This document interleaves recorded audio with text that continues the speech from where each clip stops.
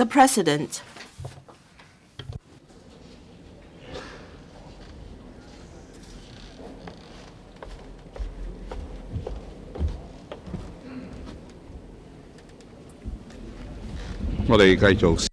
We resume our debate on the policy address.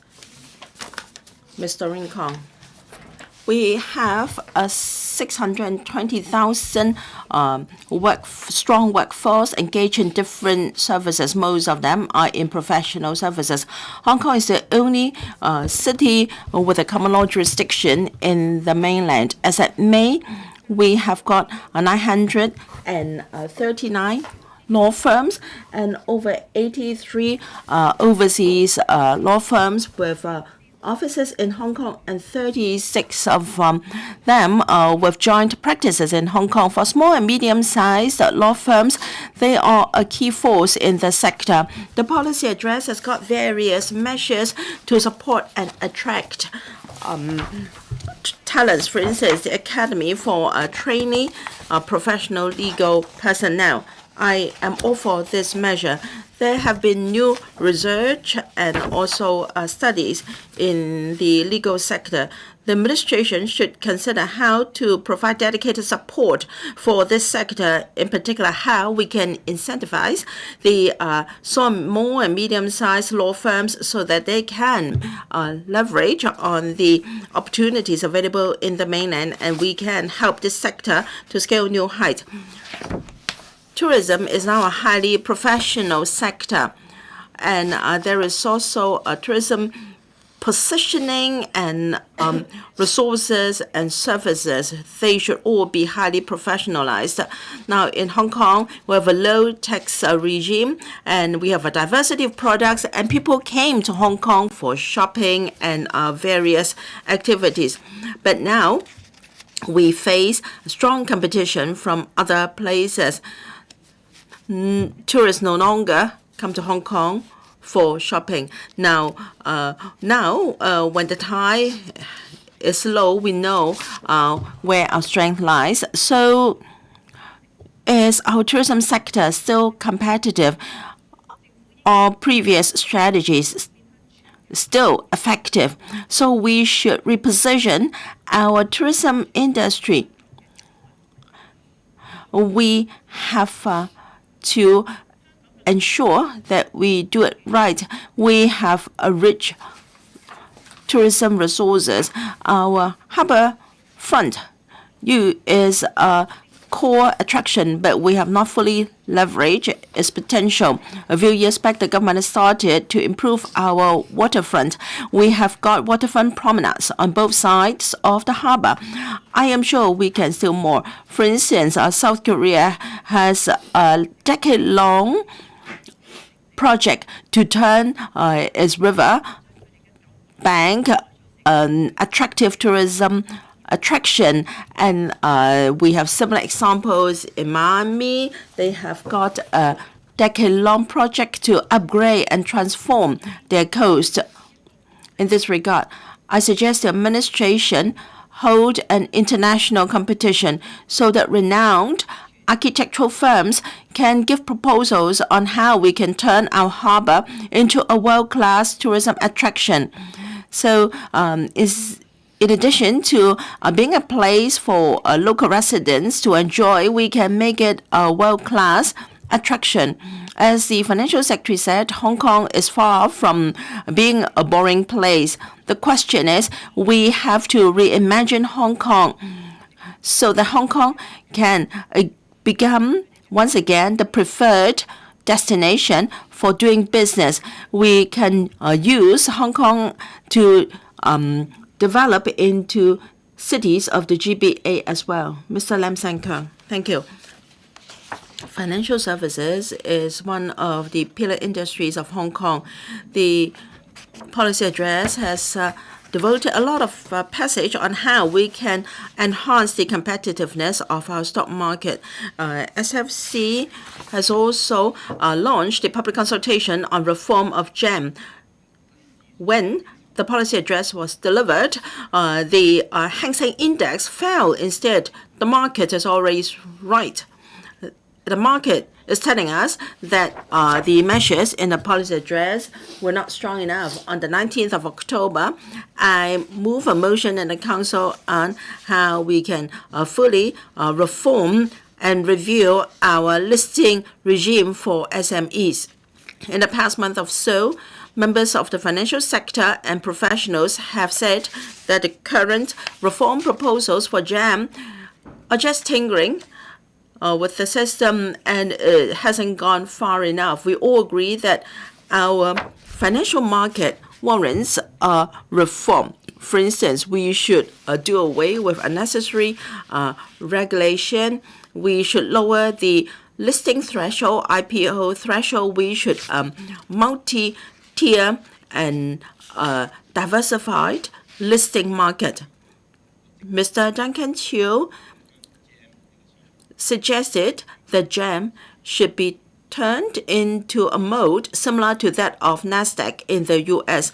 Only 33 IPOs we have so far. Even Indonesia has overtaken us. According to the accountancy sector, we can only reach the 6th place in terms of the number of IPOs for the year. And for the total IPO value, we fell to 1.3 billion.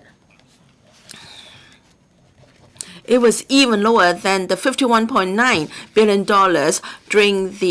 during SARS. So the alarm bell has been rung, and I think it is now the time to act. I'd like to remind the administration that Article 109 of the Basic Law says that we must provide an appropriate economic and legal environment for the maintenance of the status of Hong Kong as an international financial center.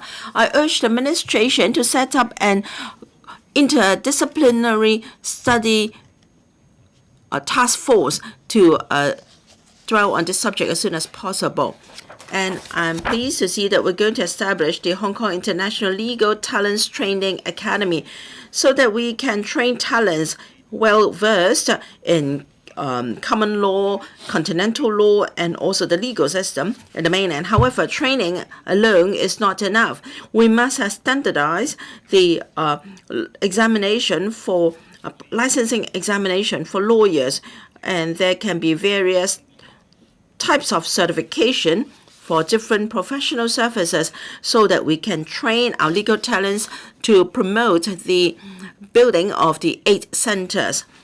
Now, financial services need banking, accountancy, legal, etc. And for legal services, we have to cover maritime law, family, trusts, etc. And there is also a ESG, and green finance, and a family office, and as well as cryptocurrencies. All these need highly specialized legal knowledge. And as said by Ms. Doreen Kong, we have law firms of different size in Hong Kong. They all need appropriate training. People should not just know our own legal system, but that of other jurisdictions. For instance, we want to develop the Middle East as well as East Asia markets. But how many of us are well informed in terms of Muslim law? Now, if we do not train lawyers to enhance their knowledge in green finance, how can we expect them to serve this sector? We want to develop into a world shipping center and IP center, but what about the relevant training? We lack expertise and talents. Do we have to hand over this golden opportunity to foreign lawyers instead? So I hope the Academy can cover professional training in all these areas. Most important of all, we must give them opportunity to practice. Hopefully, the Hong Kong International Legal Talents Training Academy, to be set up soon, will have experts covering different specialized areas of law so that we can train legal talents knowledgeable in different knowledge, and then we must give them opportunity to practice an internship. Otherwise, it will be a waste of taxpayers' money in setting up this academy. With these remarks, I support the policy address. Mr. Tang Fei, thank you. I'd like to speak about development in INT and tourism and our economy. Now, for INT, as we know, the IT&I department promulgated the Hong Kong INT development blueprint, a very ambitious plan. It was the first time I have seen such efforts from the part of the government to promote INT development in Hong Kong. In the policy address, it is said that we must develop a digital government. This has helped our INT development to scale new heights. To build a smart city, we need a smart government first. Our development in this regard can look at our competitor, Singapore. Singapore has done very well and very strong in development of AI. I think it may well be the leader in this area. Now, I am the vice chairman of the INT League in Hong Kong. We had an INT education forum over the weekend, and scholars from Singapore once again confirmed that Singapore is indeed the leader in AI development. Why do I say so? Because they cover AI in its education system. AI is incorporated into their national education in school and the community. The purpose is to help its citizens to grasp and use AI to enhance productivity and quality of life, and to adapt to changes brought about by development of AI. So they have a very big network in order to popularize AI education covering the whole community. They have also got this open government products. ChatGPT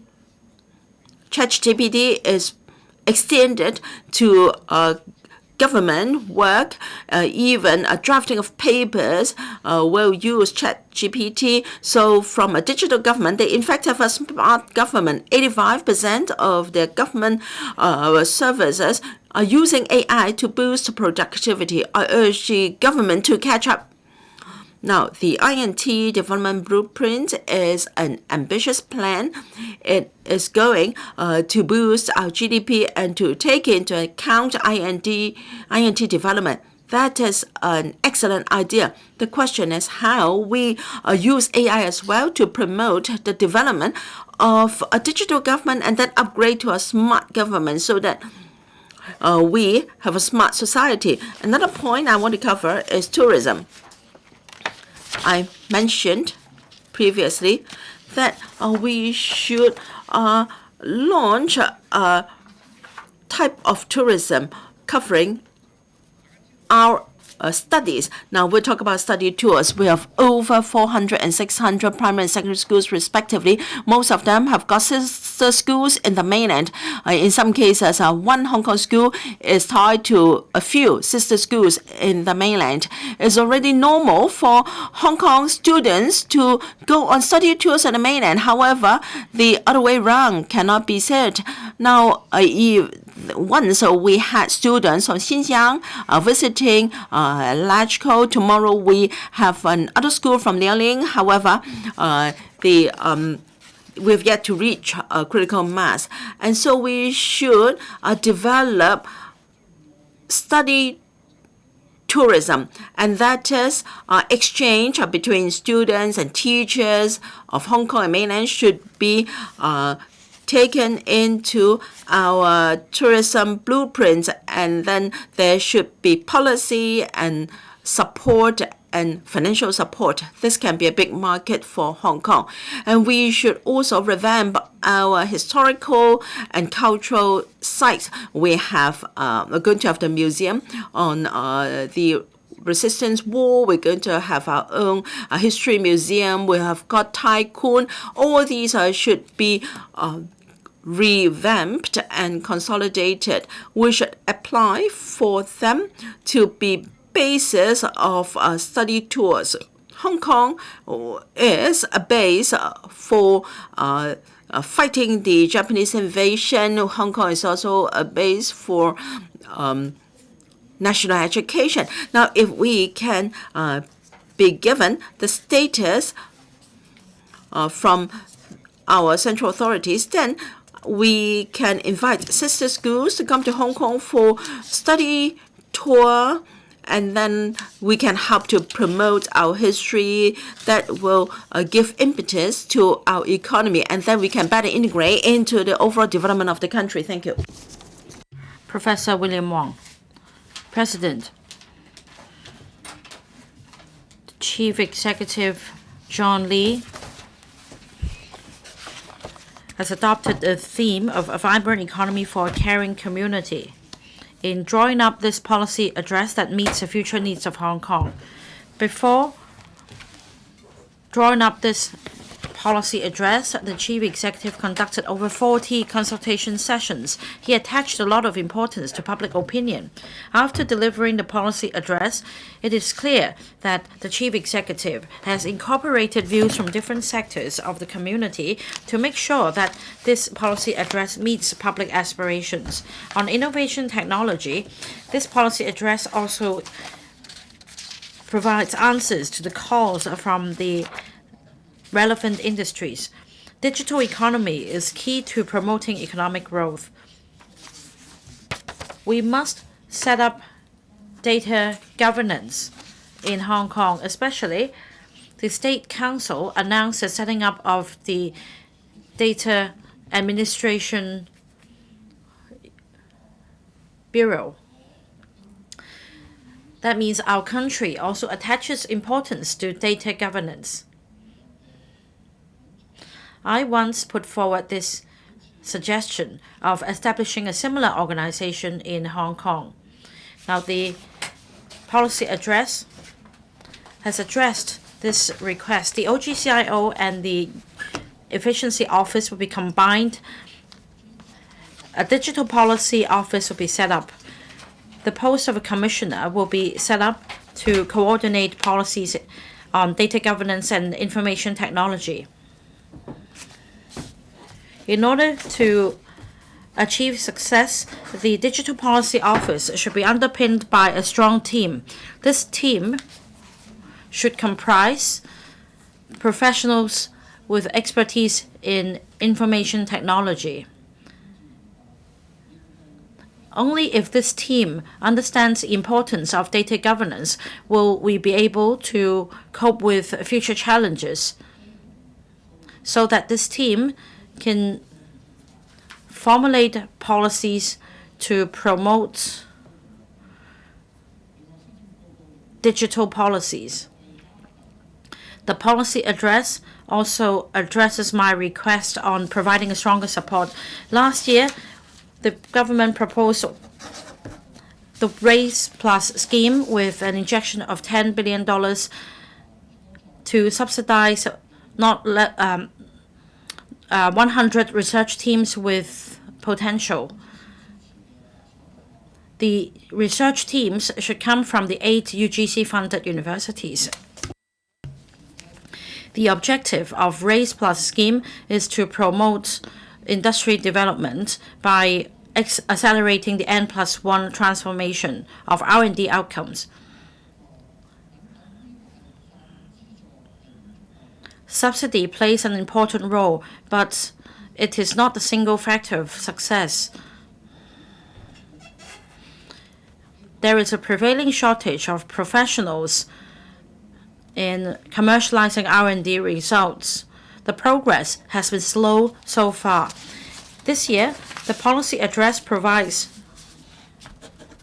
an increased subsidy by $16 million to the research teams to help enhance the capability of transforming R&D results. Funding can be provided to leverage on overseas R&D teams to tap overseas markets.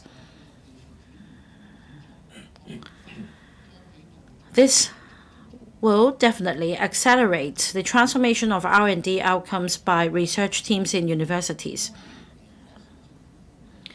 Now, the policy address also provides that starting from next year, 8 proposals will be put forward on building a digital government and smart government, such as adopting the electronic process for certificates and processing applications, 1823 chatbots, smart management of housing estates,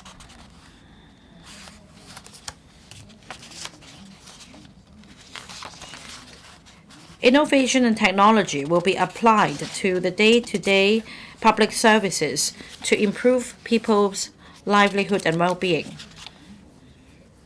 However, the government should formulate policies from the user's perspective instead of only aiming to facilitate government operations. In terms of user interface, the UX design should be adopted to enhance user experience. The user interface should be easy to understand and accessible so that it can be user-friendly in order to meet the objective of bringing convenience to the public. Promotional activities should also be launched to educate the public so that no one will be left out of the net of public services because of the digital gap. We need to make sure that the digital services are well suited to the needs of the public. That means the government should on a regular basis collect feedback from the public so as to make a sustained effort to improve digital services and the user interface. Only by doing so would the government be able to meet the public's expectations and needs on digital services. I'd like to turn to another issue, intellectual property. Artificial intelligence is closely related to IP. In the policy address, it is said that the government will actively explore amendments to the copyright ordinance to provide safeguards to the development of artificial intelligence and other technologies. The consultation exercise will be carried out next year. At the policy address consultation session, I told the government that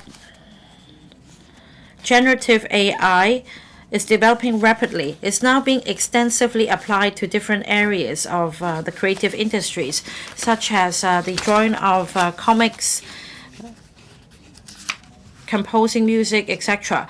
The government, therefore, should look into the relevant copyright issues. The policy address has responded to my request. That shows that the government is sensitive to the development of artificial intelligence and is attaching importance to the rapid development of generative AI. I also made another suggestion.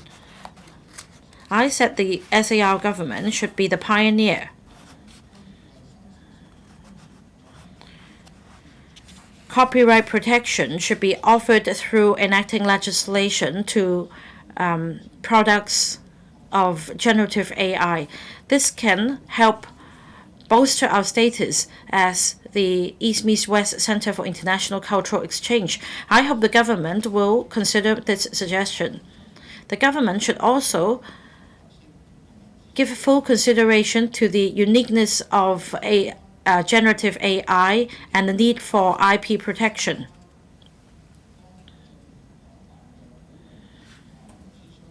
Extensive consultations and discussions should be held with the stakeholders such as legal and technology professionals as well as the content creators and users.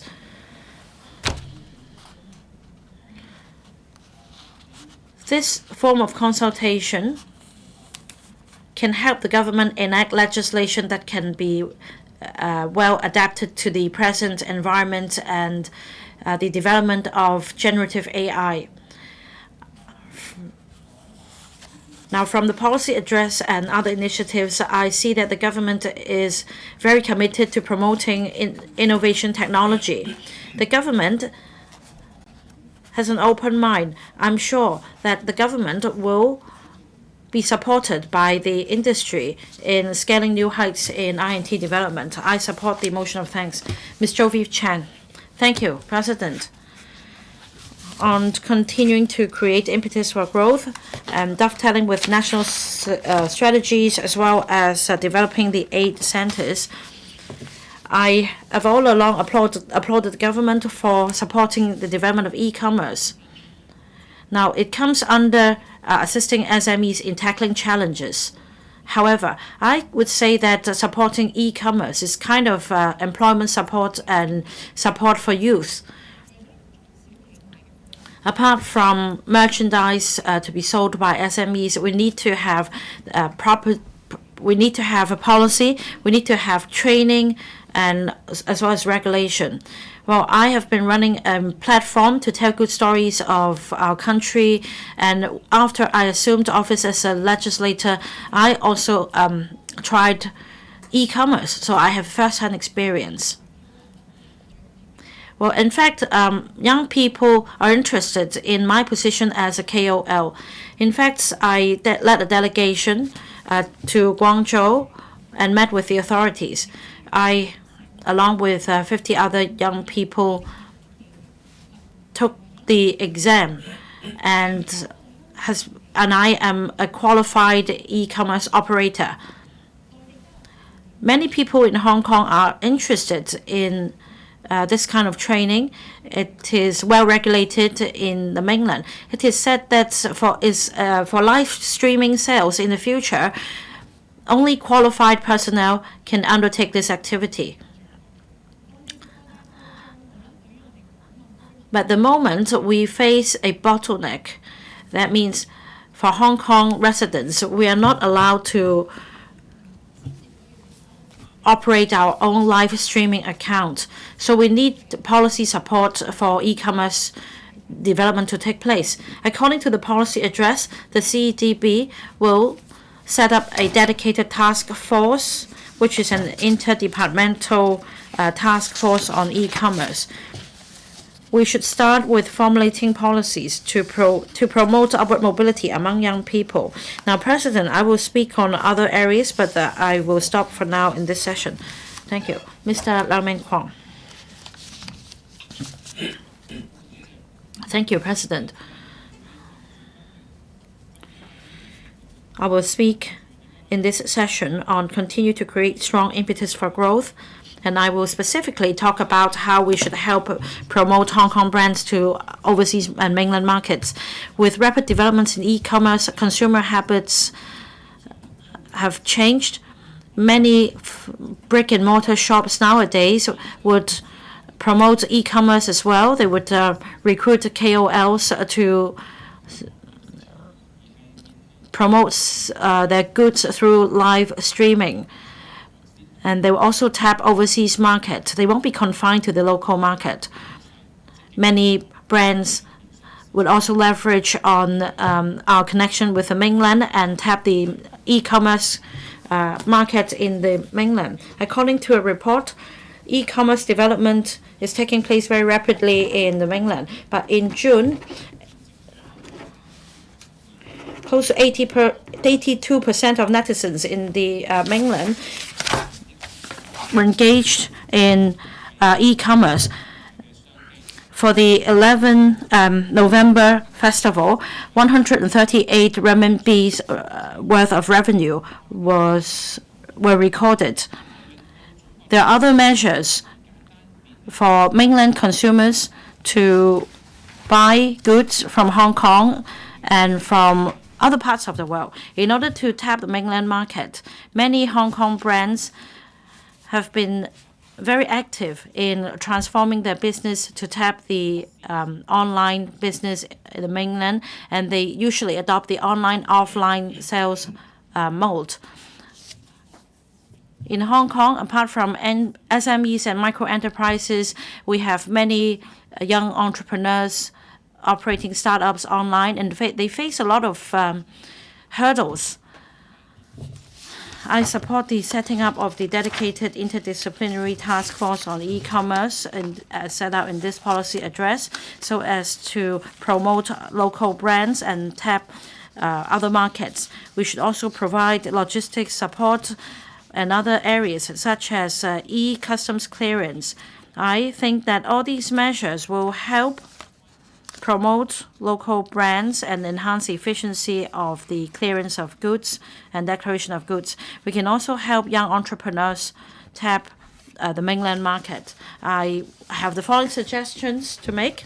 I've got a number of suggestions in this regard. First, people, it is very much a trend to use the mainland products. According to the Baidu's survey, the Guochao survey engine, it has increased by 5 times, and there are so many products that are labeled with a Guochao label, and this has really seeped into the day-to-day life of the people. There are so many jewelry shops, daily necessities, food and beverages. They are really embraced by the people of Hong Kong. These are old brand names in the GBA. They have really blossomed into well-known brands. Hong Kong is an inseparable part of the mainland. I think we have to ride on the Guochao frenzy and move a lot of the Hong Kong products into the GBA and create a good supply chain and a logistics chain. The traders should be encouraged to set up their business in Hong Kong to make sure that there will be proper speedy delivery. Second, Hong Kong products should be tantamount to national products. I think there should be a good IP recognition. There should be good packaging and publicity and marketing. The e-commerce task force should assist these brands to set up sale channels online for products to be riding on the mainland platform. There are so many obstacles. There are so many hoops to jump through. They should cooperate with the e-commerce platforms to take full advantage of the popularity to brand to create a good branding for Hong Kong products and tell a good story of them. We are really concerned about the fake or counterfeit products. The government should have a mutually recognized trademark recognition system. The Hong Kong government should assist in the Hong Kong products in the quality control. There should be a Q mark recognition that is being implemented in Hong Kong. For the counterfeit products, there should be rigorous enforcement to make sure that the products will enjoy good protection. Thank you. Mr. Robert Lee. President, thank you. Mr. John Lee, the Chief Executive, delivered his policy address. He addressed a lot of the people's aspirations and also put in place all the 4 aspirations of presidency. And Hong Kong's positioning of 8 centers have been reaffirmed. The stock trading stamp duty has been reduced. The stock market is in a doldrums. There are so many factors, and we cannot change the external factors. But I think by reducing the stock stamp duty, we can increase the liquidity of the market and reinvigorate the confidence. This is something that I have been trying to advocate as part of the counter-cyclical measures. I'm glad that the government has adopted my suggestion. This is a good beginning. The magnitude of decrease may not go anywhere far enough. It may not be addressing all the problems. In a way, this has injected confidence in the market. This has shown an olive branch to the market. I think the government should really roll out other short, medium, and long-term measures in order to reverse the negative situation in the market and also increase our competitiveness. In the short term, the policy address supports the capital investment entrance scheme, and the threshold has been increased to $30 million. And I hope the government should announce all the minute details of the scheme to lure people into Hong Kong, and this will also galvanize the development of the financial market. Given the risk control, there should be more products like the RMB denominated derivatives and so on. This should increase our competitiveness. The market should be reformed in the long term. The listing must be reformed. The regulator should really address the issue of the listing issue, favoring the large corporates, and SMEs are really having a raw deal. The Hong Kong Exchange should assist companies from different sectors from Hong Kong and elsewhere to refinance in Hong Kong. And for the GEM board reform, this is a meeting of no more delay. And I subscribe to the idea proposed in the policy address regarding the GEM board. There should be more predictability regarding the GEM listing. The threshold should not be too high. We should broaden the range of the sectors in order to allow a wider, more diverse range of companies to come to Hong Kong. The quality enterprises and family offices from the Greater Bay Area should be the target here. The diversification of financial products is the way to go. The government should really diversify the products other than developing the equities market. There should also be a wider range of services like commodities, futures, the precious metal, and so that foreign investors and mainland investors will be able to partake in the market.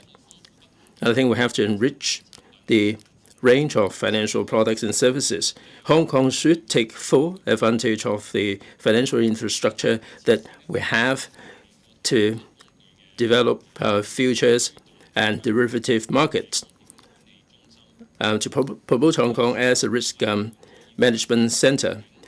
In order to bring the market out of the doldrums, the government should introduce fintech to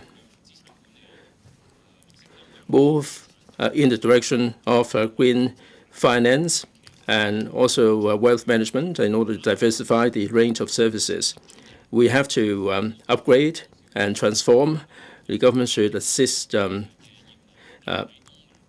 the sector to break into the market in ASEAN in order to seize the opportunities available from these markets.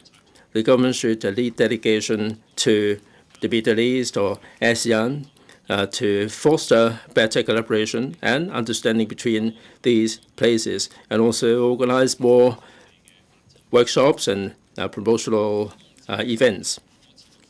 The development of the capital market, the policy address puts forward measures to enhance our competitiveness, like the continued trading under adverse weather condition, the reduction of fees, and also the offshore bond futures, and so on. I am in support of all these recommendations in the policy address, and I think we have to consider how soon we should bring them in.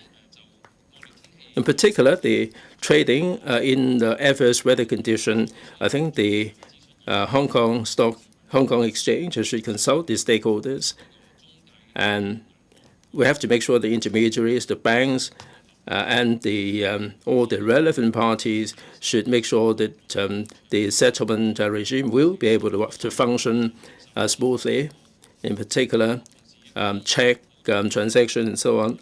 We have to make sure that the workers will have their safety protected if trading is continued. There should be sufficient time for the trade to get adjusted to the situation, make full preparation for it. Furthermore, the policy address also talked about the committee on financing for major development projects, and also an office will be set up to tender advice regarding the financing for major development projects. We are more than only too delighted to take part in this area of work and contribute our expertise. And we can also introduce the private investors. I'm sure that the business sector would be really interested in this. I think through a PPP model, we will be able to mitigate the government's financial burden to ensure the financial sustainability on the part of the government. I hope that the government will come up with the details so that we can take part in it. All in all, I hope that we should get on with the reform of the market. We should optimize and enhance the regulatory system. We should examine the existing front-loading regulation.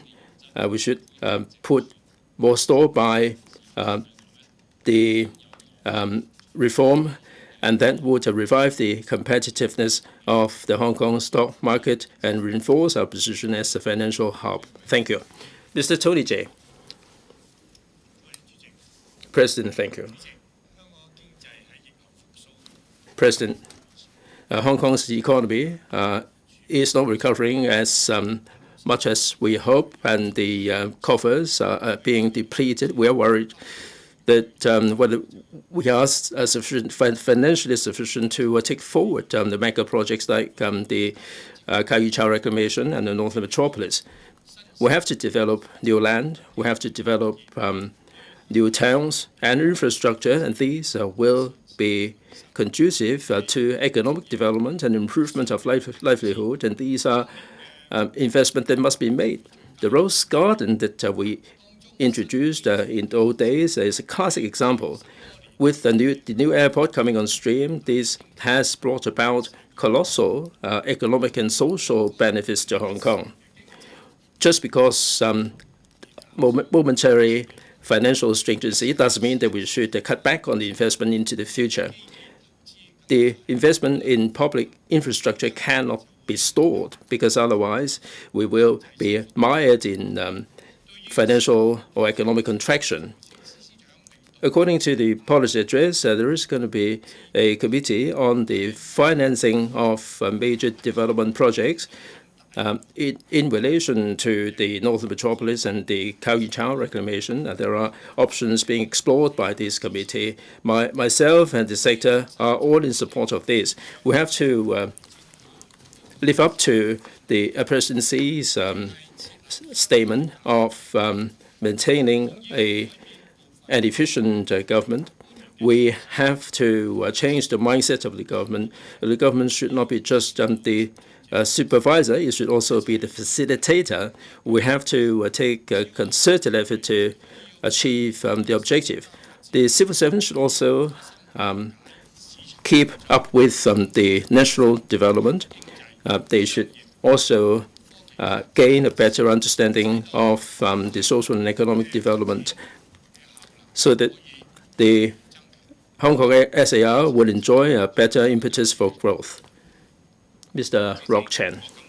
President, I thank the Chief Executive and his team for laboriously listening to views from all quarters, and I came up with this policy address that is appreciated by people all around. This is a comprehensive policy address. There are 8 chapters and 171 different items. For the second chapter, to increase the momentum of growth, and this is really relevant to the development of the 8 centers. This is injecting new impetus for growth, and this is the pillar for boosting economic growth. The policy address proposes the establishment of a digital office to promote the data flow across the boundary, and I think Hong Kong should seize the Web 3.0 we should take full advantage of the blockchain, and because this is a low cost and transparent, we have to take full advantage of this, and we can also increase the efficiency of the financial sector. The nation has given Hong Kong the test bed here. I think we have to seize this golden opportunity of the Web3 and build up the digital infrastructure. And we have to safeguard, put in place all the guardrails and roll out all the measures to assist Hong Kong to develop the ecosystem of Web3. So as to consolidate Hong Kong's position as an international financial center. With regard to the liquidity of our stock market, the government has accepted all recommendations by the task force on enhancing stock market liquidity, including the reduction of stamp duty on stock transfer. However, our stock market is in the doldrums, mainly because of external factors and also a lack of liquidity, and therefore we must attract investment into Hong Kong. We must tap into the resources of the Middle East and ASEAN. We should encourage the setting up of family offices in Hong Kong, and we should attract quality enterprises to have IPOs in Hong Kong. We are attracting renminbi in the Middle East to invest in Hong Kong. I think that should be one of the priorities of the government. Hong Kong is the largest offshore renminbi market. The government should continue to develop this market so that we can have more renminbi denominated investment tools to promote this area. The policy address also asked for reform of GEM, enhanced green finance, and strengthening of offshore renminbi business. All these are good measures. I suggest that we should have a dual counter for renminbi and Hong Kong. We should expand the capacity to provide more choices of stocks for investors. The Chinese S&F Regulatory Commission has suggested similar proposals. It's a good one. There are 24 companies providing dual trading in renminbi and Hong Kong. The turnover accounts for about 40% of our total turnover. So we must expand the capacity of dual currency stock, and that will enhance the liquidity of our stock market. Now I'd like to turn to the removal of the harsh measures for the property sector. The government has adopted a moderate approach in adjusting the harsh measures. I think this is right in order to avoid too much volatility to the market. However, the government has to understand that we are in the middle of a negative wealth situation. Property prices and stock prices have fallen, and well, at least on books, people's wealth is narrowing, and that may dampen investment sentiments and be in the way of economic recovery. The government must, in a dynamic manner, monitor the development of the stock and property markets to ensure that the property market will not plummet, leading to a large volume of negative asset situation. And we must develop our transport network, the GBA. According to the policy address, it would continue to work with the Airport Authority to take forward projects under the 3-runway system and also various projects there. This will boost the capacity and volume of our goods. Hong Kong will consolidate its position as an international aviation and cargo hub that will promote a flow of assets and goods. Our airport may well become an airport city, giving more economic development opportunities for Hong Kong and also the whole of GBA. We must enhance our collaboration with GBA to make it easy for goods to go through Hong Kong for export or import. This connectivity can further enhance our connection with the mainland and the international market. I'd like to turn to Chapter 8. When our young people thrive, Hong Kong will thrive.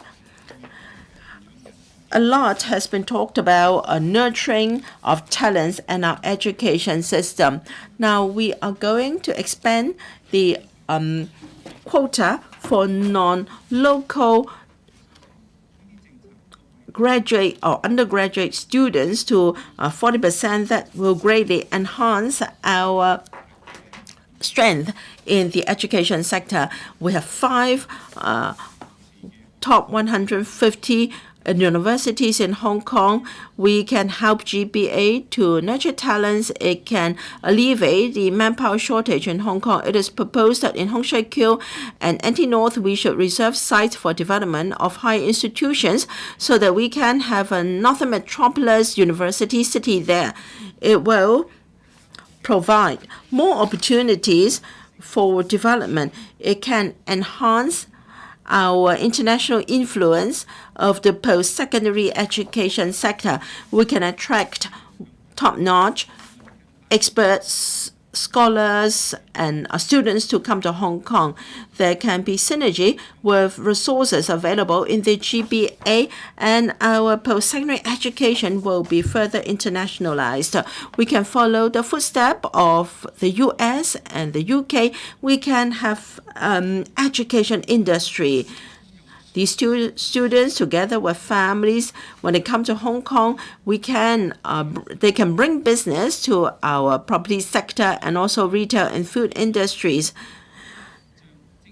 We propose to develop universities of applied sciences so that VPAT education should be raised to a university level. Many places, such as Germany, Austria, and Switzerland, have this dual approach in higher education so that they are both academic-oriented and vocational and professionally-oriented education. This can provide a pool of INT talents. Young people who are minded to develop in INT will see multiple pathways and they can unleash their potential. Programs should be vocational and professional oriented. There should be internship for students so that graduates have the skills and experience required by the market to address the demand for manpower. The universities of applied sciences must be of a different approach from traditional universities. There should be flexibility in the mission of students, and they must not overemphasize Hong Kong DSE results. We should encourage collaboration between the business sector, the R&D sector, and we should change the society's view of VPAT students so that they can become a pathway desired by students. We should also promote a cross-boundary flow of talents. Now there will be enhanced mutual recognition of qualifications between Hong Kong and the mainland. There will be mutual recognition of double degree programs that will make it more flexible for students to choose subjects they prefer, and that can encourage cooperation and enhance interaction between the two places. We can provide sufficient high-quality professional talents to suit the needs of the industries. As for hometown culture, the government has reserved $30 million to allow township associations to apply to organize related activities. As we all know, township associations are staunch support of Hong Kong. They are patriotic and they have served their fellow townsmen and the community for a long time, and we will have more resources for the continuation of township spirit, and more people, including young people, will be able to learn about the culture and characteristics of their hometown. I believe $30 million is hardly sufficient. Hopefully, after the first year of operation, the government can gauge the take-up of the program and adjust the amount of subsidies available so that more townsmen association, clansmen association, and members of the public can benefit. The PA has been very comprehensive. It has mapped out a blueprint for the future development of Hong Kong. The important thing now for us to do is to deliver and implement the policies one by one faithfully and accurately. If all policies are successfully implemented, that will greatly enhance our economic impetus and improve livelihood. I look forward to witnessing the building of a more prosperous and better Hong Kong. With these remarks, I support the motion of thanks. Mr. Jeffrey Lam, thank you, President. I support the policy address. It is comprehensive and it has short, medium, long-term measures for the future development of Hong Kong. I hope that the policies can be implemented as soon as possible to benefit the whole community. I'm sure that 2024 will be a better year for Hong Kong. We have gone through a few years of pandemic. We are now back to the normal track. We all look forward to economic recovery. However, that cannot be achieved overnight because the external economic environment is also weak. Geopolitics is tense and exports is still weak. The economy has not revived as much as we expected. We have to view the market sentiments at Christmas and New Year. I believe we'll have to wait until the first quarter of next year before our economy stabilizes. Now we must adopt a multi-pronged approach and strengthen our own strengths in order to embrace economic recovery. To stimulate the economy, the government has launched Happy Hong Kong and Hong Kong Night Vibes to stimulate consumption and night market activities in Hong Kong, and we have seen results as well. However, these are just short-term measures. To stimulate the economy, we must put in place long-term measures the soonest possible. Mr. John Lee, the Chief Executive, rolled out a number of measures in the PA to develop our economy. I'm pleased to see that the government has taken on board over 70 proposals from BPA. 6 offices are proposed for financing of large development project and also new industrialization and etc. We have got blueprints for future development of Hong Kong to dovetail the development of the country, to strengthen our position as an international INT center, cultural center, international trade center, international financial center, etc., and to attract redomiciliation to Hong Kong for headquarters economy development. All these are in the policy address. After normal travel has resumed, the CE has led delegations to the Middle East, to ASEAN countries, etc., to look for business opportunities. We have exhibitions and fairs of different sectors. We have also held various summits and forums, such as the 10th Belt and Road Summit in Hong Kong, the International Financial Leaders Forum. Next year, we have the Asia Financial Forum. This year, I visited the Middle East myself to look at the development there and to lead the industry to look for business opportunities there. We're grateful to the Chief Executive for paving the way for us, and we have followed his footsteps. International investors, in particular, those from the Middle East who are looking for diversity investment or planning to go into the GBA and mainland markets, they are very interested. So for development of headquarters economy to attract overseas and companies to set up their headquarters or divisional headquarters in Hong Kong, I am all for these proposals, and we are beginning to see results. So long as we continue to look for business opportunities, money will continue to flow in.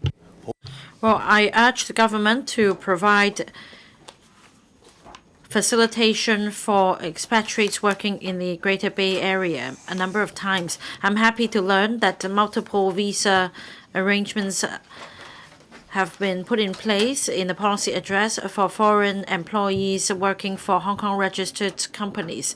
I understand that this only covers those employed by Hong Kong registered companies. In order to attract more expatriates to develop their careers in Hong Kong and in the Greater Bay Area, the government can, at the appropriate juncture, review and perhaps expand the scope of this arrangement.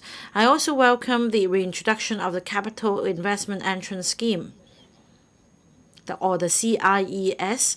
This scheme will bring in massive capital for Hong Kong. However, the investment scope is confined to up to $30 million in stock and other financial investments except real estate property, then it is too restrictive. It is not flexible. The government should suitably relax this threshold for the purchase of office space, employees' quarters, etc. They can be partially included in the CIES investment threshold to attract more investors to come. The government is trawling for talents and striving to attract enterprises. But these are not just slogans. We need to do more. We need to show our commitment to attract enterprises.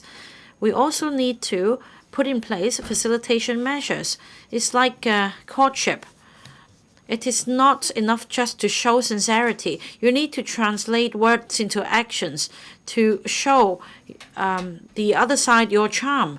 You may be good looking, but you need to show others that you have a kind heart as well. So we are an international city. We need to show others that not only are we prosperous, we are also a place for people to live, work, and to visit, so that people will be coming over and settling in Hong Kong.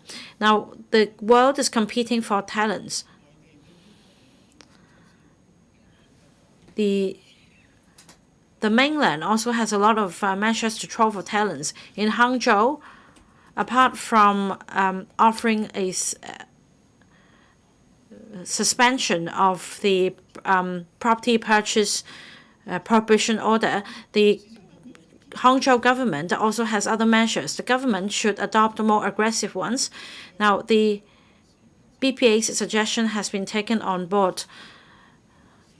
As for stamp duty arrangements, the government has changed the refund arrangements to suspension arrangements. For the new residential stamp duty, the rate will be cut by half and the restriction period will be shortened from 3 to 2 years. We welcome these changes, but gauging market response, some say that the reduction or the scaling back of spicy measures are too conservative. In fact, after the government announced these new changes,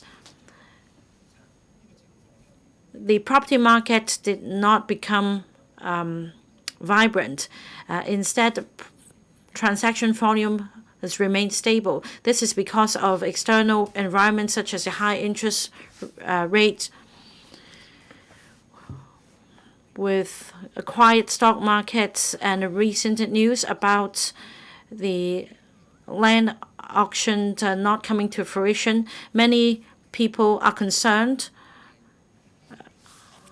Many people were once concerned that scrapping the spicy measures may cause property prices to go up.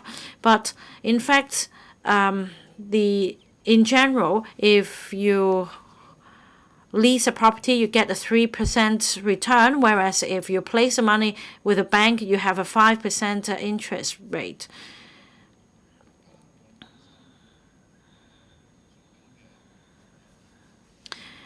Many parents would mortgage their own properties in order to fund the purchase of properties by their children. But things could change if the property market changes.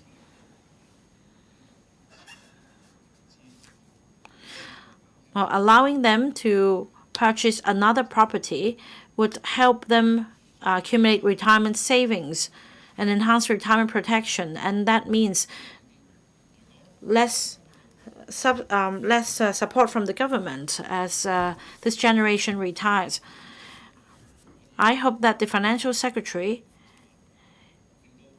will announce a total withdrawal of the spicy measures in the upcoming budget to maintain a healthy development of the property market. The property prices in the past were in the stratosphere, but what we feared even more is zero transaction in the property market. We need property transactions to stimulate the economy. Nowadays, on weekends, many people prefer to go to Shenzhen for spending because things are more affordable over the boundary. We need to rack our brains and see how we can keep people here and keep their spending here. For those doing business, we need to help create a favorable environment for them. We also need to build a better living environment for their families to relax here on weekends. The policy address advocates developing tourism with local characteristics such as blue ecotourism, intangible cultural heritage experience, so on and so forth. All these will help boost tourism and attract more tourists in Hong Kong. For locals even, they can benefit from living in Hong Kong, ideal for living and working and traveling. The family members could also enjoy the same. Now, our northern metropolis, the relevant plans and strategies will be mapped out by next year on the different land uses. The BPA is happy to learn that there are 4 zones planned for the northern metropolis. Sandy Ridge will fall under the I and T zone. This can help unleash the long-term potential of development in the northern metropolis. I give my full support to the development of innovation technology in Hong Kong. We should attract more talents and enterprises specializing in I&T to come. More thoughts should be given in this regard. I've all along said that we should make Hong Kong an ideal city for living, working, etc., so that we can attract people to come. In the new territories, there are some tourist attractions with local characteristics. The government should enhance publicity. Last year, along with a number of legislative council members, I visited Shuttlecock. There is natural landscape as well as historical relics. I believe this will be a new tourist attraction. I am happy to learn that the government has heeded our view to open up Shuttlecock further. This will become a new tourist area. There is also the Blue and Green Recreation, Tourism and Conservation Circle. I hope that the government will join hands with the Shenzhen municipal government in mapping out the strategy on developing Shuttlecock and put in place facilitation measures for tourists so that a link could be built between Shuttlecock and Geopark, which is nearby. I believe that the chief executive adopting this principle of a result-oriented approach has drawn up this policy address in a pragmatic manner. I hope that the favorable business environment can be created to attract more enterprises and businesses to come for us to create wealth. I so submit I support the motion of thanks. Mr. Holden Chow.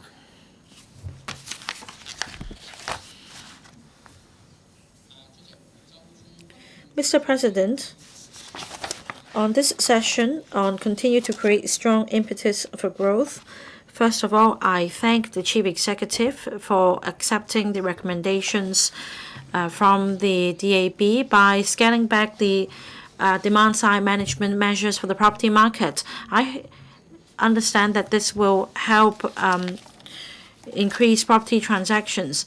Now, the government has also decided to put in place a stamp duty suspension arrangement. I think that this can help incentivize expatriates to come and stay in Hong Kong and contribute to our economy. So once again, I thank the government for accepting our suggestions and responding to our requests in this policy address. Now, on continuing to create a strong impetus for growth, I understand the government attaches a lot of importance to new industrialization. I'd like to thank John Lee and Professor Sun Dong for having accepted a lot of our suggestions. For example, there is an indicator on the contribution to GDP in percentage terms. That is, by 2030, this percentage should be increased to 5%. Well, this is unprecedented. As an indicator, I think that this is a major breakthrough. In September this year, I published my third submission on advocating new industrialization in Hong Kong. Now, the focus of my submission is on attracting emerging enterprises to set up the presence in Hong Kong to promote new industrialization. I understand that the Office for the Promoting New Industrialization will be set up. We welcome this initiative. As I reiterated in my previous submissions,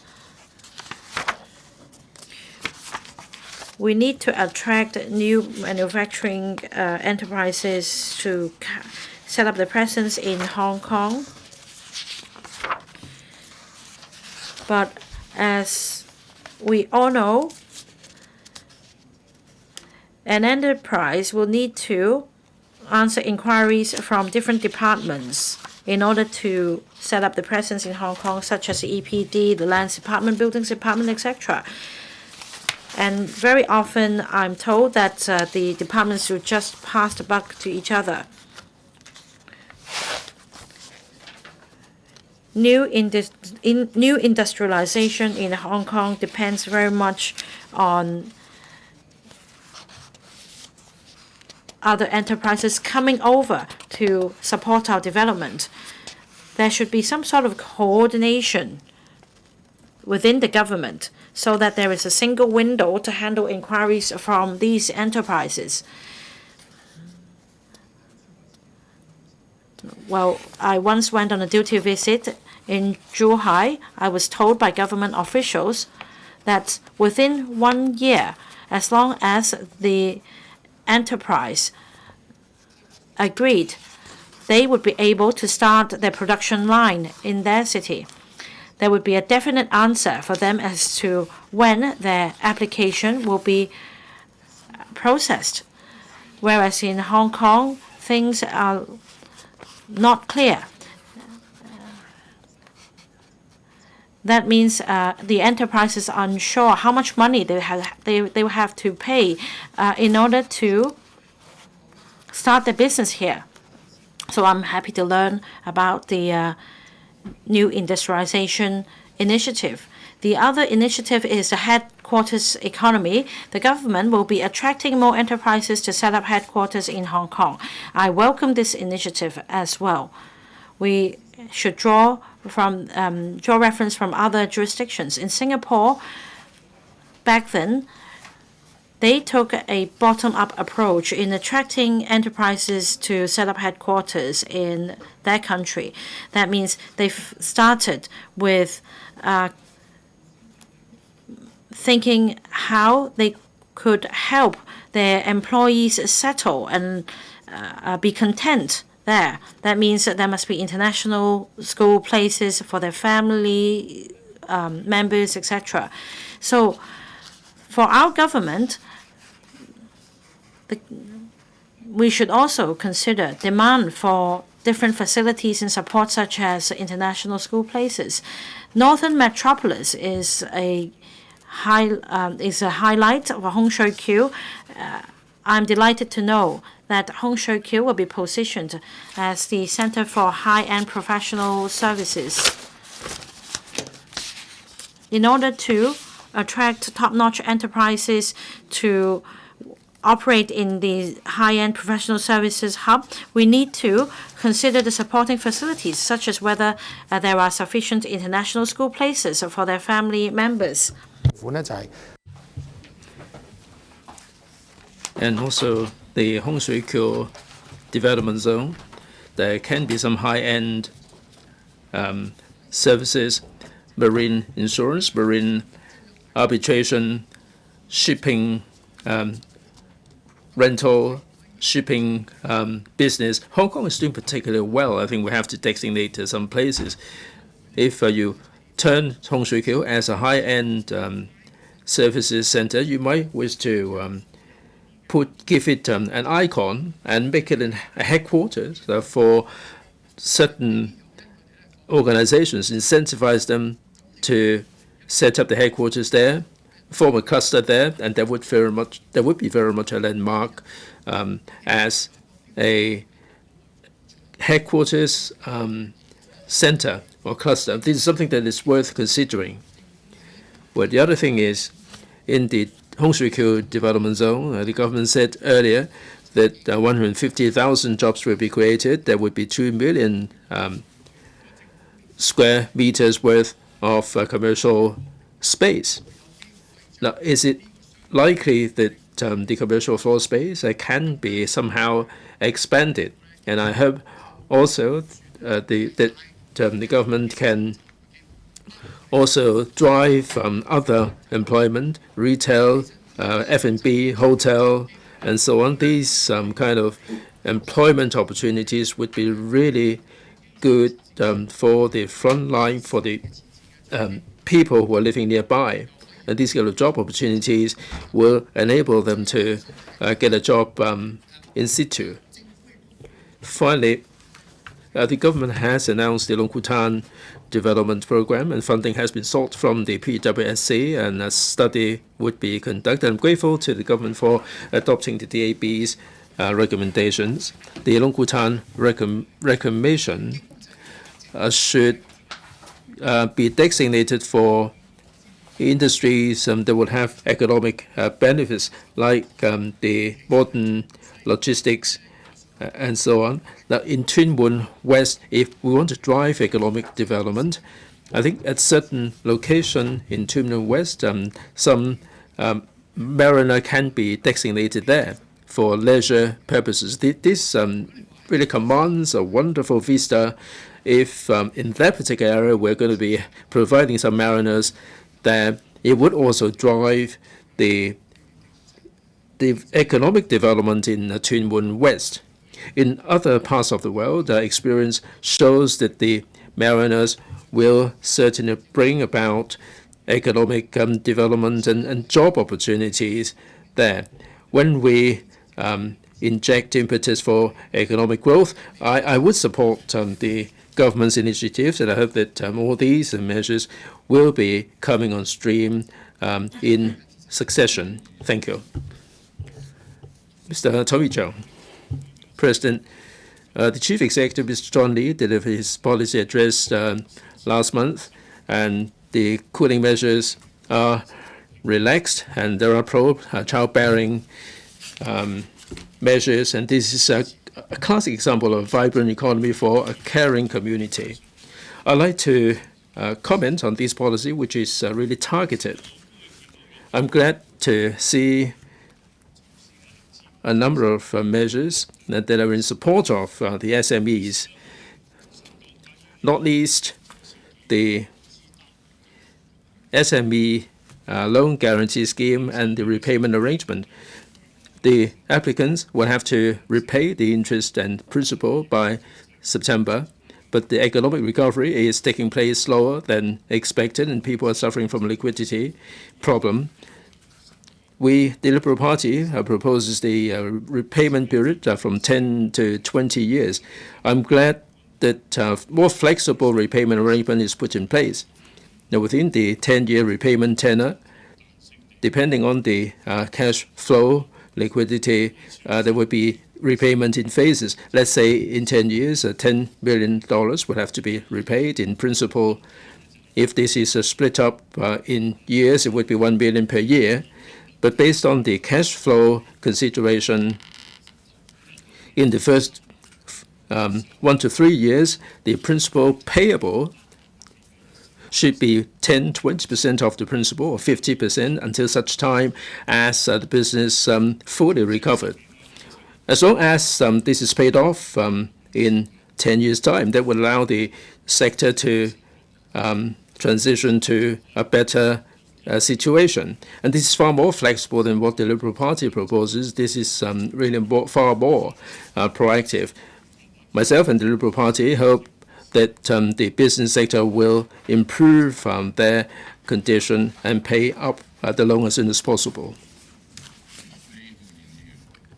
Mr. Simon Lee, Dr. Simon Lee.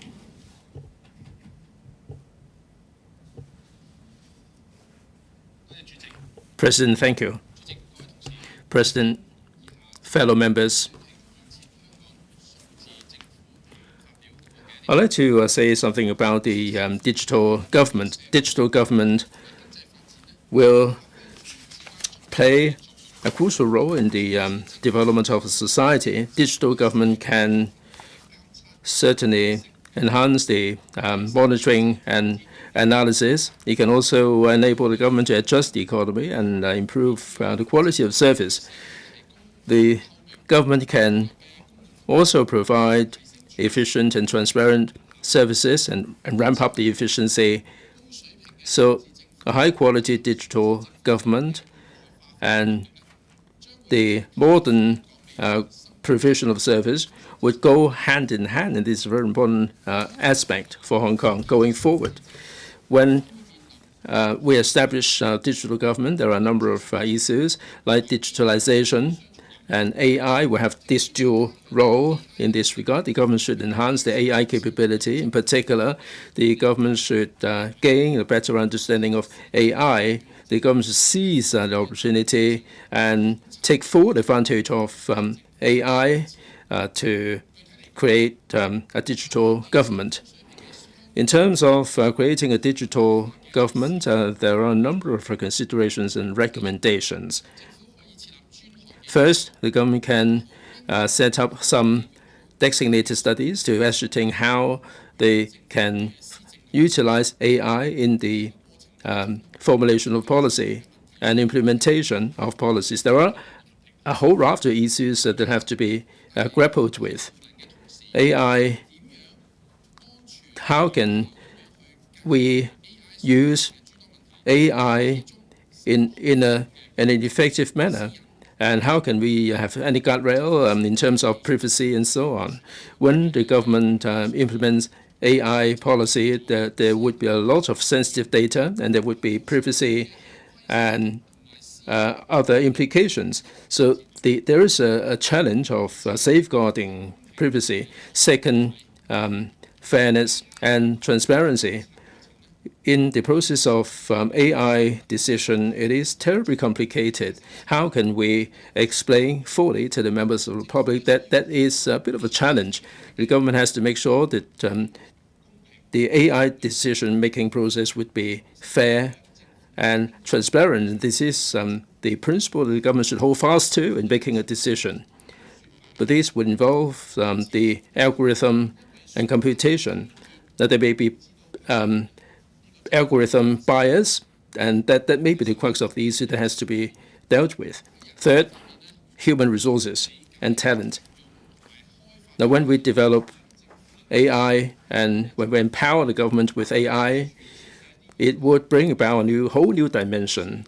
We have to train up the government officials, and we have to make sure that there will be proper procedures there.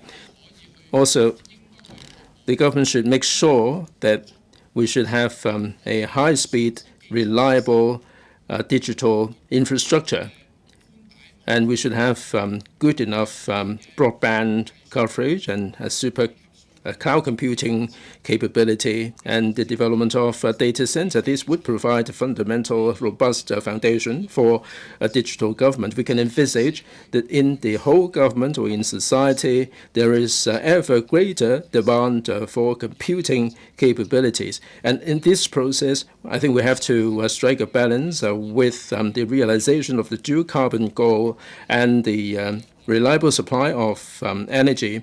We should have the support of inexpensive energy support on our journey to digitalization. The energy cost is pretty high in Hong Kong, and this would become an impediment to the realization of digitalization in Hong Kong. Third, we have to improve the data integration and opening up. We have to have integration of data among the departments. We also have to open up the data. And we should have a data platform to achieve sharing and flow of data to foster cooperation and innovation. Data would be an important source in the future. The sharing of data would be an intractable problem. The government should really do something about it to make sure there will be sharing and opening up of the data. Fourth, we have to have the philosophy regarding digital government. There has to be proper procedures. The government should really enhance the ability to get on top of the wealth of data. There should be greater efficiency. There should be proper control of the efficiency. Fifth, training.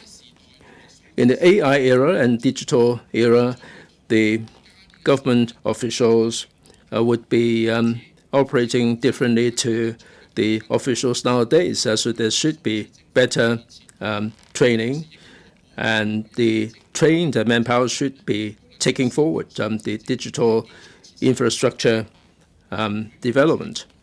For example, in future, the digital and AI era, every single correspondence, the punctuation would be different from the correspondence now. The government format may not be conducive to easy understanding by the AI, and I think we have to understand that the development of an AI government would be a really important and fundamental change. The digital era is developing by leaps and bounds. In 2023, we have seen remarkable achievement in AI development. This will provide enormous opportunities for the people. And I think if we can seize the AI capability and build a digital government and provide top-notch digital government service, this would be fundamental to Hong Kong's long-term prosperity and stability, and this represents the cornerstone there. And I think we need to have steadfast persistence to break down the digital barrier and enhance the digital literacy so that people would have a reliable digital government that would do us proud.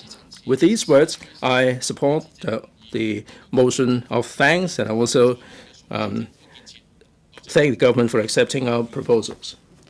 Mr. Chen Kim-po.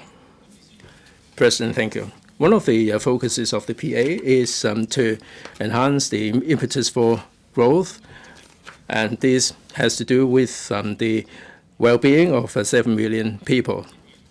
In recent times, Hong Kong has been beset by natural disasters and all kinds of problems, and the coffers are suffering from a deficit. Although we are confident that we will be rebounding, but I think the government has to take forward development, which is the way to go. The government has proposed a headquarters economy, 8 centers, Northern Metropolis, and so on. All these are terribly important to Hong Kong. Let me talk a little bit about the Committee on Financing Major Development Projects. The government will be taking forward the Kao Yi Chau Reclamation and the Northern Metropolis. There are previous examples to follow.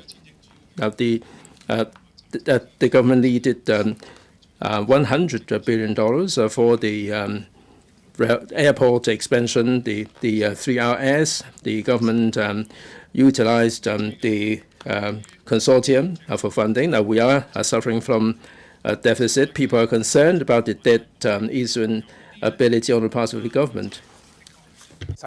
For some countries, they issue bonds because their recurrent spending has exceeded recurrent income. And for some other countries, they issue bonds for development and investment, such as Singapore. The debt rate is 140% of its GDP. The bonds issued are not for supporting recurrent spending. I think it is a form of public investment, and Hong Kong can learn from it.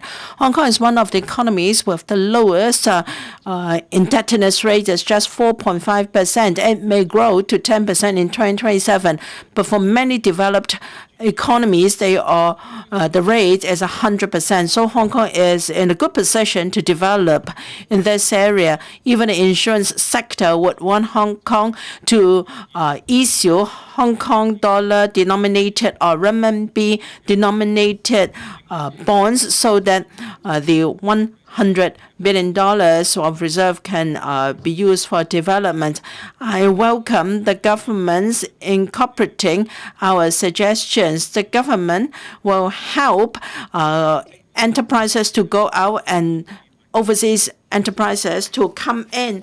The government has set up oases. Back then, I said the government should promote headquarters economy. Businesses should be attracted to Hong Kong to boost our economy. So the government's decision is correct. This headquarters economy can provide quality jobs for our young people. The government should encourage overseas enterprises to employ more local people. Now, for the insurance sector, we hope that the two sides can start a study on Insurance Connect for Hong Kong and cities and the GBA. I've received views from the sector that we have more and more compliance costs. I have 17 risk-based capital system, etc. There will be more rules to come, we believe. The compliance cost for the sector has ever increased. Is even more difficult to do business. Even we're able to expand to GBA, the sector may not be able to grasp the opportunities. The government should remove the constraints so that our compliance costs can be conducive for further development of the sector. We should expedite mutual recognition of qualifications with authorities in the GBA so that we can tap into the grasp opportunities available under the dual circulation system. Unfortunately, there is a request as yet to be acceded to. If our view or our request can be accepted, that will be good news for the sector. Hopefully, we can have mutual recognition of qualifications in the insurance sector as soon as possible. The government should take into account our advantages and develop reinsurance business to tap into this market. I turn to development of land. The policy address has brought us good news. The government has worked very hard to provide more land for public and private housing. We have seen an obvious increase in the supply of land. We have enough to meet the demand for public housing in the coming 10 years. We need 310,000 units. We have exceeded the target by 100,000 already. No wonder the government is confident to cap the waiting time for PRH and is bold enough to tackle the problem of subdivided units, which is a time bomb from Hong Kong. This government has delivered results. I must commend this new approach. The waiting time for PRH has dropped from the peak of 6 years to 5.3. By 2027, the government would like it to 4 to 4.5 years. Given the good trend we have, this is feasible. I hope the government can continue to work hard to make everyone happy. We will have 3,370 hectares of land supply in the coming 10 years. This is good progress. We have got the agenda for Northern Metropolis and also the Cao Yu Chao reclamation. The fiscal deficit has caused people to worry that major infrastructure project may break our public finances. I think we're over-worried. All these projects can develop in phases, and part of the completed projects can be auctioned. And the government has decided to set up a committee for financing of large development projects to tackle large development projects, so we don't have to worry about financing anymore. The government should press ahead with infrastructure development, and we should increase our land bank. Low fertility is a long-standing problem of Hong Kong. There are many measures and a policy address to address this problem, as well as the aging population. There will be a discount for buying subsidized housing for families with newborns. There will be a bonus of $20,000 for a newborn. Perhaps we have paid too much attention to this. In fact, we have a package of family or fertility-friendly measures. This can see the government's commitment to boost fertility. And it's important that we can retain families. People are not willing to raise families because of home ownership difficulties. Young people cannot own their own house. According to a survey in 2021, 30% of our population in public housing, and the split between rental and subsidized housing is half-half. We should have enough land to provide housing. Young people and the middle class should be able to move up the housing ladder, and this is an incentive for families to stay in Hong Kong. Middle-class families sell a lot of store by education of their children. We have quality schools, and we have got 5 schools among the top 100 universities in the world, and we excel in many subjects, and we have good secondary schools in Hong Kong that can help our students to study overseas. Now we have excellent education, so that middle-class families can be attracted to stay here, and we can have a pool of talents for the future. Thank you. Mr. Edmund Wong, the geopolitics is tense, and the income, government revenue is departure from our expectation. We need to face up to these challenges. The government has to address these questions. From the policy address, we can see the CE and also his team's commitment to address major issues. Our greatest advantages lie in the following. We have the backing of the country, and we are a world international center, and we have a competitive, low, simple taxation regime. The CE has proposed in a policy address that we develop headquarters economy and to attract companies to redomicile in Hong Kong, and multiple entry visa arrangements to the mainland for foreigners working in Hong Kong. I think we have grasped we have leveraged our advantages.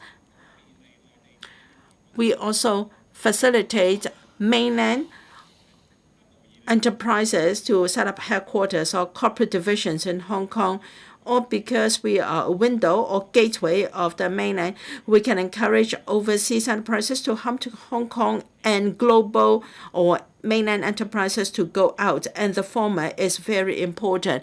We have OECD and EU that are committed to tackling tax evasion. There is BEPS 2.0 and also a blacklist.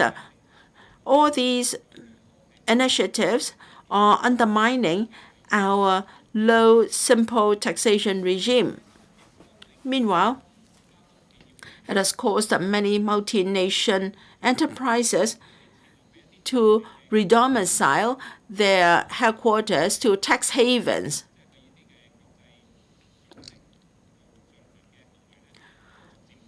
And these measures have lost their attractiveness because of BEPS 2.0, and so many companies are looking for low taxation regimes to redomicile to these places and to set up headquarters or corporate divisions. Hong Kong is attractive to these companies. They should have the incentive to set up headquarters or corporate divisions in Hong Kong. We are well renowned for being a common law jurisdiction. We are in alignment with many common law jurisdictions. With the hard work of the government, we are in alignment with world standards. Our taxation system is highly competitive. We have completed legislation on law reforms. We have laid a solid foundation for attracting international enterprises to Hong Kong, and we have the support of our motherland, which is a big growth engine. We, in terms of visa arrangements, is not as easy as it was before the pandemic. The PA has this multiple entry visa arrangements. According to the Secretary for Security, over 1,600 foreigners working in Hong Kong has benefited under the new visa arrangement. This will further add to our attractiveness to overseas companies. I urge the administration to complete the legislative work for domiciliation to attract overseas companies to come to Hong Kong. Together with the measure under multiple entry visa, we can be able to draw more talents, enterprises, and funds to Hong Kong. In the past, we used to think that we were at a very superior position. Even now, I still believe we have our competitive edge. We have our attraction. The problem is there are more and more competitors with similar advantages. It's no good if we excel in one or two areas. We should achieve all-rounded developments. Otherwise, we will lose our competitive edge. So our policies should be such that we can be more attractive to investors. Take the stamp duty reform. The first policy addressed by the CE has policies to attract enterprises and talents, and then talents can get a refund of their extra stamp duty for residential properties after they become permanent residents. We said that the government should be more aggressive.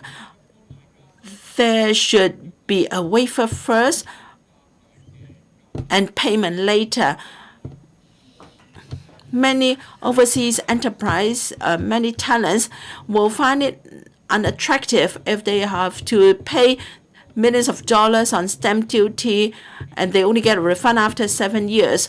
Opportunities lost opportunity cost is involved. Now, this year, the government has relaxed the rule. The eligibility period is lowered from 3 to 2 years for an exemption, and I am afraid that the current proposal is too mild and may not be attractive enough. I understand that the government will go by a step-by-step approach to avoid volatilities to the market. But given the current market sentiment, if we can be bold enough, if we are not bold enough, I'm afraid it is difficult to restore confidence in the future. Another measure is a reduction in stamp duty on stock transfer. When we discussed the bill last week, I commend the government for accepting the market's request at long last. I'm grateful. However, we're only restoring to the level back in 2021. I find that disappointing. There are international financial centers that levy a much lower stamp duty. We're only restoring to a regional level. We have room for further reducing the stamp duty in order to narrow down our gap with other financial centers. Are we giving the market confidence that we are committed to boosting market liquidity? I am an accountant by profession. I understand where this policy is coming from. I understand the government's sincerity, but we must do more to narrow this difference so that we can be competitive in the face of other economies. If 0.1% is too high, by the time we realize that we are lagging behind, then if we only lower the stamp duty rate by then, it will not be as impactful as what we should do now. I support the theme of this policy address, that is a vibrant economy for a caring community. This policy address contains a package of measures in different areas to showcase how the government is committed to striving for economic growth. If we want to tell people that Hong Kong is back, we need to showcase our economic strength. We have a vibrant economy. As long as we restore the past glory, we will be able to instill in our people a sense of gain and happiness. I so submit, Mr. President. Dr. Kennedy Wong. President, I thank the Chief Executive for accepting my suggestions. In the policy address, an interdepartmental e-commerce development task force will be set up to be led by the Commerce and Economic Bureau. In order to bolster our status as an international financial center, we should grasp the opportunities in this era and develop e-commerce. We should place our priority in markets in Asia, ASEAN, the Middle East, and Southeast Asia to promote B2B and B2C collaborations. In the Belt and Road Summit last month, President Xi put forward the concept of a pilot zone for Silk Road e-commerce development. This pilot zone will be situated in Shanghai, but we can also chip in so that we don't fall behind. This task force will be tasked with organizing a shopping fest. This is a good idea.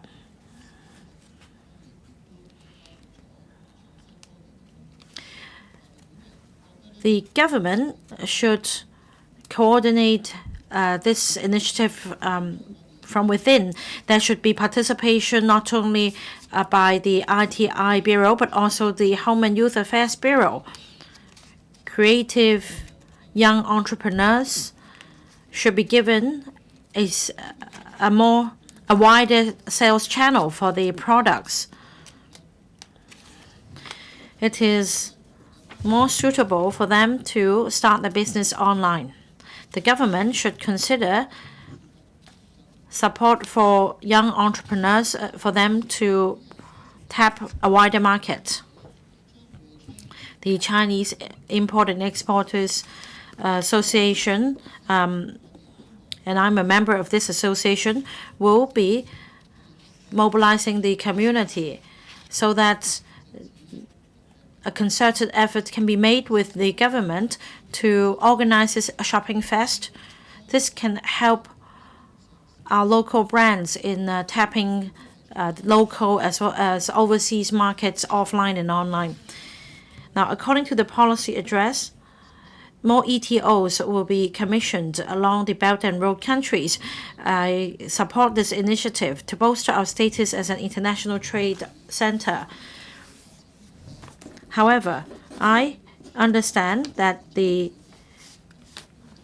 terms of reference of the ETOs somewhat overlap with the work of Invest Hong Kong and the Hong Kong Trade Development Council.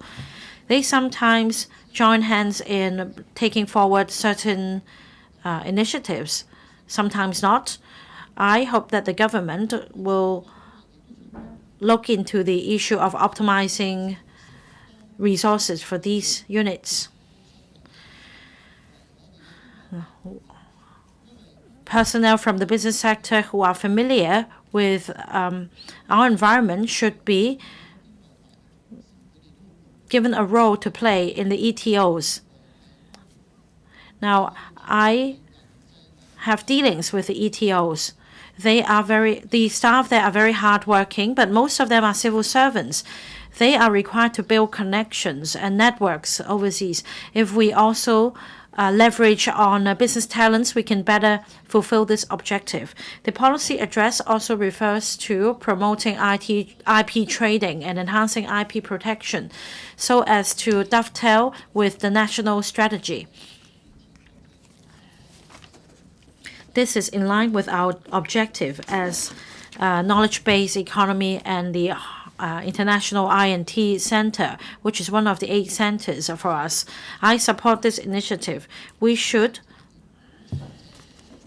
leverage on our financial strength and the IP protection regime so that in terms of the use, management, trading of IPs,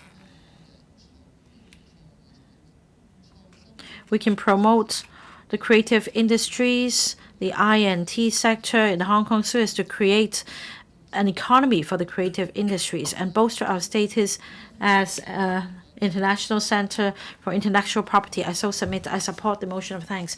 Mr. Vincent Chang.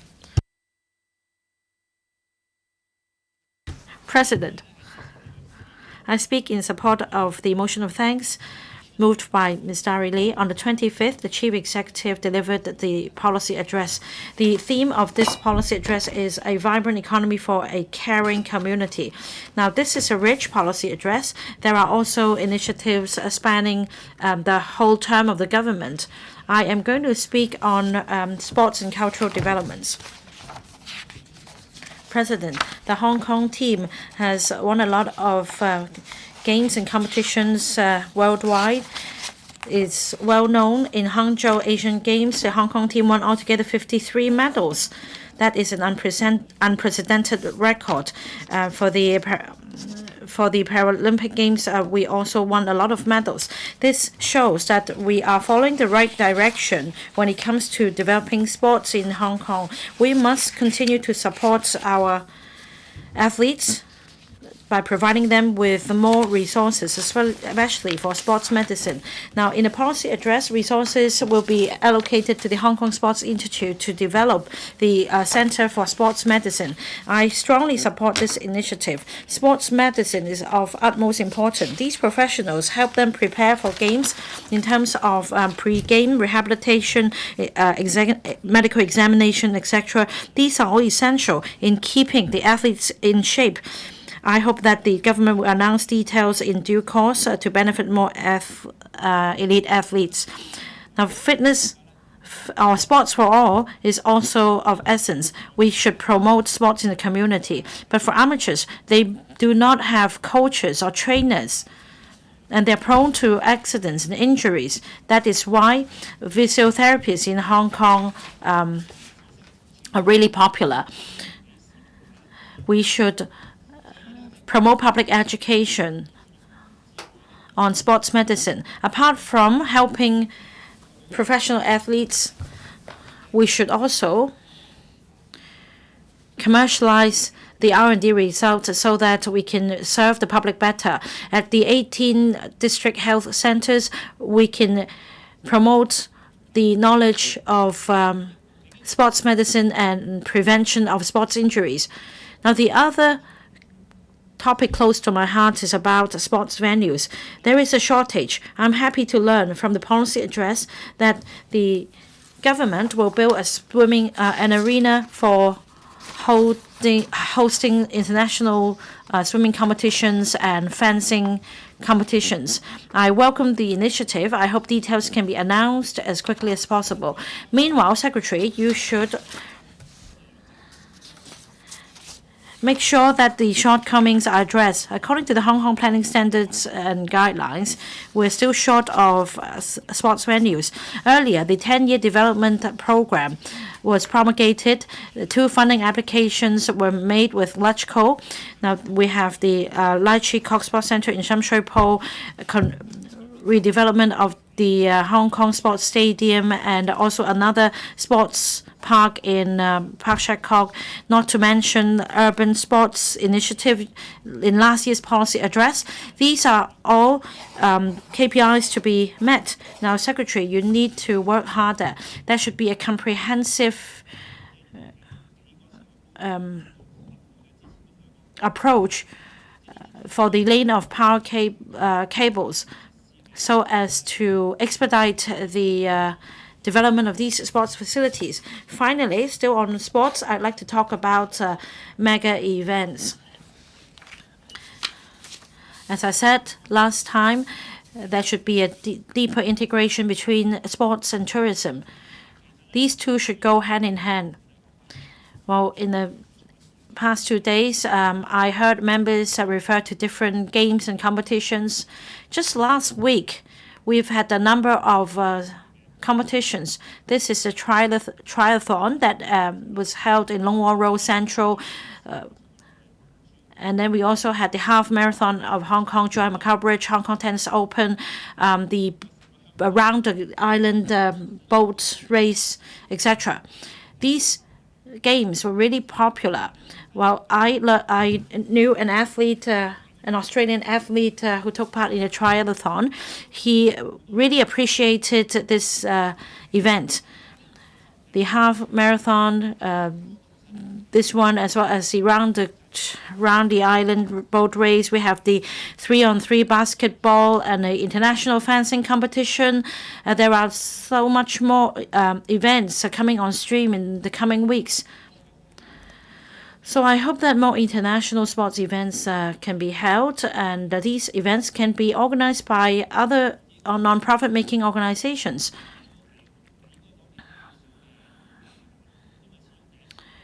We need to provide them with a wiggle room, especially the new organizers. Some of them have been organizing games for many years, but we do have room to host more international competitions. President, I'd also like to talk about arts and cultural development. I thank the Chief Executive for accepting our suggestion. The Chinese Cultural Festival will be held. Subsidy will be given to clansmen associations to promote the hometown culture, for them to promote the traditional Chinese culture. I also thank the Chief Executive for converting the Museum of Coastal Defense to the Hong Kong Museum of War of Resistance and Coastal Defense. Another museum will be set up to showcase national achievements. These two museums can educate the public about our history. There can be collaborations with the Shenzhen Municipal Authority so that we know more about the history of the war of resistance both in Hong Kong and in Shenzhen, and instill in the public the spirit of patriotism. There will also be a development blueprint for the arts and cultural development to be promulgated. I look forward to this blueprint. I hope this will be a visionary blueprint to meet the needs of arts and cultural development in the future. In terms of hardware, training, integration of culture, tourism, so that we can shape tourism through culture and promote culture through tourism. This can help promote the long-term development of tourism in Hong Kong and enhance our competitiveness so that we can fulfill our status as an East Meets West Center for international cultural exchange. I hope that we can scale new heights in arts, culture, and sports development. Mr. Yim Kong. Thank you, President. It is our country's aspiration for Hong Kong to continue to create strong impetus for growth. It is also the responsibility of everyone in Hong Kong and as well as the government. Well, in terms of the development of 8 centers, dovetailing with national strategies and enhancing our growth impetus, many measures have been proposed in the policy address. It is a very proactive government. I surely support the policy address. In this session, I'd like to offer 3 points. First, on developing the headquarters economy, I'm happy to learn from the policy address that there will be policies to attract enterprises to come and set up headquarters in Hong Kong. Many enterprises, especially mainland enterprises, would like to set up headquarters in Hong Kong as well. But there is a shortage of land and high office prices, they are deterred. Land should be set aside in the northern metropolis. We should also learn from, say, the Shenzhen experience. They have a base for headquarters to be set up in the area, so that we can help them set up a regional or headquarters in Hong Kong. Second, the government should build up the connectivity with the neighboring regions. And I think the government should set up the measures for mutual connection. In Guangzhou and Shenzhen, we should enhance the carbon trading between Hong Kong and Guangzhou. We should also set up the trading exchange there. The government proposes that digital government will be created. The IM Smart utilization still falls short of expectation, and we are not really going far enough there, and things can be a little bit complicated. The middle-aged and the senior citizens are really put off by the latest technology. There is still a long way to go before we can have the one-stop online government service. The government should redouble effort to promote this.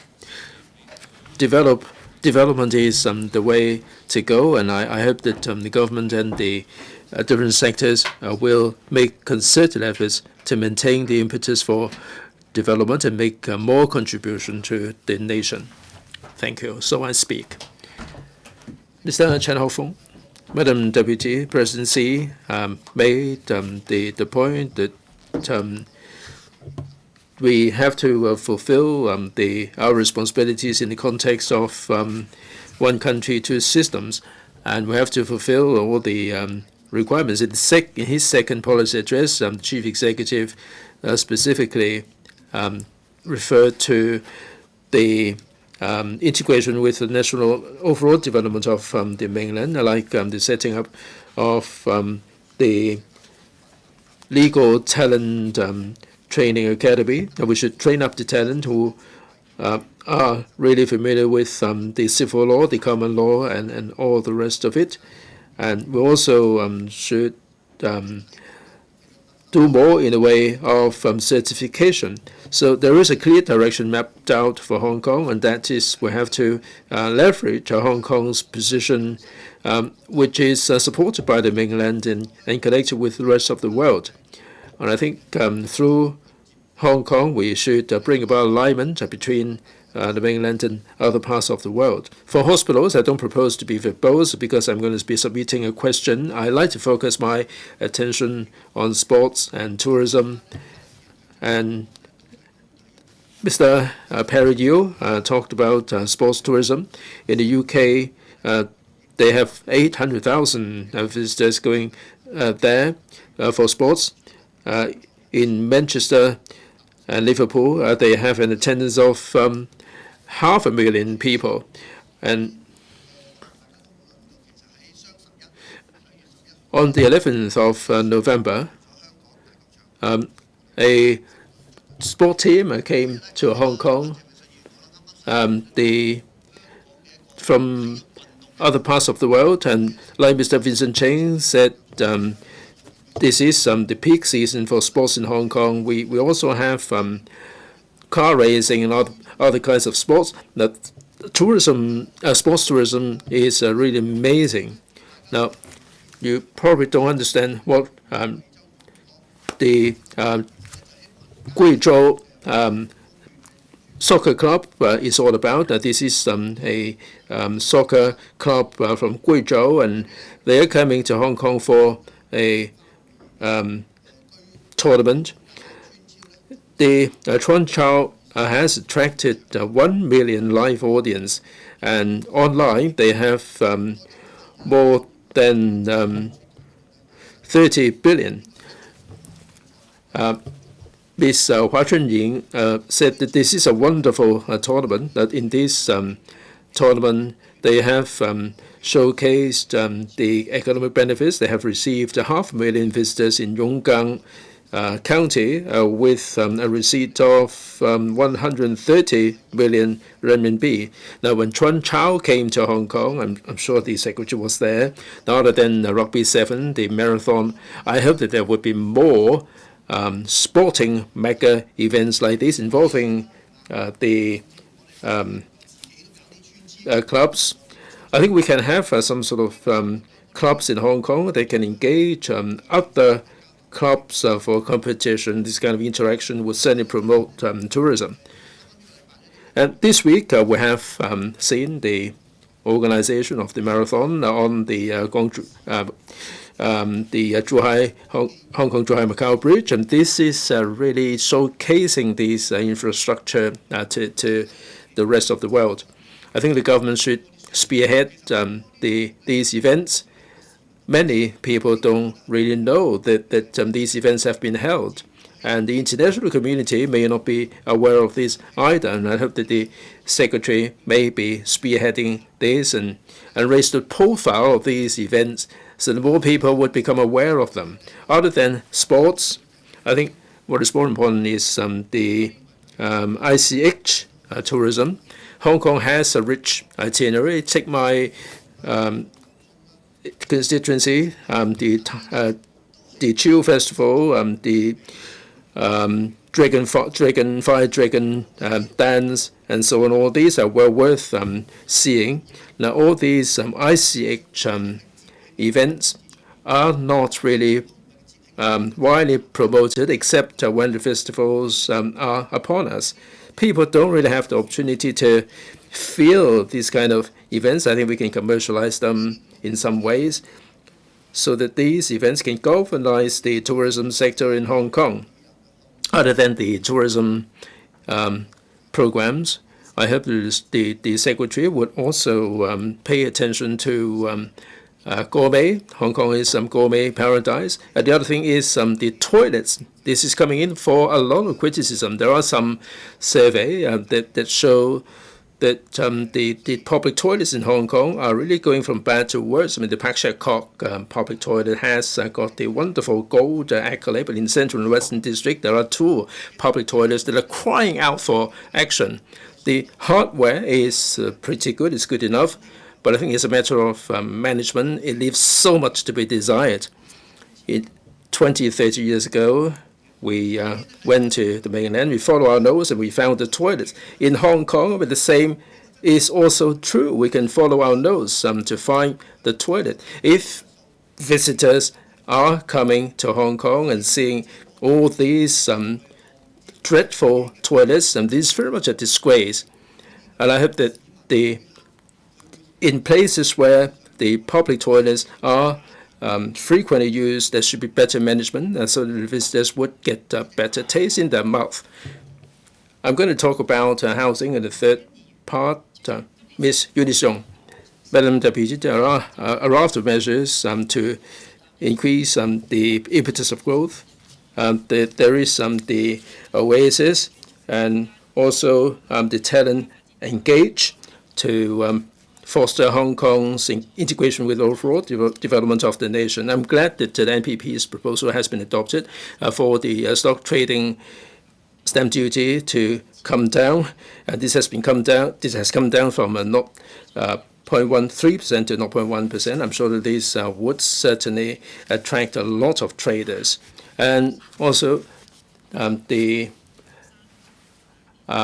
stamp duty, SSD has been reduced to 2 years, and also the BSD has been reduced from 15% to 7.5%. I mean, this is a relaxation of the cooling measures. I'm sure that all these will lure more people to come and develop the talents in Hong Kong. This will also bring about more capital to Hong Kong and stimulate the market.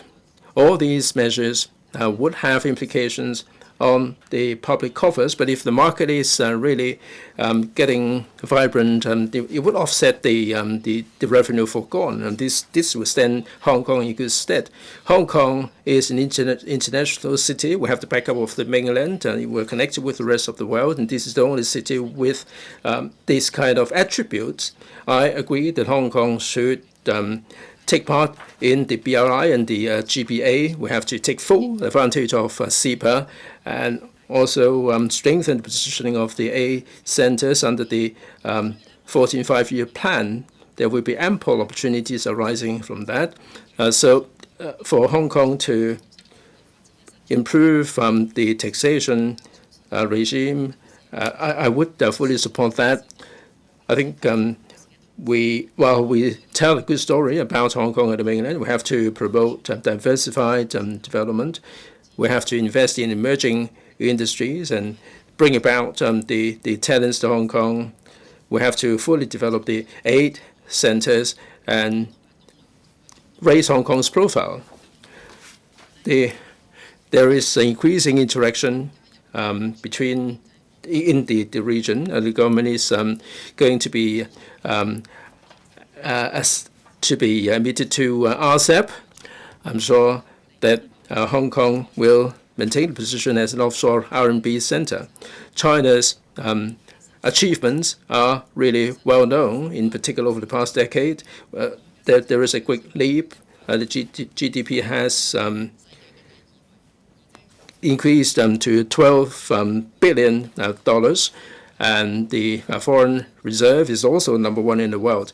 I think we have to seize the close interaction with the mainland, the Hong Kong exchange. I can also build strategic partnership with other parts of the world to buttress our development. In Asia, the high net worth people, the number has been increasing. In Greater China, there are 80,000 high net worth family offices. And in 2022, according to the administration, the asset and wealth management, it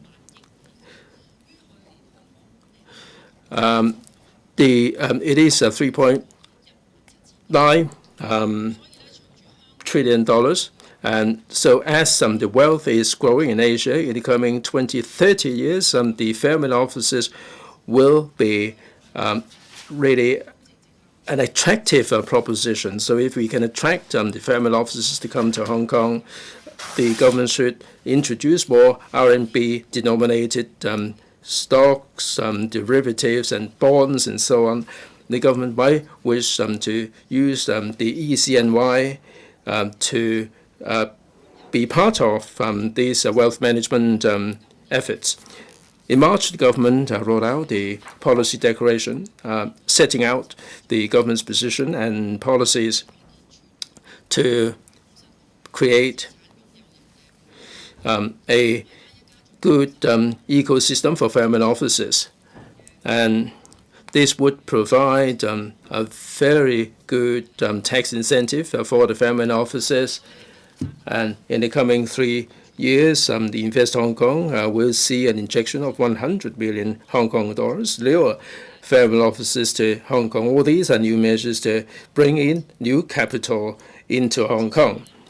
Other than that, this year, I can see from the policy address that in 2024, the capital investment entrance scheme will be reactivated to enable people to come into Hong Kong. The threshold has increased from $10 million to $30 million, and high net worth people will be incentivized to make investment in Hong Kong, and we can build up a cluster of high net worth people. And right now, there is a restriction on real estate. The scheme will enable the investors to acquire assets to Hong Kong. On the 14th of this year, the FSCD announced the Financial Legacy Academy is set up, and this academy will provide the basis for Hong Kong to become this family office base in Hong Kong. So I think we need to train up more people, not least legal professionals, insurance professionals, and investment professionals, because the legal personnel may not be all that familiar with the family offices. So if we focus on development of family offices, hopefully the government, including the Secretary for Justice, can groom talents in the sector so that they can pay particular attention to this, and we can also promote this in schools. So schools or students can in choosing their subjects can gain expertise in this area. I'd like to talk about promotion of INT development.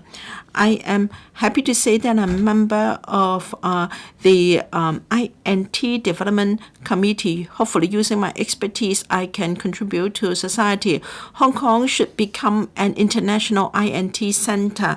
Development of AI is a must. Supercomputing and development of AI is the core to digital economy. I'm happy to see that a supercomputing center will be set up to attract talents, enterprises, and investment to turn Hong Kong into a world-leading AI center. AI, artificial intelligence, will bring opportunities for important development and is closely tied to our daily lives. AI can create a more secure environment for work and to live. Our industrial accidents are rising in recent years. So if the government can consider using AI and providing funds to the contractors and the construction sector, AI can further development. There is great potential in this market.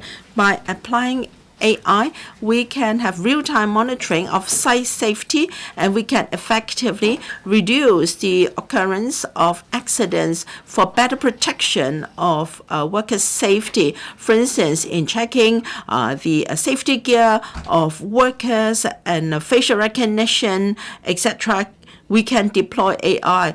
I hope the administration can deploy AI to enhance industrial safety. In last February, I sponsored a motion on modernizing our governance. With the support of this council, there are 4 expectations by presidency for Hong Kong, one of which is to modernize our governance. The government should overcome the blind spots in the past so that effectively we can follow up on complaints of the public, and we can really work for the overall interest of the public to enhance the sense of gain on the part of the community. The government is going to promote open data and develop digital government. The government will also promote or take forward the work of the Committee on Digital Economy Development to help transformation and upgrading of enterprises in using data. such big data analytics will help SMEs to look for solutions and to boost their productivity. As for I Am Smart, I have spoken time and again in this council that the usage and application of I Am Smart has room for improvement. Actually, the situation is improved. I have a better sense of gain. For instance, at midnight, I will log into I Am Smart and I am reminded of the prevailing weather conditions, and the screen will turn blue at night. We can see progress in this regard. We have seen how audio has work to improve I Am Smart. There will be another round of updates very soon. I commend the work of the government in this regard. I will leave my remarks in the remaining sessions. Professor Lau Chi-Pang. Thank you, Madam Deputy. I thank and support Ms. Sari Lee for moving the motion of thanks. I'd like to speak on policies to draw for talents. The part on trawling for talents is mainly in Chapter 5, continue to create strong impetus for growth. We have the Top Talent Pass scheme. We have the Hong Kong Talent Engage. We will relax visa requirements and also the vocational professional admission scheme. We see originality in these measures and also enhancement of current schemes, all because the CE has taken heed of views from this council and the community. These proposals are highly operable.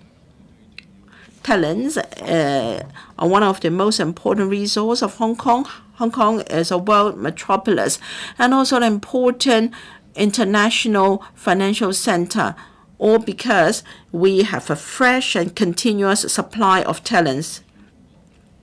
Hong Kong is at the PRD estuary of Hong Kong. Land is scarce. We are surrounded by water on all fronts. Our natural resources are limited. They were mainly used for supporting traditional farming activities. However, because of the deep waters at the PRD estuary, since the Ming Dynasty, we have been an important port of China. We have contributed tremendously to the development of the country.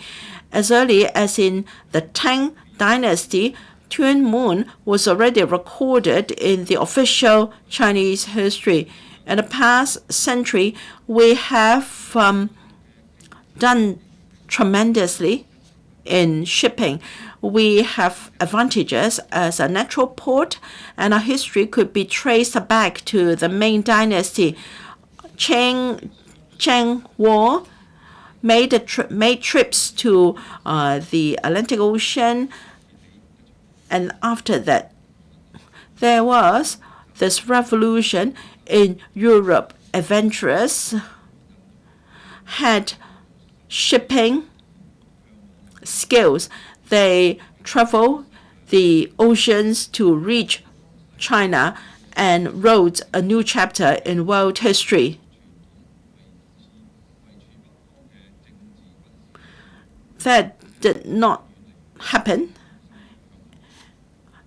The exchange did not happen in Beijing, but Hong Kong instead. So there was a war between Portugal and Hong Kong in 1821. The Portuguese occupied part of southern China. At Kowking Hill, Castle Peak Bill of Twin Moon, there was a few days of battle between the Portuguese and Chinese, and the former lost, and with the consent of the Chinese government then, Portugal occupied Macau. 56 hectares of land was earmarked for setting up Xin'an province, covering the majority of Hong Kong. 1521 and 1573 did not leave any trace in the Ming history. However, things showed that that was the start of the history of Hong Kong, and it had everything to do with the development of the country. The war between Portugal and Hong Kong and China was the first war between China and the Western forces. It was even earlier than the war in 1662. Now, it was even 1.5 centuries earlier than the war in Taiwan and 300 years before the Opium Wars. The Two Moon War between Portugal and China carried significance. The main defense focus was to shift from the north to the coastal areas in the south.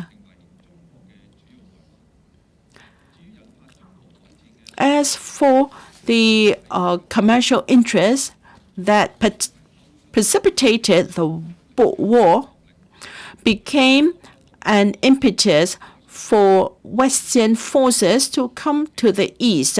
They used Hong Kong as a starting point to open up China, and that totally changed the destiny of China. The establishment of Xin'an province is a sign of development in the south. In the mid-18th century, Hong Kong became an important port, and then Shenzhen became the pioneer in developing into an economic zone. Now, 400 years ago, Hong Kong and Shenzhen both belonged to the Xin'an province. Now we are a twin city. We are two important cities in the south with the highest potential for further development. I talked about the history of Hong Kong from centuries back. Hong Kong has its geographical advantages, but without talents, we would not have been able to create this economic miracle.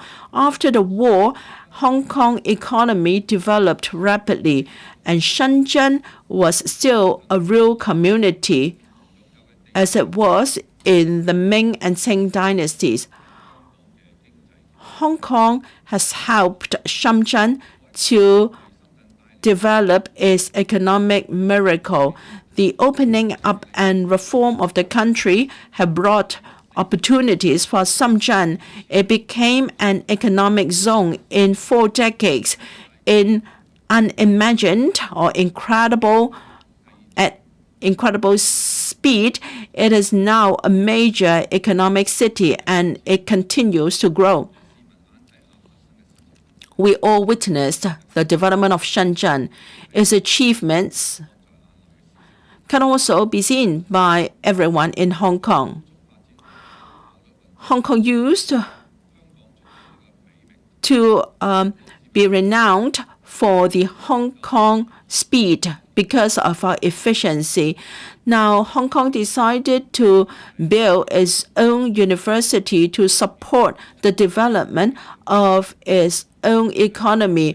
The proposal was approved by the State Council. Beijing, Tsinghua, and People's Universities sent scholars and experts to help build the school.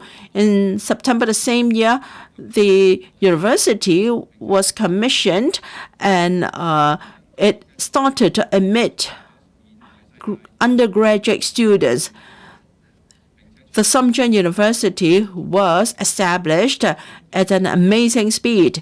It got the name of Shenzhen Speed, and it is now a landmark for the development of Hong Kong.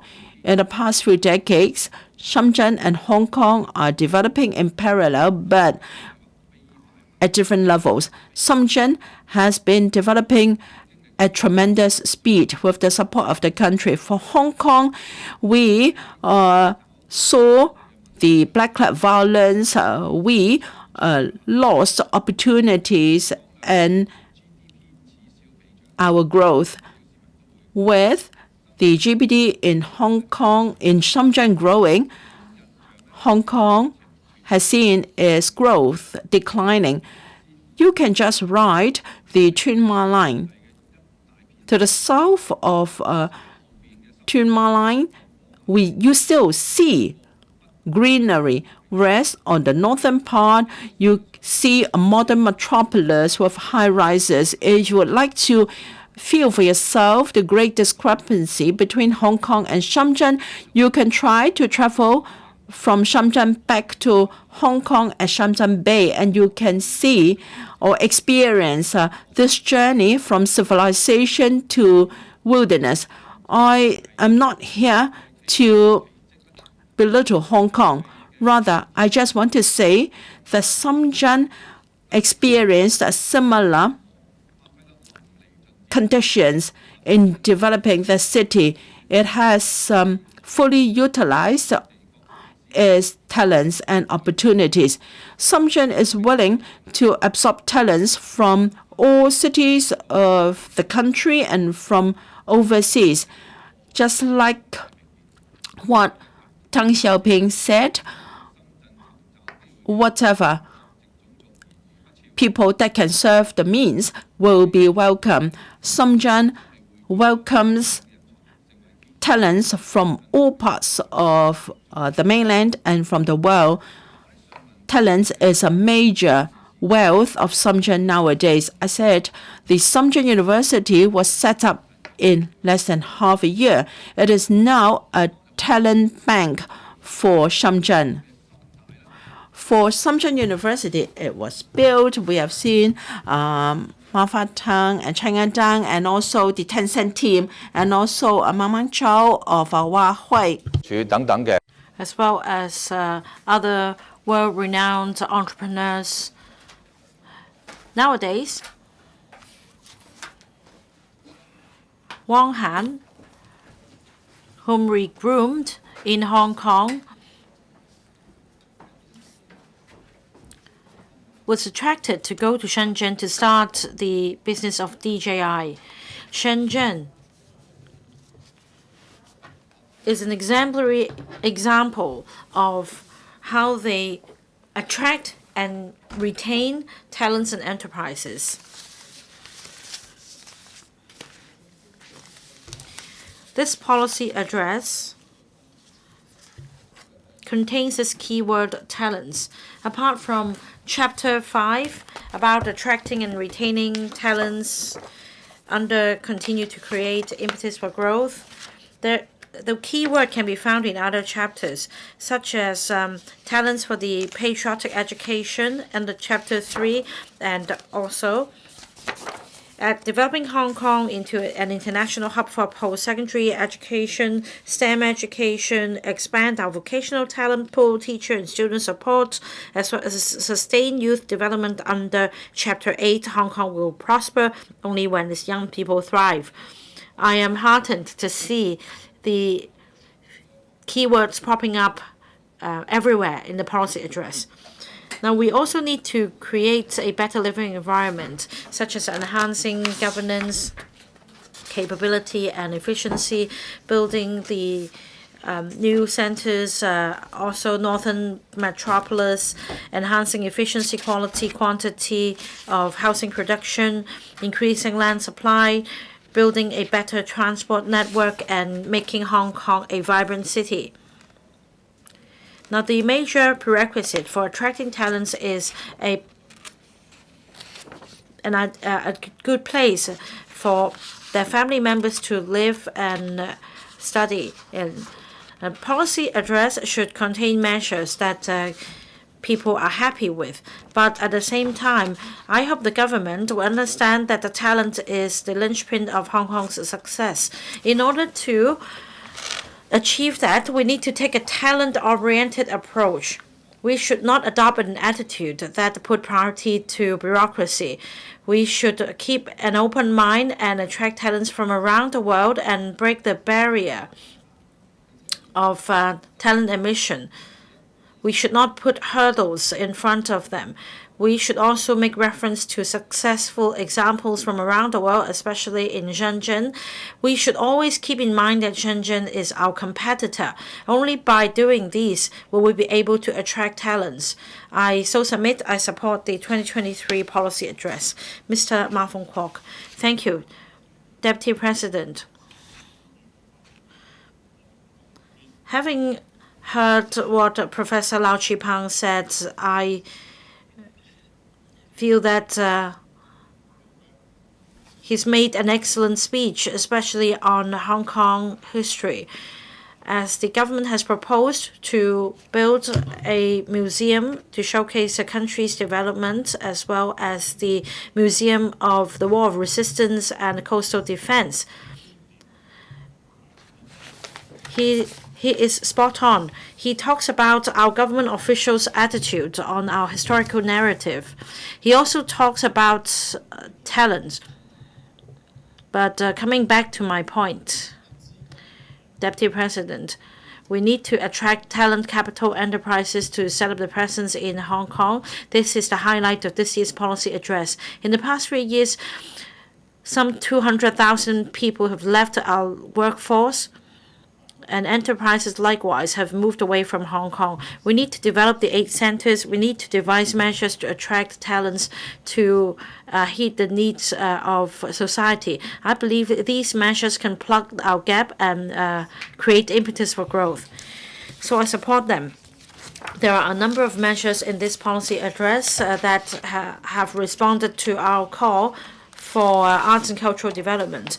The ETOs will enhance publicity of arts and culture so as to enhance people-to-people bonds. I made this request many times over the years to no avail. I said a dedicated team should be set up. Now, the chief executive has realized that the resources should be optimally used to promote our culture and arts. First, we need to enhance our capacity of arts and cultural exchange. The 14th Five-Year Plan supports Hong Kong's positioning as the East-West Center for international cultural exchange. In the future, we should leverage on ETOs and other organizations set up overseas to promote traditional Chinese culture so that our culture can be exported to other places so that for their appreciation, there will be more funding, up to $70 million from $50 million to promote arts and cultural exchange, as well as another subsidy scheme. This will help in the long term the development of arts and cultural facilities. As for another pilot scheme allowing school venues to be used by art groups outside of school hours, this is again a response to my suggestion. I hope that this will allow facilities to be fully utilized. The policy address also responds to another point of my concern, that is on IP. In recent years, copyright and AI are hot-button issues sparking discussions everywhere. The AI-generated work, likewise, is controversial. Many jurisdictions have commenced studies in this regard. I welcome the government's proposal in amending the copyright ordinance, especially on generative AI works, so as to provide IP production. Tax breaks will be offered to enhance local creation works to be traded, so as to encourage more creative productions, to tap other markets, and to build Hong Kong as a knowledge-based IP trading center. On sports development, I once suggested that there are limited resources to support sports development in Hong Kong. We should make sports an industry for it to be self-reliant.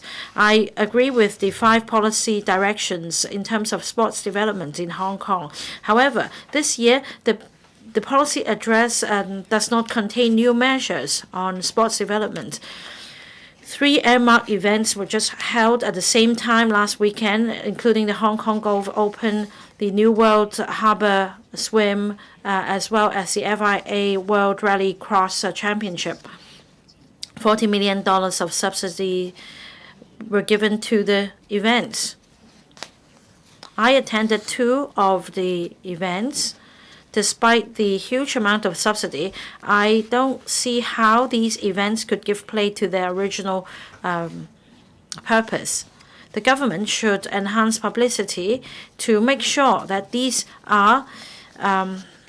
events are attractive to visitors, so as to drive economic growth here. Now, the Hong Kong Golf Open had 3,000 spectators, but it's a far cry from the 49,000 spectators we once had in a previous event. The New World Harbour Race had a new element this year. That's called the Water World, but it's not appealing enough. As for the inaugural FIA Championship, $17 million were provided as subsidy, exceeding the ceiling of $15 million for an earmarked event. Now, there are criticisms, for example, lack of publicity, as well as shortening of the racetracks because of the works blunder. It is a major event. The government should make sure that there is dedicated personnel to supervise the preparation of games, the quality of works, publicity, as well as evaluation post-event. Deputy President, more than a decade ago, I advocated the setting up of the Culture, Sports and Tourism Bureau so that the fragmented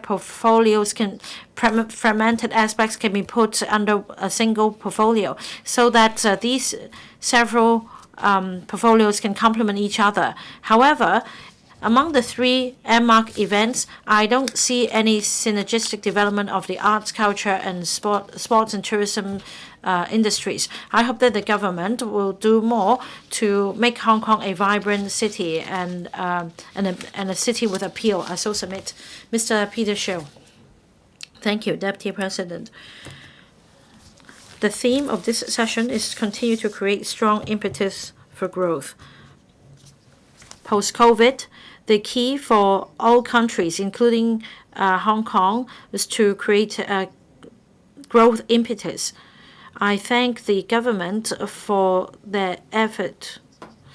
As I said when the policy address was delivered, that this year there are a number of measures to help SMEs afloat, such as an interdepartmental e-commerce development task force to help SMEs develop e-commerce. There will also be enhanced export credit insurance to provide flexibility for plans for SMEs to make repayments. This is a response to our call for SMEs to be able to tap Belt and Road markets, ASEAN, the Middle East, etc. The chief executive, meanwhile, also led business delegations to explore these markets, and I appreciate that. On financing for SMEs, I received inquiries for assistance from members of the public. They are concerned about the pre-approved principal holidays repayment scheme coming to an end. We wanted the government to provide more assistance. I wrote to the financial secretary, actually. We are on the path of economic recovery, but then there are external uncertainties and against a high interest rate environment. There is a weak demand for export and dampened consumption sentiment.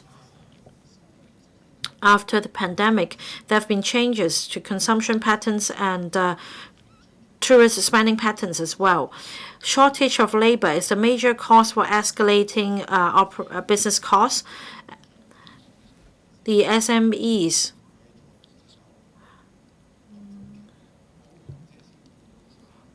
are experiencing a lot of hardship.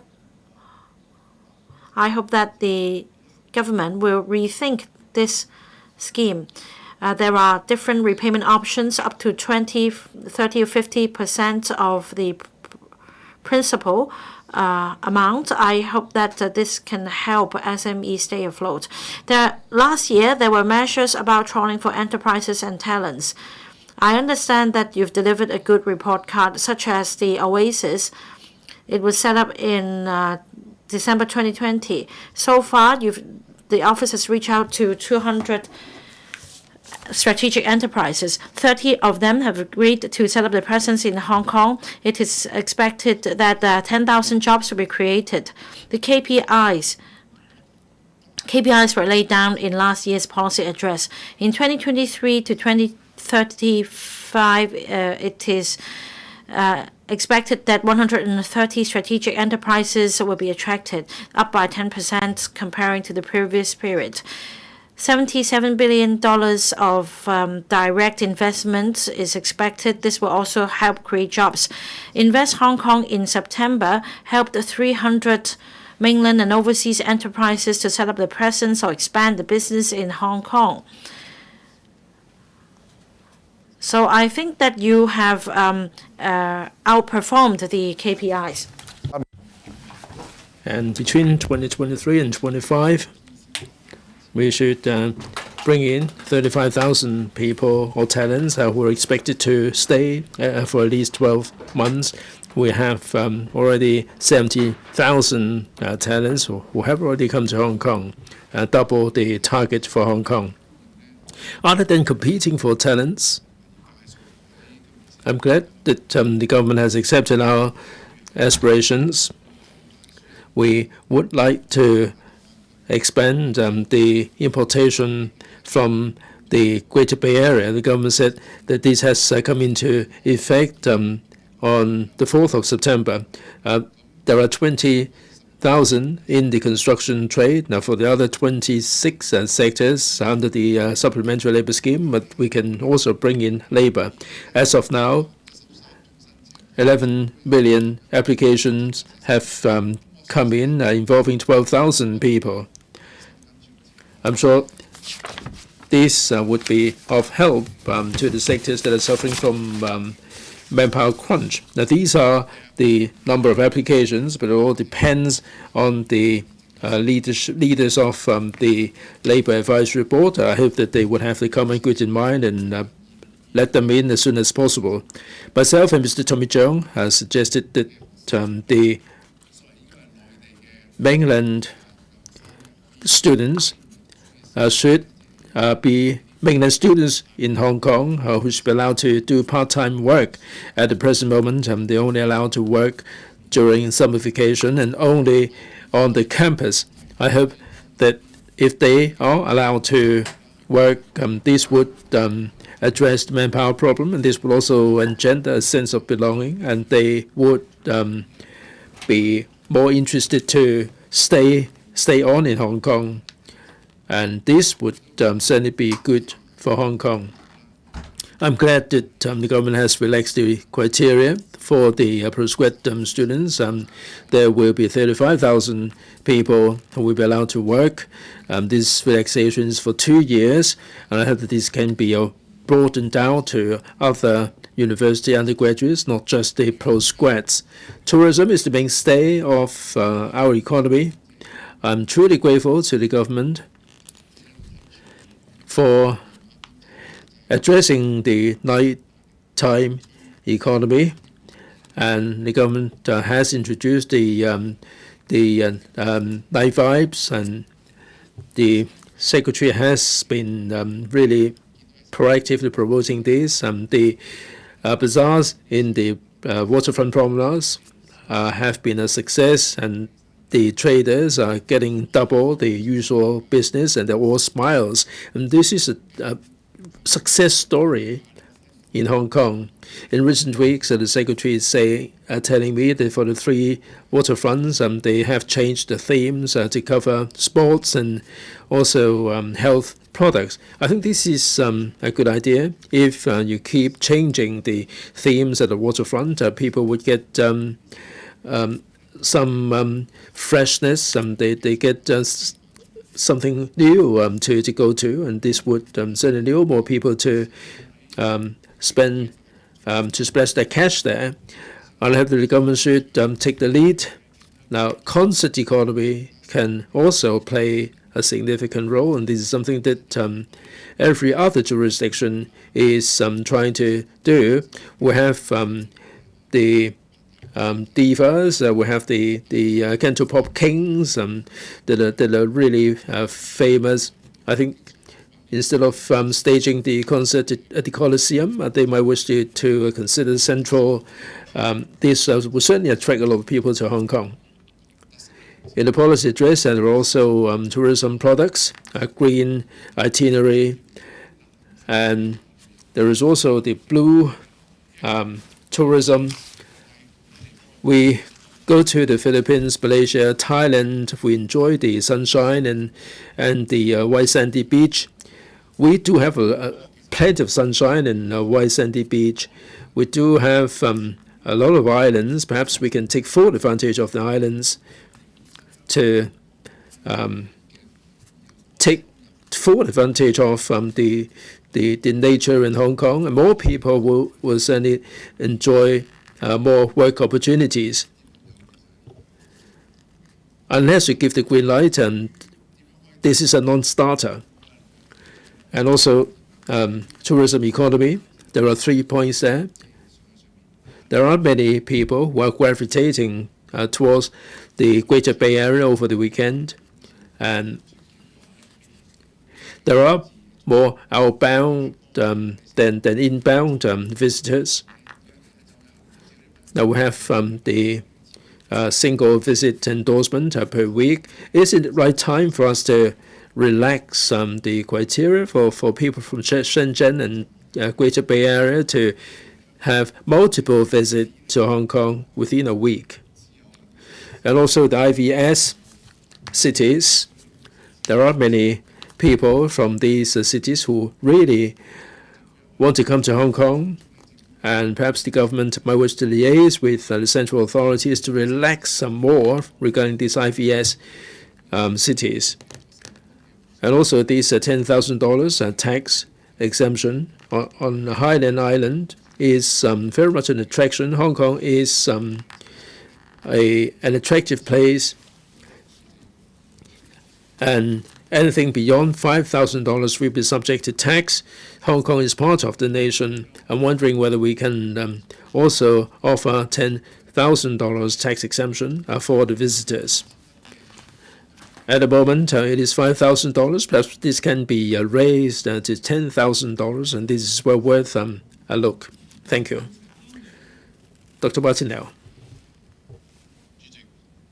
Madam Deputy, the Chief Executive, having consulted people from various quarters, delivered his policy address, which is a policy address entitled "A Vibrant Economy for a Caring Community." And this is the first policy post-COVID, and it is a policy which is full of details, and this is a policy address, and this should be acknowledged. There are 2 things there. One is to follow through the 4 aspirations, 4 must as espoused by President Xi, and this is also building on the previous policy address, like to enhance the governance, to compete for enterprises and talents, and also to increase the land supply and so on. And we should also see the opportunities arising from the development of the nation. There are new directions, like the headquarters economy, and also the new industry acceleration scheme. All this goes to show that the government is really proactive and is really steadfast in improving their livelihood. I'm going to spend my time on the enhancement of the impetus for growth. And the economy in Hong Kong has been really too narrow. The base is too narrow. I've been urging the government to improve the impetus for growth so that we can diversify our economy and promote upward mobility for the young people. I'm glad to see from the policy address that we aligned with the national policy and strengthen the 8 centers and take forward the development of Northern Metropolis. I&T remains the main engine. In the 14th five-year plan, Hong Kong is very much an I&T center. And while we train up the I&T talents, we should focus our attention on the lack of effort put into the commercialization of R&D outcomes.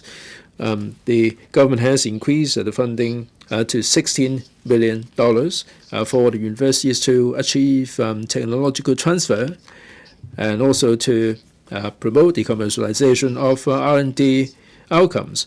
I support this policy, but in order to foster the cooperation of the government, the academe, and the research sector, I think the government should take a leaf out of the book of other jurisdictions and create an online platform for the commercialization of the R&D results.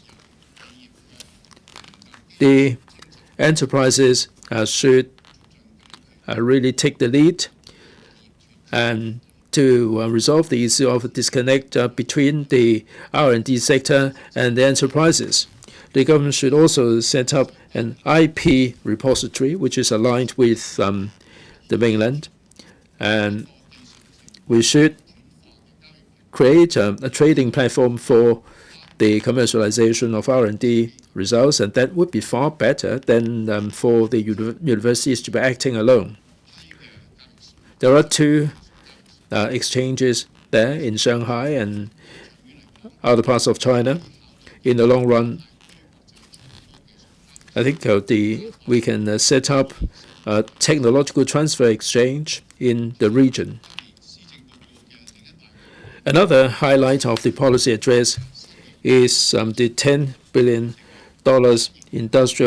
new industrialization acceleration program and the creation of a 3rd Indo-Hong Kong platform focusing on advanced manufacturing, materials, new energy, and sustainability. And this is a breakthrough since the reindustrialization policy was formulated. I hope that the government will join hands with the LegCo and take this forward. And also the new industrialization office should help the traditional industry to upgrade and transform themselves, and depending on the market, optimize the industrialization scheme and nurture the right talent for the traditional industries. Also, in the Northern Metropolis, this will become the hub for I&T development, and the reindustrialization can be taking place there. And the Santin Technopole can achieve synergistic co-effect with Shenzhen. The Northern Metropolis is an important area where we can get integrated with the national development. I support that it should be industry-led. We should take forward the Shenzhen-Hong Kong Tech Cooperation Zone, and we should really develop the Loop area as an a new engine of growth for the Greater Bay Area, and this is also an important window for the dual circulation in the mainland. In order to improve the financial sustainability, I hope that the administration will be receptive to ideas. The government is setting up the office for the financing of major development program. The government should look into the financing option for the Northern Metropolis as well as the Kaohsiung reclamation. When the government brings in the private investors, it has to have regard to the overall situation and scientifically formulate all the conditions for the private sector participation. And this would involve a long lead time. There may not be enthusiastic response for the time being. The government should have the right measure. I'm now turning to the challenges from the emerging market. Given high interest rate, high risk and environment, and also the tense geopolitics, and also the protectionist external sector, Hong Kong is susceptible to its external impacts. In November, the government has scaled back the GDP to 3.2%. In the post-COVID economy, we are not out of the woods yet. On the one hand, we have to support our traditional markets. At the same time, we have to face up to the fact that the focus of economic development has shifted to the east. So we should expand our world trading network and enhance regional cooperation and set up more trade and economic offices in Belt and Road countries, and we should establish the Hong Kong International Legal Talents Training Academy for exchange of talents, for training and for nurturing talents. The CE-led visits to ASEAN countries and the Middle East to build G2G networks. We will gradually move to G2B and B2B collaboration. I believe with the government taking the lead and promotion by ETOs and the efforts by chambers of commerce and associations, I'm sure we can enhance our understanding of markets in the Middle East, Middle Asia, and Belt and Road countries. Then we can further help the development of BRI. We can really be a super connector and assess the opening of the country. But of course, we have to be aware of risks. The infrastructure projects in BNR have long construction cycles.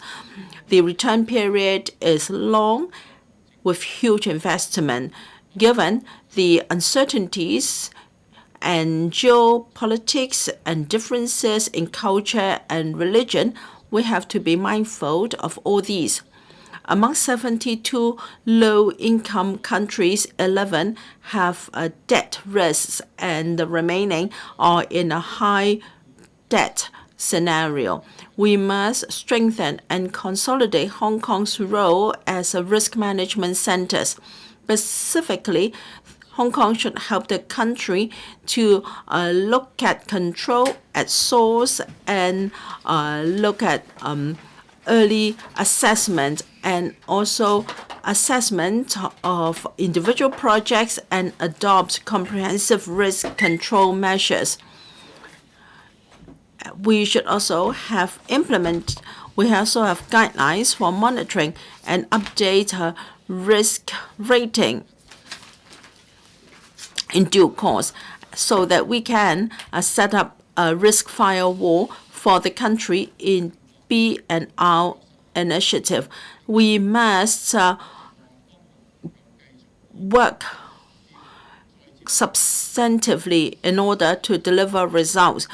The government should continue to embrace its result-oriented culture so we can really improve the economy and livelihood and bring happiness to our people. With these remarks, I support the motion.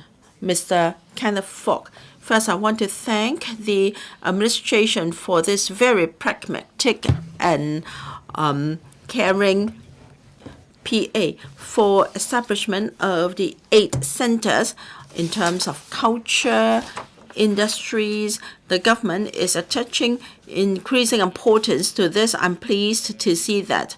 I want to thank bureau directors and secretaries for implementing these measures, so we are transitioning from stability to prosperity. As a legislator, I have to ensure that the government is spending public money in an effective manner. The Secretariat has just released a report on major sources of revenue for the government for 23-24. There is still a big far cry in meeting the expected income. We are only achieving 6.7% of the expected revenue from land sales. We have seen abortive land sale exercises, so the government should reconsider our economic structure.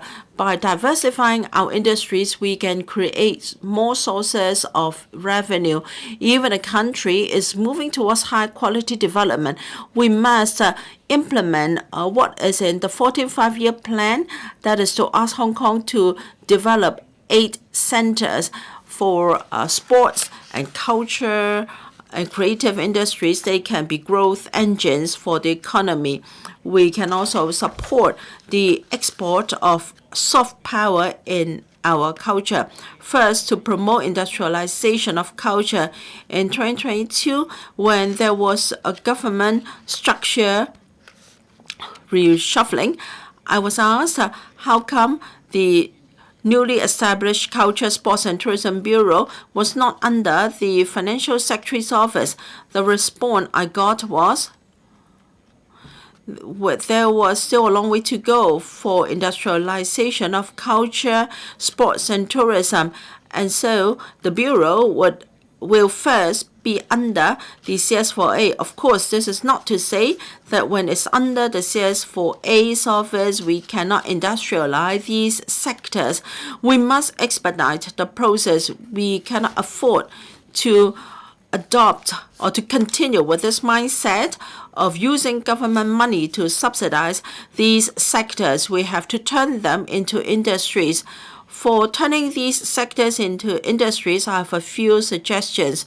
Now, the Create Smart Hong Kong will become the Cultural and Creative Industry Development Agency. I welcome that. At a panel meeting, I exchange views with the Secretary on the functions of the agency. It should look for new opportunities for Hong Kong and help to nurture talents. I asked whether they can learn from the Korean COCA. It has done an excellent job in the past decade or so. Korean culture has gone global. It has succeeded in promoting the growth and development of creative and culture industries. I hope the Bureau can learn from the experience of other countries and adopt various modes of collaboration. The country has frequently reminded us to be creative. We should leverage the strength of stakeholders in the industries. I'm sure they are more than happy to support the government in this area of work. And in terms of fundraising and financing of culture and creative industries, in 2010, the country started to leverage these industries for developing financial sector. We can also develop a cultural evaluation, etc. The policy address contains reforms for GEM. Apart from technology, we can also lower the threshold for creative and cultural enterprises so that we can also have unicorns in these sectors very soon. There is also the GBA Investment Fund. We can work together with the Guangdong province and invest in creative, cultural, and sports and educational industries with potential. Recently, I visited Guangzhou and discussed with senior cadres there. They have a lot of ideas on working with government together. We can invest in relevant funds. Thirdly, I'd like to talk about the allocation of venues, which is under the LCSD. There is also the signature performing arts program scheme announced in the policy address. This is a good thing so that we can have art productions staged as long-run performances. We have yet to see the details. My greatest concern, however, is not the content, but venues. Do we have the right venues for this to happen? Usually, we first have the venue first before we choreograph the arts performances, such as what's happening in the West Lake in Hangzhou. Do we have venues that allow long-running programs to take place? I think the Secretary should pay attention to this point. And that brought us to a more profound issue. Can we review the allocation of venues under the LCSD? Can we use the result-oriented approach in the allocation of venues to take forward important performances? In 2009, the culture and creative industries added $63.3 billion of value to us. And in 2021, it reached $124 billion. Yes, the figure has grown in real terms, but when it comes to the percentage of GDP, it has remained at around 5%, not a small amount in by all means, but still a far cry from 6 to 7% of South Korea. If we really attach importance to culture, we should see how this GDP proportion can gradually grow so that culture and creative industries can become one of our pillar industries. We should improve our subsidy regime. Yes, it's important to turn these sectors into industries, but subvention is still important. We need subsidies from the government to help these groups to survive so that we can have a rich and diversified ecosystem here. The government should grasp the broad direction for development and provide the necessary subsidies for the sector. And the point is about patriotic education. The SCNPC passed the Patriotic Education Law in late October. I believe this will help to groom esteem and self-respect for our culture. I'm pleased to see that we will have a Chinese Culture Festival. This is worthy of support. I hope the Bureau can be more proactive in designing themes because we have a rich and diverse culture. We should have themes for each year's event to be more focused. We can also dovetail with provinces and municipalities and invite them to come here to support our Chinese Culture Festival. Instead of making it an open core event, we should take the initiative to invite performances to come to Hong Kong to make it a brand name for Hong Kong. I just visited Beijing with a youth delegation. I'm honored to have been received by Premier Ding. I was impressed by what Premier Ding said. We have to understand the roots of the country, the achievements we've made, and the road we have traveled before we know the way forward. That is, history is of utmost importance.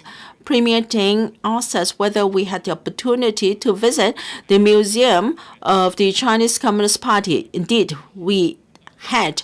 We spent a day half a day seeing the museum, but then half a day is not really sufficient because there are so many exhibits. We need more time for our local museums. We don't have enough of them.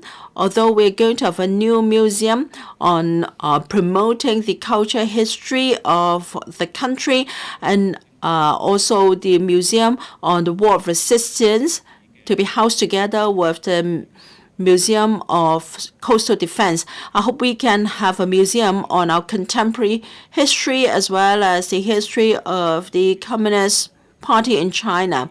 We should have a museum to have themes for. It may take time to build a new museum, but we can have roving exhibitions to enhance our people's understanding of the history of the country. Now I turn to sports. Sports is also related to patriotic education. In the Tokyo Games 2021, the government procured broadcasting rights. The effect was remarkable. Everybody rallied for the Hong Kong team and the Hong Kong China team. I think that the excellent performance of our elites and our country's elites would be the best materials for patriotic education. I hope that for the upcoming Olympic Games in Paris, again, the government can procure broadcasting rights so that members of the public can enjoy watching the performance of our athletes again. It is a good way to reach out to the community and to schools. Now, in the interest of time, I'd like to talk about the progress of urban sports. Urban sports is something well suited for Hong Kong's development. In 2022 policy address, it is said that the government will take forward the development of urban sports. I supported the initiative, but 1 year down the road, I see little progress in this regard. In fact, recently, the LegCo discussed reprovisioning of the fire station in Conwen Road. A public open space of no less than 800 square meters will be vacated as a result. It is very difficult to find a public open space for public enjoyment. I asked whether it is possible to use the site for urban sports. The government did not indicate anything concrete. In the end, the funding proposal was submitted to the Finance Committee. I know, of course, that this piece of land may not come under the Culture, Sports, Tourism Bureau. Still, a holistic approach should be taken so that the government can take forward the development of urban sports instead of having government bureaus working in silos. Finally, I'd like to talk about reading for all. I represent the public publishing sector as well. This year, the policy address does not mention reading for all, but I know the government attaches importance to cultivating a culture of readers. In Shenzhen, on recent visits, I knew that the municipal government even enacted legislation to promote reading. So, very succinctly, I'd like to propose to the government that smart measures should be adopted, self-service libraries should be set up so as to promote reading among the public. The 23rd of April will be set as the reading day for Hong Kong. I hope that more can be done to promote reading among the public. I support the measures, especially measures relating to arts, cultural, and tourism development in the policy address. I hope they can be fully implemented so that we can meet the objective of developing Hong Kong into an East meets West Center for international cultural exchange to contribute to the country's development. Mr. Lee Chun-Kang, we are short of talents. Needless to say, in order to attract mainland and overseas talents to work and settle in Hong Kong, the government has accepted the Liberal Party's suggestion and put in place a stamp duty suspension arrangement to make it more appealing for talents to come to Hong Kong. On top talent pass scheme, according to the secretary, a few days ago, as of the end of October, 55,000 applications were received, of which 43,000 were approved under the Top Talent Pass scheme, far exceeding the KPIs laid down earlier. What is surprising is that the NBA star also applied under the scheme. We have talents around the world. They come with high education attainment and work experience. They are the high income earners. They are the top management personnel. They also graduated from top universities. But after all, Hong Kong is a stranger to them. They need time to get used to our living environment and especially the corporate culture and the fast-paced environment. The Liberal Party and myself advocate doing more. A one-stop service should be provided to help them look for accommodation, to help their children find school places. We can also work with the Hong Kong TDC, so on and so forth, so that more such talents will be recruited and that they will settle in Hong Kong as soon as possible. We can also leverage on the people network so that we can further bring in people capital so that we can make money work. The government in the policy address will continue to attract enterprises and develop 8 centers. For example, in terms of innovation, technology, and other innovative industries, this will be the priority. The Liberal Party welcomes this initiative. Apart from attracting capital and enterprises of these strategic industries, the government should not neglect the development of SMEs in Hong Kong. You should keep them afloat, especially during COVID-19. Many SMEs folded up. More support should be provided to SMEs locally. If strategic enterprises cannot find sufficient manpower support, how will they sustain their operations after coming to Hong Kong? In recent years, there have been a drop in birth rate. According to government figures, in 2022, only 32,500 babies were born, and that's a record low in 30 years. Apart from trawling for enterprises and talents, we should also do something to help the labor-intensive industries and grassroots workers. As we compete for talents, SMEs and micro-enterprises may not be as competitive. They may need to pay a higher wage in order to have sufficient hands.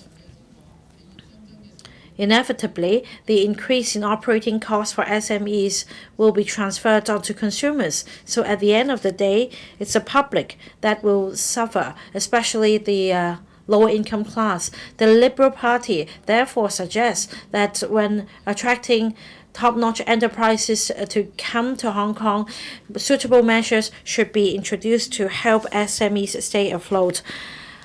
Mr. Bill Tang. Thank you, Deputy President. This session is on continue to create strong impetus for growth.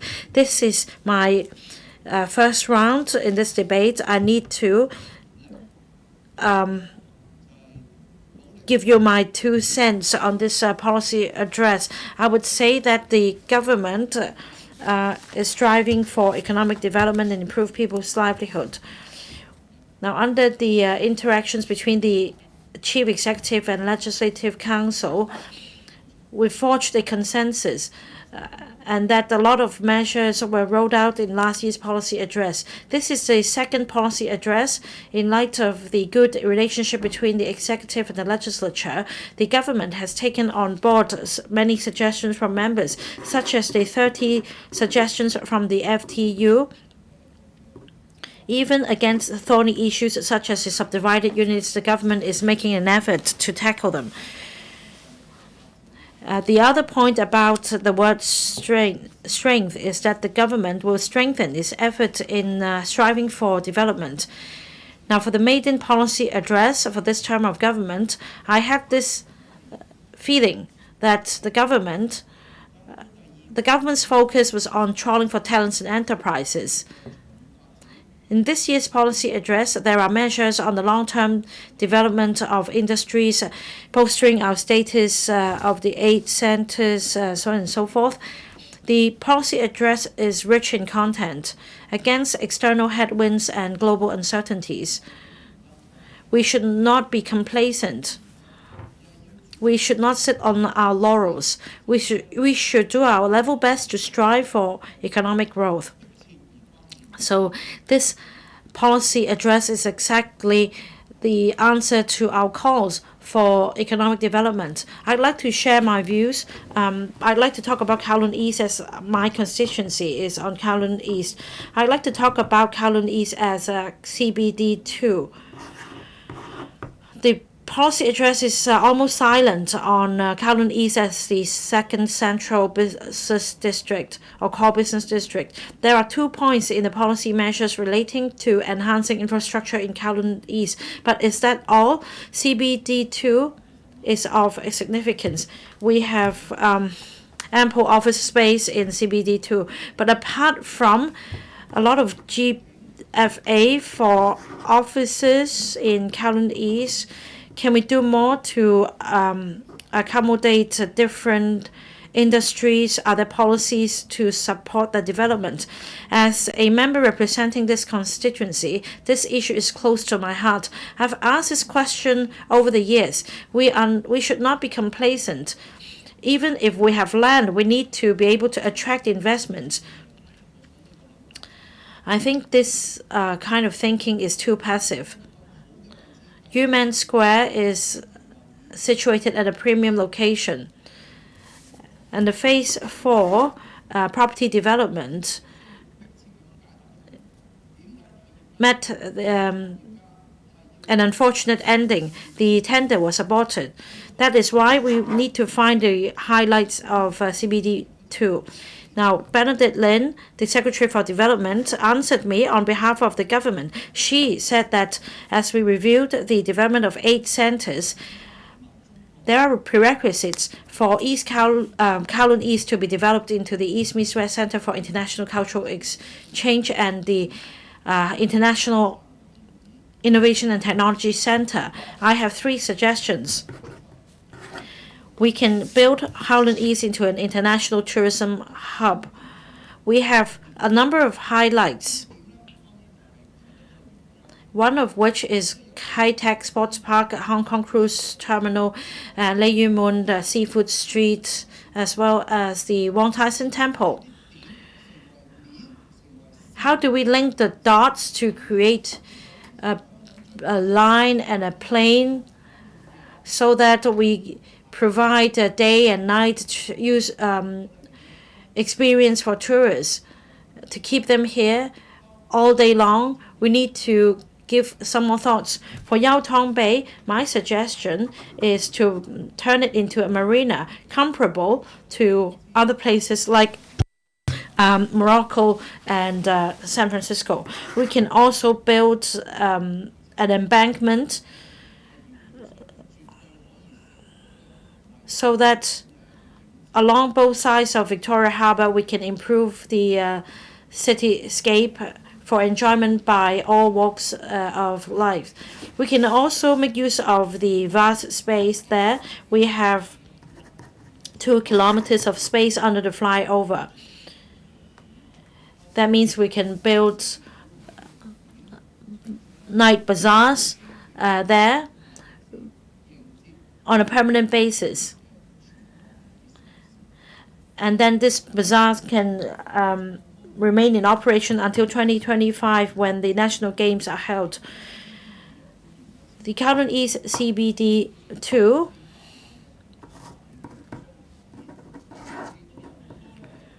is positioned to have 4 million square foot of office space. At the same time, we also have aged buildings.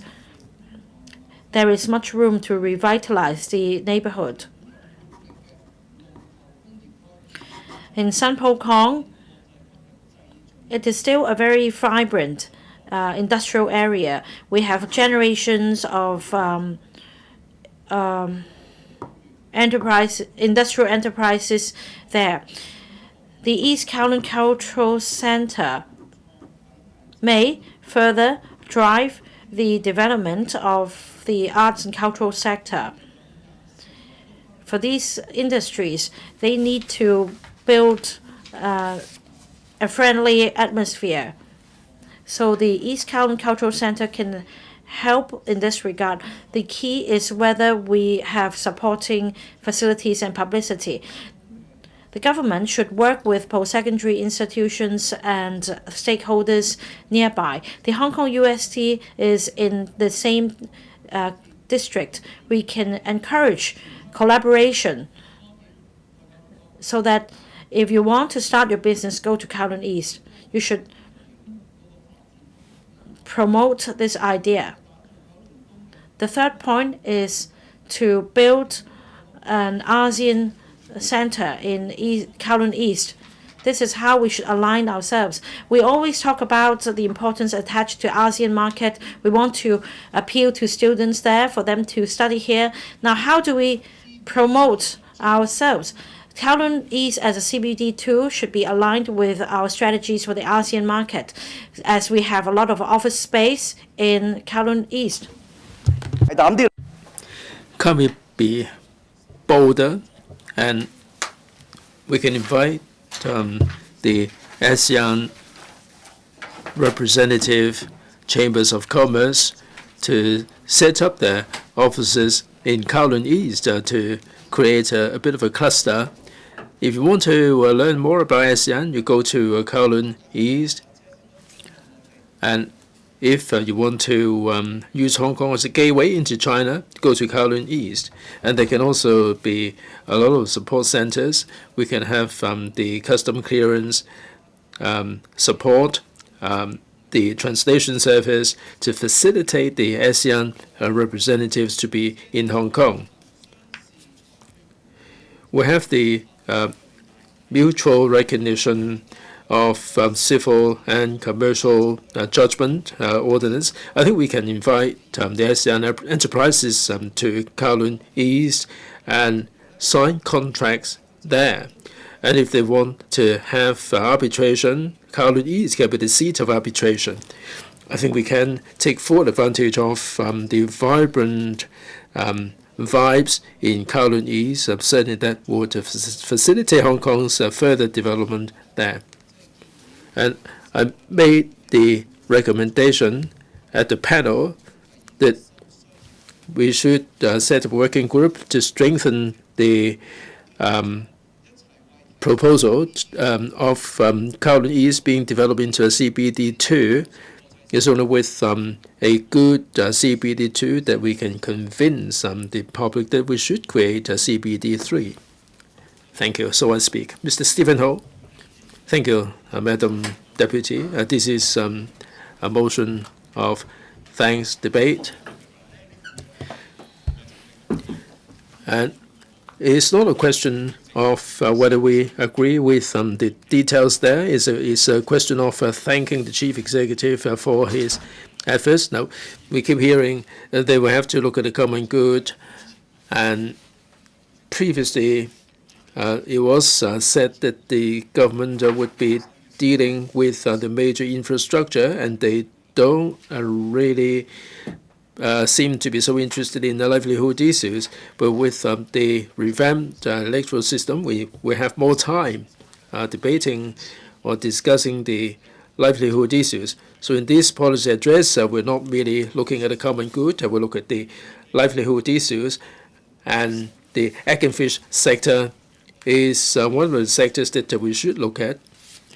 This segment is about creating a strong impetus for growth. Now, there was a story if that you are driving a truck, you have 5 people on one side and 1 person on one side. Are you going to be driving in the direction of 1 person? I mean, the 1 person scenario is more like the egg and fish sector. Now, this policy address has addressed this particularly, so I'm not suggesting that the chief executive is running over any particular person. I think he should move from that person away. And there are so many livelihood issues that are outstanding. We heard from Mr. Ma Fung Kwok and Professor Lau Chi Pan. Their speeches are really fantastic.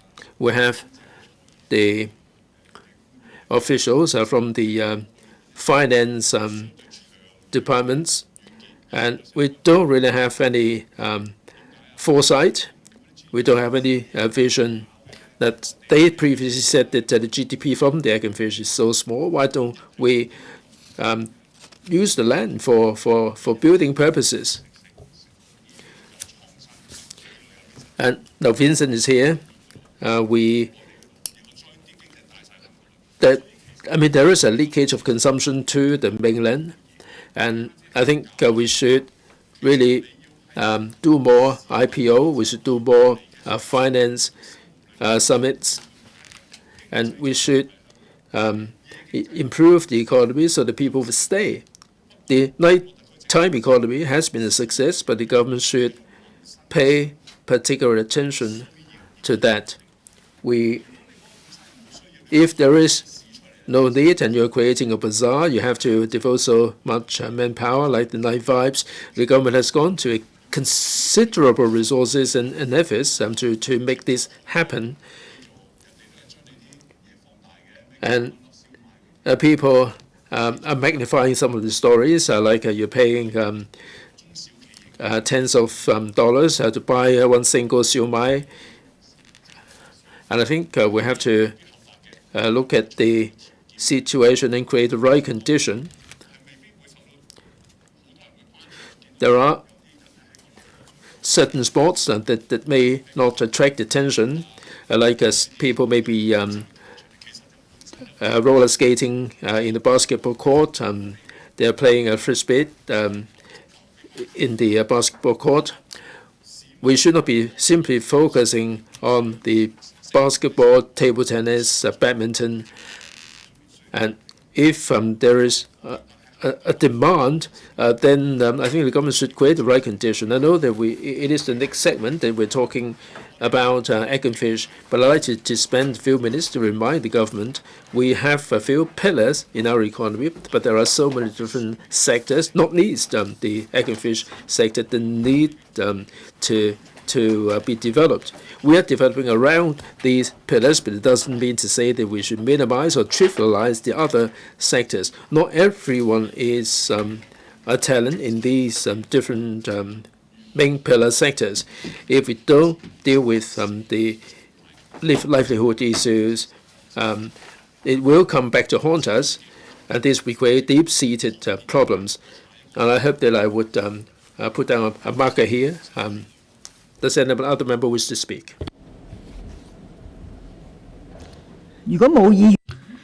If no other member wishes to speak, I will call upon public officers to speak. Financial Secretary. President, members, citizens, good morning. First of all, I thank the Chair of the House Committee for moving the motion of thanks on the 2023 policy address for the government to listen to members' views on the policy address. I also thank members who have spoken.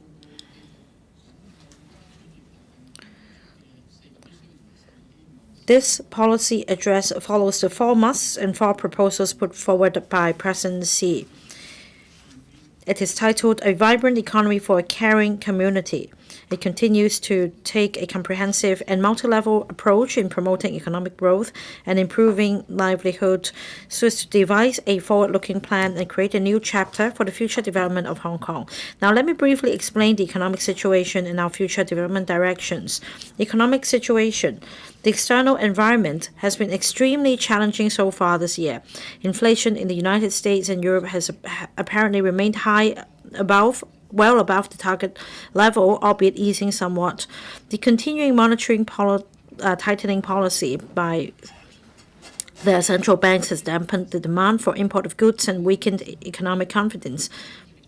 According to the IMF, in October, it is forecasted the global economic growth would slow to 3% from 3.5% last year. The mainland economic growth has been buoyant, especially in the third quarter, with enhanced policy support from the central government. Economic growth in the mainland has accelerated since August. As a small and open economy, Hong Kong is inevitably susceptible to external headwinds. Supported by inbound tourism and private consumption, GDP in real terms has grown by 2.8% in the first 3 quarters this year from a negative 3.5% last year. For the third quarter, real GDP grew by 4.1% year-on-year.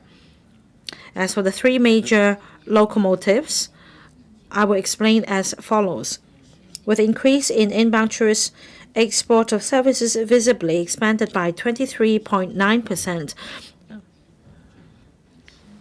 And yet, overall speaking, with weak external demand, total export of goods continued to drop by 8.6%.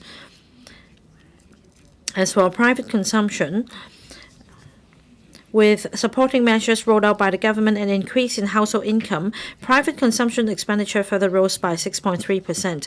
Overall capital expenditure rebounded strongly by 18.4% as the economy continued to grow and the low base effect took hold. The labor market continued to improve. The seasonally adjusted unemployment rate fell from 3.5% in the fourth quarter last year to 2.9% between August and October this year. Consumer price inflation remained moderate. The average underlying composite price inflation, or CCPI, stood at 1.8% on average for the first 10 months of this year. On the property market, in recent months, the residential property market has turned cautious. Transaction volume contracted from an average of 4,400 per month in the first half of this year to an average of 2,800 per month between July and October. Property price dropped by 0.8% in the first 8 months, but recent data shows that transactions have picked up in recent weeks, which is still lower than the average for the first half of this year. Property prices have remained soft. The non-residential market also turned quiet in the third quarter, with only sporadic transactions and small fluctuations in prices and rental. The local stock market is subject to economic performance in Hong Kong and overseas markets. It has dropped by 13% comparing to the beginning of this year. For the daily turnover during this period, comparing to the whole year, we have recorded a drop. Last year, the daily turnover was 152 billion. So far, it's just $107 billion. As for the short-term outlook, the global economic environment is expected to remain challenging. When I attended the APEC meeting last week, member economies generally agreed that interest rates will remain high for longer. Global economic growth next year will be slower than this year, with higher downside risks. According to the latest IMF forecast, global economic growth will further slow by 2.9%. At the same time, most economies have little room for fiscal maneuver after recording consecutive deficits because of the huge expenditures surrounding COVID. Against a backdrop of high inflation, many economies will have difficulty rolling out monetary easing in the short term to boost economic growth. As for Hong Kong, inbound tourism and private consumption will continue to support economic growth in the short term. With a further recovery in our tourist handling capacity and aviation capacity, Hong Kong will be able to receive more visitors. Household income has continued to improve. This is partly supported by stimulus measures such as the Hong Kong Night Vibes. However, externally, the environment is still tense, such as geopolitical tensions, tight financial conditions, external uncertainties. They will continue to weigh on the export of goods, investment, as well as consumption sentiment. Taking into account the actual figures in the first 3 quarters of this year and the short-term outlook, the government earlier revised its forecast of GDP growth in real terms for the whole year to 3.2%, and the underlying inflation for the whole year to 1.8%. As for the economic growth and inflation forecast for 2024, details will be announced in the budget next year. At the moment, we are closely monitoring market changes and conducting a dynamic assessment. On economic development, Deputy President, on striving for economic development, riding on last year's success on trawling for enterprises and talents, the Office for Attracting Strategic Enterprises has reached out to over 200 strategic enterprises since the beginning of this year, 30 of which have and are prepared to set up their presence or expand their business in Hong Kong. Apart from bringing in $30 billion worth of investment and creating about 10,000 jobs, these enterprises can help create a cluster of enterprises in the up, mid, and downstream of the relevant industries and drive the development of the innovation and technology ecosystem. The Office for Attracting Strategic Enterprises will reach out to not less than 300 strategic enterprises in 2024 so as to attract the best to domicile or expand the business in Hong Kong. The Hong Kong Investment Corporation Limited, established last year, is now operating in full swing. The first CEO of Hong Kong IC assumed office last month. The Hong Kong IC and the Oasis complement each other's work in line with the objectives of enhancing Hong Kong's competitiveness, leading and supporting the development of strategic industries. The Hong Kong IC will look for investment opportunities to strengthen our ability to attract business, upgrade the industrial structure, and foster industrial cooperation and development between Hong Kong and the Greater Bay Area. Invest Hong Kong also strives to attract enterprises from different places to set up presence in Hong Kong. In the first 10 months this year, Invest Hong Kong have helped 333 mainland or overseas enterprises start to expand the business in Hong Kong, up by 30% comparing to the same period last year. In 2024-25, it will set up additional consultant offices in emerging economies along the Belt and Road to enhance our investment network and our appeal to businesses. Riding on the above achievements, the policy address has put forward more aggressive strategies, such as developing the headquarters economy. We will attract mainland and overseas enterprises to set up their headquarters or regional offices in Hong Kong so as to attract quality enterprises. And the government will explore with the central authorities facilitation measures for mainland enterprises to set up headquarters or regional offices in Hong Kong, such as facilitation arrangements for investments relating to capital account. We will also introduce a regime for companies incorporated elsewhere to re-domicile in Hong Kong. On the development of the 8 centers, the policy address continues to underscore the importance of actively aligning with the national development strategies and promoting the development of the 8 centers outlined in the 14th Five-Year Plan. Apart from that, the government will also adopt an industry-oriented approach to drive development with a view to expediting the growth of sectors with competitive edge and explore new growth points. They include innovation, technology, life and health, as well as pharmaceutical research and development.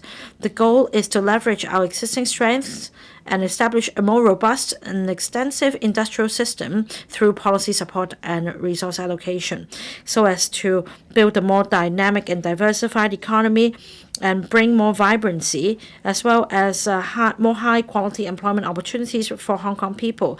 Take innovation and technology as an example. The policy address outlines the direction for expediting the development of I&T industry in Hong Kong through various measures. They include strengthening the policy drive and implementation structure. To this end, the Digital Policy Office and New Industrialization Development Office will be established. These offices will be responsible for promoting digitization of public services and driving new industrialization in Hong Kong. Second, enhancing hardware facilities. This includes phased establishment of artificial intelligence supercomputing center from next year onwards and the commissioning of the microelectronics center next year. They will expedite the development of AI and microelectronics in Hong Kong. Third, creating a $10 billion new industrialization acceleration scheme. The scheme will provide additional financial assistance to enterprises in fields such as life and health technologies, AI, data science, advanced manufacturing, and new energy technologies. The funding will support the setup of new production facilities. We will explore the feasibility of allowing enterprises under the scheme to employ non-local technical personnel more flexibly, so as to promote the downstream development of new industrialization. Fourth, strengthening cooperation with the mainland. Efforts will be made to foster secure cross-boundary flow of mainland data within the Greater Bay Area as soon as possible. We will join Shenzhen in promoting synergistic development of the Hong Kong Park and Shenzhen Park of Hetao. For industries with established advantages, the policy address has proposed measures to bolster and further develop these advantages. Take the financial industry as an example. We will spare no effort in promoting institutional enhancements and policy reforms. We'll strengthen our capabilities and enhance the competitiveness of the stock market. We'll fortify our position as the offshore renminbi business hub, enhance our function as the global asset management center. We'll develop Hong Kong as the APEC fintech hub, as well as the Center for Green Finance in Asia and worldwide, and further enhance our status as an international financial center. We will sharpen our edge. At the same time, we will continue to enhance the mutual capital market access schemes with the mainland so as to fulfill our role as the testing ground and firewall for our country's opening up of the financial industry to the world, and for us to further integrate into the country's development and increase our appeal. We will also give play to our function as an international financial center and a financing platform by increasing business ties with the global financial sector and tapping the ASEAN and Middle East markets. To support the industry-oriented approach and sustain economic growth, we need to provide adequate land and infrastructure to ensure we have sufficient space and capacity for development. At the same time, we must carefully consider the arrangements and financing options of major development projects to ensure that in implementing these infrastructure projects conducive to social development and improving livelihood, the public coffers will still be able to pay for various public expenses and services, and that we will have sufficient resilience to cope with unforeseen external challenges. On this note, I will lead the newly established Committee on the Financing of Major Development Projects. We will look at viable investment and financing options for projects, including leveraging market forces and capital participation. Our goal is to ensure that in taking forward these projects, we will maintain fiscal sustainability. Now, President, the policy address provides growth impetus for Hong Kong in the short, medium, and long term and builds our resilience. Our fiscal position is affected by the economic environment. In carefully maintaining fiscal stability, we will definitely provide resource support for implementing fully the various initiatives in the policy address. President, I so submit. I urge members to support the 2023 policy address. I'd also like to take this opportunity to appeal to members here and citizens that as the District Council ordinary election approaches, please remember to cast your vote along with your family members, friends to build a better Hong Kong. Thank you. Deputy Secretary for Justice. Thank you, Madam Deputy. First of all, I thank members for their valuable comments. Development is the way to go. We must continuously enhance Hong Kong's impetus for growth if we are to maintain prosperity and stability. We're now in the midst of major changes not seen for a century.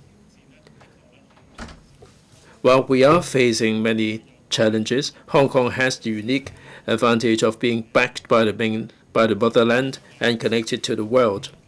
The 14th Five-Year Plan, the Greater Bay Area, and the Belt and Road Initiative have brought boundless opportunities to Hong Kong.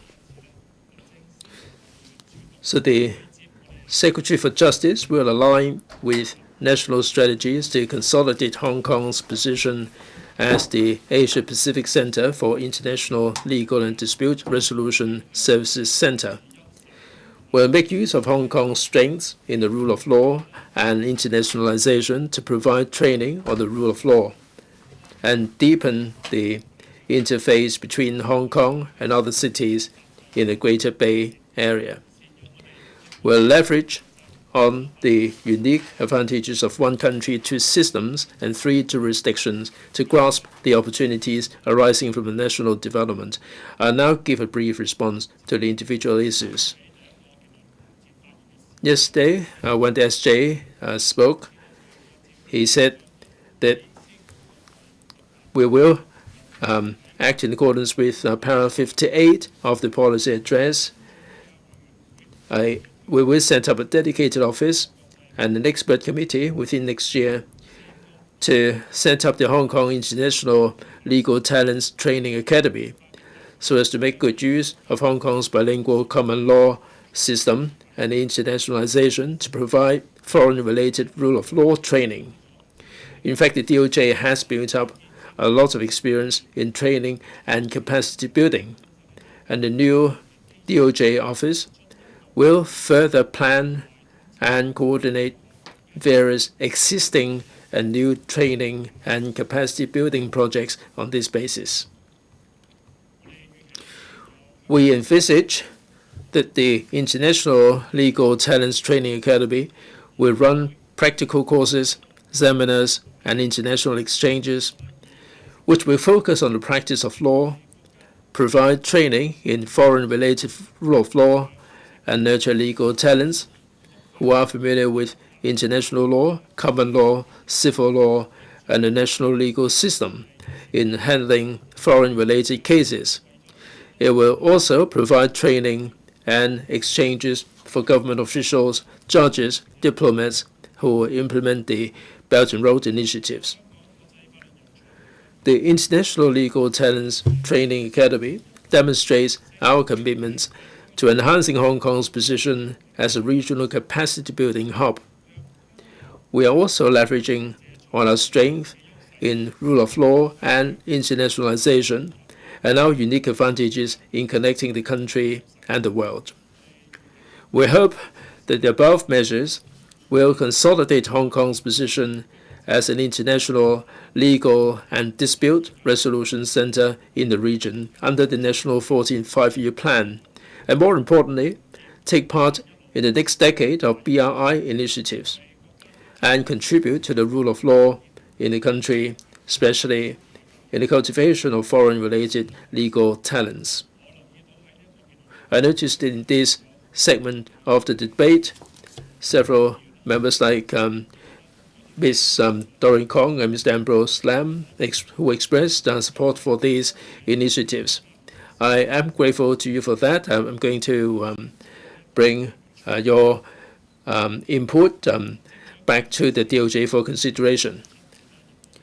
And in paragraph 77 of the policy address, it mentions that the government will continue to develop Hong Kong into an international legal and dispute resolution center in the Asia-Pacific region.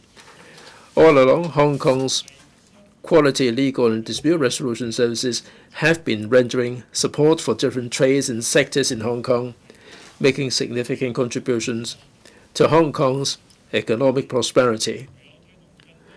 To encourage more GBA enterprises to adopt Hong Kong law in the civil and commercial contracts and to choose Hong Kong as the seat of arbitration, the DOJ will actively seek to extend the Hong Kong law and the Hong Kong seat of arbitration measures to the entire Greater Bay Area, including the Shenzhen Park of the Shenzhen-Hong Kong Science, Technology and Innovation Cooperation Zone in the Loop area.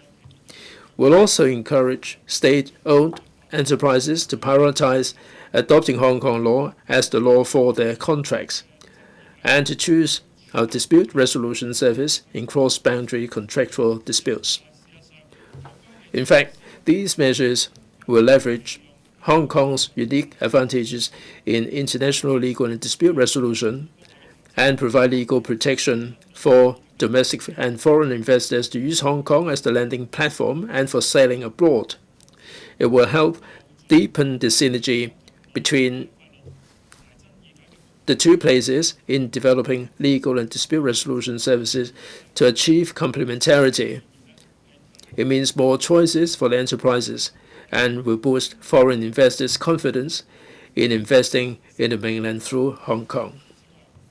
In addition, to strengthen the interface with the mainland, the DOJ is seeking to establish an interface platform with the Supreme People's Court next year to take forward the judicial and legal research and practical work in the Greater Bay Area, with a view to formulating measures that benefit the exchanges and interactions between the two places, thereby boosting the impetus for the development of the Greater Bay Area. The DOJ will make good use of the existing mechanisms such as the newly set up GBA Task Force and other platforms with ministries and commissions. For example, the GBA Legal Department's Joint Conference, the Working Group on Legal Cooperation, etc., to proactively take forward the initiatives relating to the interface of rules and regulations as well as mechanisms and connectivity of the human resources in relation to the rule of law in the GBA. Finally, this year marks the 10th anniversary of the BRI. The DOJ will lead a delegation to the countries along the Belt and Road, including ASEAN member states, other Southeast Asian countries, and the Middle East, so as to create more opportunities for the legal and dispute resolution sectors.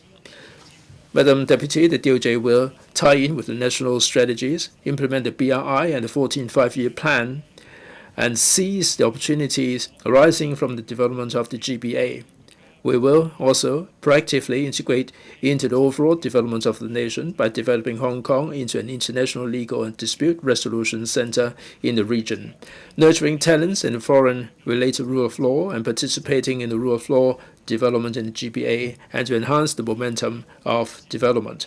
Once again, I urge members to cast their vote in the District Council election. Thank you.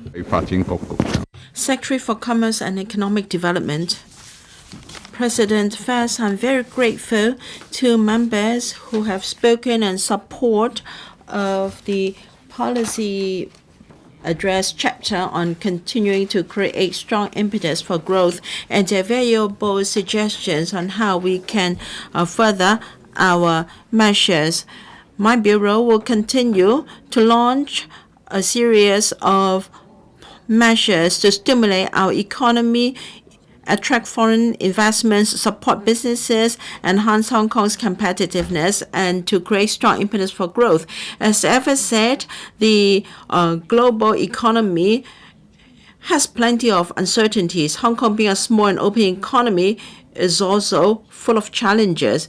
Given this context, for our economy to make steady progress, we must first render support to local enterprises, SMEs in particular, so that they can stand firm in this stormy environment. Secondly, we must actively develop emerging markets and find new growth points to inject new impetus into our growth. Thirdly, we must continue to strengthen our competitiveness. My bureau will follow the measures rolled out in the policy address and work closely with policy bureaus to support businesses, inject impetus to our economy, and enhance our overall competitiveness. SMEs are crucial to our economy. To assist SMEs to deal with challenges associated with liquidity and expansion of their business into new markets, the principal moratorium arrangement under the SME Financing Guarantee Scheme offers flexible repayment options to allow SMEs to buy time before they can resume normal payment schedule. The e-commerce business is developing rapidly worldwide. We have to help our SMEs to remain competitive in this new business model. We're going to set up the e-commerce development task force to roll out policies to support SMEs to tackle this new issue. Through the Trade Development Council, we're going to use e-commerce platform to organize Hong Kong shopping festivals so that they can make use of the high flow of these platforms, and then they can expand into new markets and also promote their brands. Under the BUD Fund, we're going to launch e-commerce easy so the SMEs can utilize our $10 billion subsidies to develop the mainland market. The Support and Consultation Center for SMEs under the I&T department will work together with other 3 SME sub-centers to provide information on e-commerce on the mainland. The Hong Kong Credit Insurance Corporation has been providing export credit insurance services for our enterprises to promote our export trade. The world economy is reviving. We propose to enhance the capability of the corporation, so its statutory underwriting amount will be increased from $55 billion to $80 billion. We will allow the corporation to look into other possible options to provide more comprehensive support for exporters tapping into different markets. The corporation will provide credit reference services for enterprises in 10 ASEAN countries to enhance their confidence in accepting overseas orders. We also need to develop new emerging markets and to look for new growth points.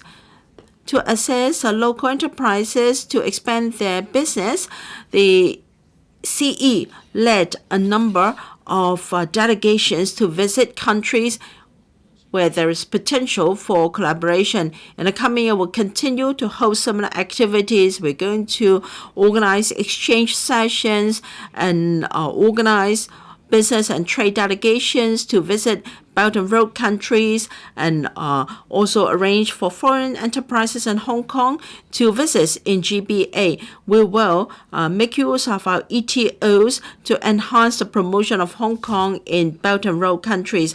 We will also seek to sign more free trade agreements. Just in October, we signed an agreement with Turkey, and we are now discussing a free trade agreement with Peru, plus investment agreements with Bahrain, Bangladesh, and Saudi Arabia, respectively. We also strive for early accession to RCEP. faced with global competition. We must continue to strengthen our competitiveness. Hong Kong has always been a premier location for foreign enterprises. We have over 9,000 mainland and overseas corporations operating in Hong Kong. Attracting businesses and capital to Hong Kong is one of the priorities of this term of government. OACs set up last year has achieved considerable progress. In the first 9 months of the year, Invest Hong Kong has assisted over 300 mainland and overseas enterprises in establishing or expanding their business in Hong Kong. That is 12% or 25% higher than what it was last year. And our 12 ETOs and 5 mainland offices will set up dedicated teams for attracting business and talents in different places to attract enterprises and talents to development Hong Kong. With regard to development in C&E activities, after the pandemic, major exhibitions and conferences have come back to Hong Kong. We have launched the incentive scheme for recruitment exhibition. We will encourage them to carry out recurrent exhibitions in Hong Kong. We are going to expand our C&E facilities in the Asia World Expo, and Wan Chai North new exhibition facilities will be developed together. They will provide another 220,000 square meters. The government will also launch the patent box tax incentives so that we are going to lower tax on profits generated from patents from 16.5% to 5% to encourage R&D transformation and commercialization. We'll continue to improve our copyright ordinance to provide further protection for AI technology development, and we will start to public consultation next year. The IPD will take the need to discuss with stakeholders and work with patent agency services in Hong Kong on regulation arrangements to boost the quality of service and to nurture talents. Now, we are developing rapidly in our 5G network. We have achieved over 99% coverage in our core business districts, covering more than 90% of the population. We'll enhance the coverage and capacity of 5G network by expanding the expansion of mobile network of infrastructure in rural and remote areas through subsidies. We will supply more spectrum to MNOs by means of spectrum. Will enhance the capacity of 5G network in major venue for public events. We are going to present a bill to this council before the end of this year so that we will require appropriate space to be made available in new buildings for MNOs under the Telecom Ordinance. We will amend the Inland Revenue Ordinance to provide tax deduction for spectrum utilization fees payable on spectrum acquired by MNOs in future auctions to accelerate the setting up of 5G infrastructure. On and all, Hong Kong is a highly resilient and adaptive economy. While the global economy is difficult, we will leverage on our advantages and integrate into the overall development of the country. With innovation and creativity, we're going to overcome various challenges and continue to prosper and develop. I also like to appeal to all members here to come out to vote on the 10th of December in the DC ordinary election. Thank you. 主席，感谢议员在 President, I am grateful to the administration for all the measures related to innovation, technology, and industry. Now, this is INT is a driving force our economy. It's also It's also very important for further development of Hong Kong, and we should give it core importance. Under the 14th Five-Year Plan, Hong Kong has been positioned to develop into an international INT center.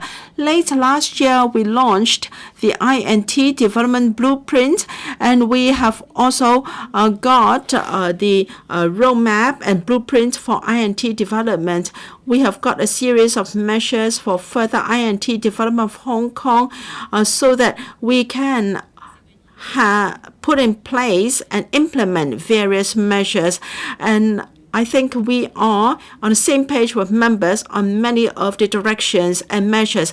I would like to provide a brief response to what members said so that we can set up a high-quality ecosystem for INT.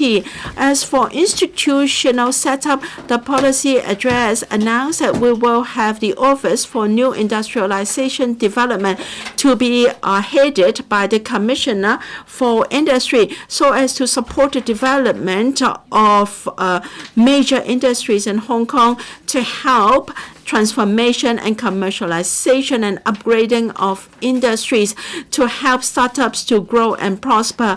For downstream sectors, we will develop AI, big data analytics, new energy. These enterprises will be given more support. We have set up the 10 billion New Industrialization Acceleration Fund. 提供更 And we will provide more opportunities. In the policy address, there is mention of the new industry acceleration program, and in the coming 5 years, there will be 100 representative enterprises, and we will be working with various government departments to bring about more enterprises to Hong Kong. And in the coming year, the ITIB will continue to work with various stakeholders to broaden the scope.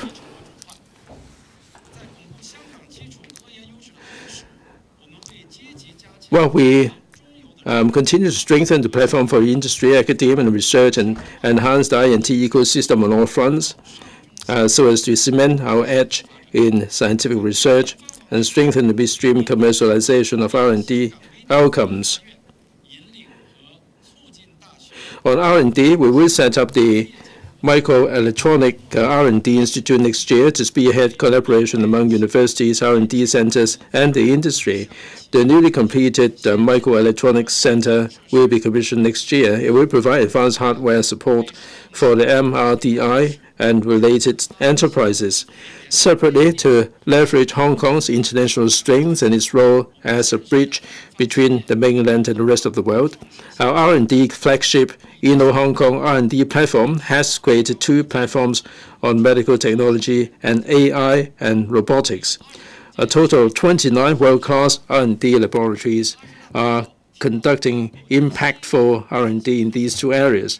The 20th National Congress report mentions building new engines for growth in the next generation information technology, AI, biotech, new energy, new materials, high-end equipment, and so on. To this end, a 3rd platform is in the pipeline next year, focusing on advanced manufacturing, materials, energy, and sustainability.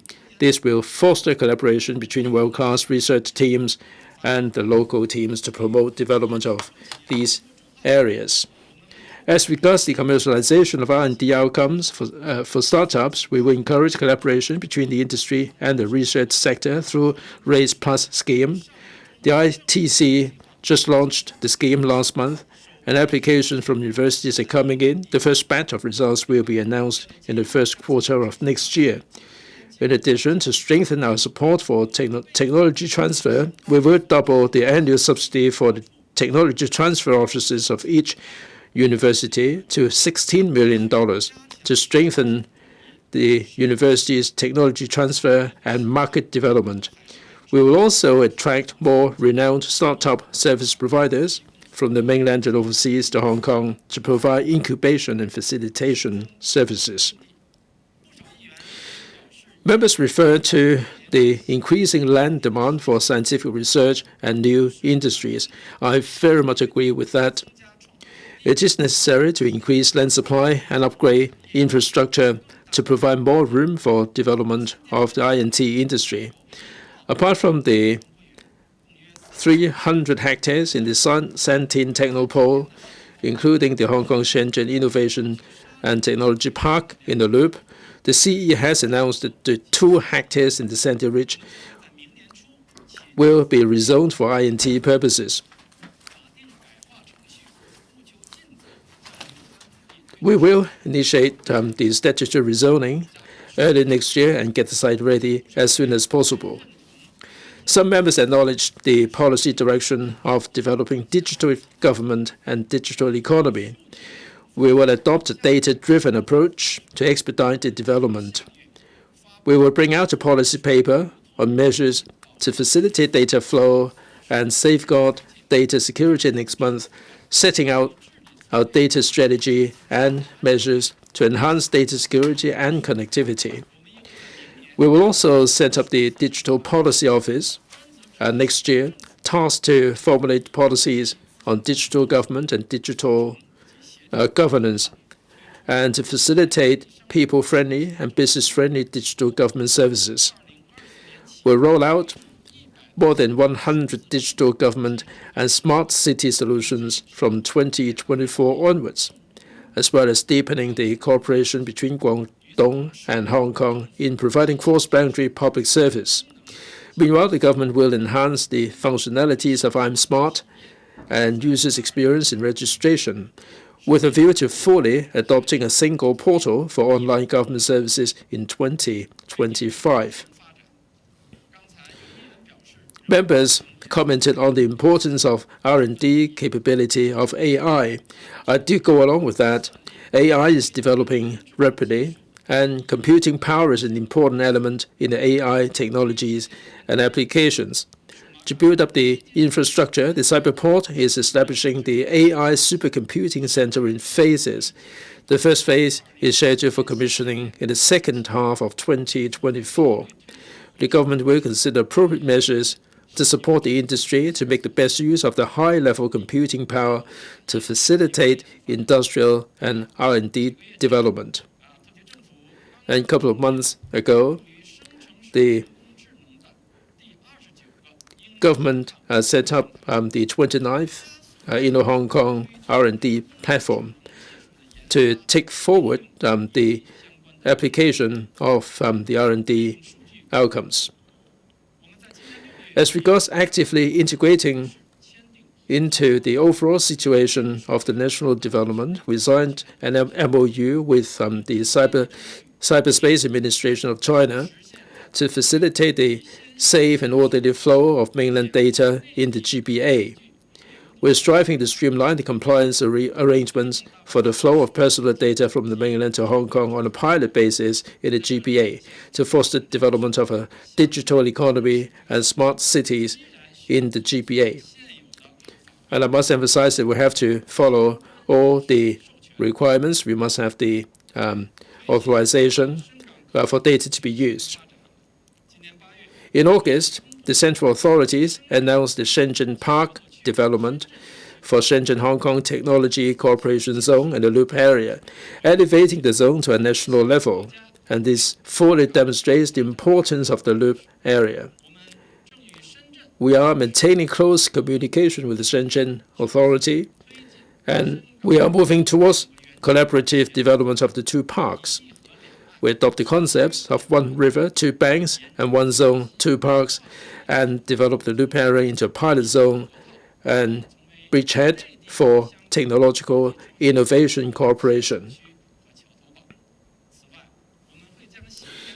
And in the Santin Technopole, we align these with the Loop area and create a more comprehensive and vibrant ecosystem. Members, Hong Kong is now embarking on a new journey of moving from governance to prosperity, and the next few years will be a critical period to break new grounds in I&T development. My team and I will look forward to cooperation with members in building an international I&T center. And this is very much our hope. With these words, I urge members to support the motion of thanks. And also, 20th of November, please go to the poll and build a good society for Hong Kong. Secretary for Financial Services and the Treasury. Mr. President, I thank members of their invaluable views on the theme of continue to create strong impetus for growth. Hong Kong is an international financial center. We're also a global offshore renminbi business hub, an international asset management center, and a risk management center. During the consultation, we've collected views from political parties and the sectors on the development of financial services. We'll focus our work on the 5 areas as follows. First, consolidating Hong Kong's status as an international financial center will continue to capitalize on our unique advantages and press ahead with institutional enhancements and policy innovations in line with international laws and regulations to attract more capital and enterprises and protect investors. To reduce investors' costs and enhance market competitiveness, we've decided to lower the rate of stamp duty on stock transfer from the existing 0.13% to 0.1% of the consideration of value of the transaction payable by buyers and sellers. New measure took effect last Friday. I thank members once again for supporting the bill. We'll work with the SFC and the Hong Kong Exchange to take forward various measures to enhance the competitiveness of the stock market and promote sustainable development, including reviewing the stock trading spread and fee arrangements for real-time market data services. On reforming GEM, as mentioned by the members, the Hong Kong EX is carefully considering the feedback received during market consultation to implement the new arrangement in the first quarter of next year to enhance our competitiveness and better serve SMEs. The Hong Kong Exchange will also launch the market consultation on introducing a treasury share regime and issued guidance on granting waivers to allow issuers automatic share buyback programs throughout the restricted periods. Now, the Hong Kong Exchange and the SFC are actively examining concrete proposals of maintaining trading under severe weather, with a view to conducting public consultation on the proposed mode of operation arrangement. Second, on offshore renminbi business and GBA Connect schemes, we will continue to work closely with the regulators on including renminbi counters under southbound trading of Stock Connect for early implementation. We'll also work with regulators to take forward and explore various arrangements for expanding and enhancing the mutual access mechanisms, including issuing mainland government bond futures in Hong Kong to enrich our RMB investment products, thereby promoting the development of Hong Kong as a more comprehensive offshore renminbi hub and risk management center. We co-established the Shenzhen-Hong Kong Financial Cooperation Committee with the Shenzhen authorities in the first half of next year. It will offer suggestions on financial cooperation and exchange of talents. We'll also leverage on the Tianhai Cooperation Zone to facilitate Hong Kong's limited partnership funds to be qualified under the Tianhai Qualified Foreign Limited Partnership, or QLFLP, to participate in private equity investment in the mainland. On asset and wealth management, a new integrated fund platform within next year will be set up to provide services on fund subscription, redemption, settlement, information dissemination. This will strengthen Hong Kong's competitiveness as an international fund hub. On green and sustainable finance, we'll launch a dedicated proof of concept early stage funding support for pre-commercialization of green fintech and promote development of technological solutions. We're working with stakeholders on developing a Hong Kong green fintech map to provide one-stop information on the current status of green fintech companies in Hong Kong and related services. We will collaborate with regulators and stakeholders to develop a roadmap on the appropriate adoption of the standards for Hong Kong's financial services to align with the international financial reporting standards and sustainability disclosure standards. The second area is to enhance competitiveness. Apart from developing Hong Kong as an IFC, we will continue to enhance our competitiveness. Together with financial regulators, we'll continue to monitor the market under the cross-market coordinated and round-the-clock mechanism. We'll review the regulatory mechanism and introduce timely improvements to regulations in light of the latest trends so as to facilitate market development while safeguarding financial security. We will explore with the central authorities facilitation measures such as investments relating to capital account to attract mainland enterprises to set up the headquarters and regional offices in Hong Kong to develop the headquarters economy as suggested requested by members. To facilitate companies domiciled overseas, particularly enterprises with a focus in the APEC region, to re-domicile in Hong Kong, we will introduce a regime. We aim to submit the legislative proposal in the first half of next year. On the insurance industry, we've enacted the relative legislative framework to take forward next year's a risk-based capital regime that is aligned with international standards. We're examining public consultation outcome to prepare for the setting up of a statutory policyholders protection scheme. The third area, apart from competitiveness, is to attract and retain talents. We will announce within this year details of the new capital investment entrance scheme. Eligible investors who make investments of $30 million or more in assets such as stocks, funds, bonds, etc., excluding real estate, can apply for entry into Hong Kong. In the end of October, FinTech internship scheme for post-secondary students in 2023-24 was launched to help students studying in FinTech subjects to acquire work experience in FinTech enterprises in Hong Kong and the Greater Bay Area, thus equipping them early with knowledge in pursuing a career in the FinTech sector. Furthermore, to promote professional development of FinTech talents, we have commissioned a study for developing FinTech professional qualifications framework for the securities and insurance sectors. The fourth major area is on major development projects. As mentioned by other members, major development projects are important investments for the long-term development of Hong Kong. These projects require significant financing. The government will explore different financing options in taking them forward and accord priority in facing the major development projects. We are actively preparing for the setting up of the Office for the Financing of Major Development Projects to support the Committee for the Financing of Major Development Projects led by the Financial Secretary. The office is expected to start operation in the first half of next year to advise the government on different financing options for the projects, including the possibility of accepting private investment. It will comprehensively examine the impact on public coffers to ensure fiscal sustainability. Finally, the fifth area is benefiting the public. That is to promote financial inclusion. We are drafting a bill to provide tax deductions for employers who make voluntary MPF contributions to their employees aged 65 or above, so as to increase retirement savings for the silverhead. Our goal is to table a bill into the Council in the first quarter of next year for implementation in the 2024-25. I thank members to support for their support, and following the appeal to by the secretaries, I also issued a letter to the financial services industry to urge them to vote on the polling day. I urge members to support this motion of thanks and join hands with the government in taking forward various financial initiatives. I so submit.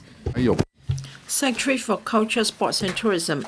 President, I'm grateful to members for their valuable comments on major initiatives covering culture and creative industries, sports and tourism. We're able to better take forward our work. The 14th Five-Year Plan has expressed clear support for Hong Kong to develop into an East-Meets-West Center for cultural exchange. The government has formulated clear policies to develop Hong Kong into such.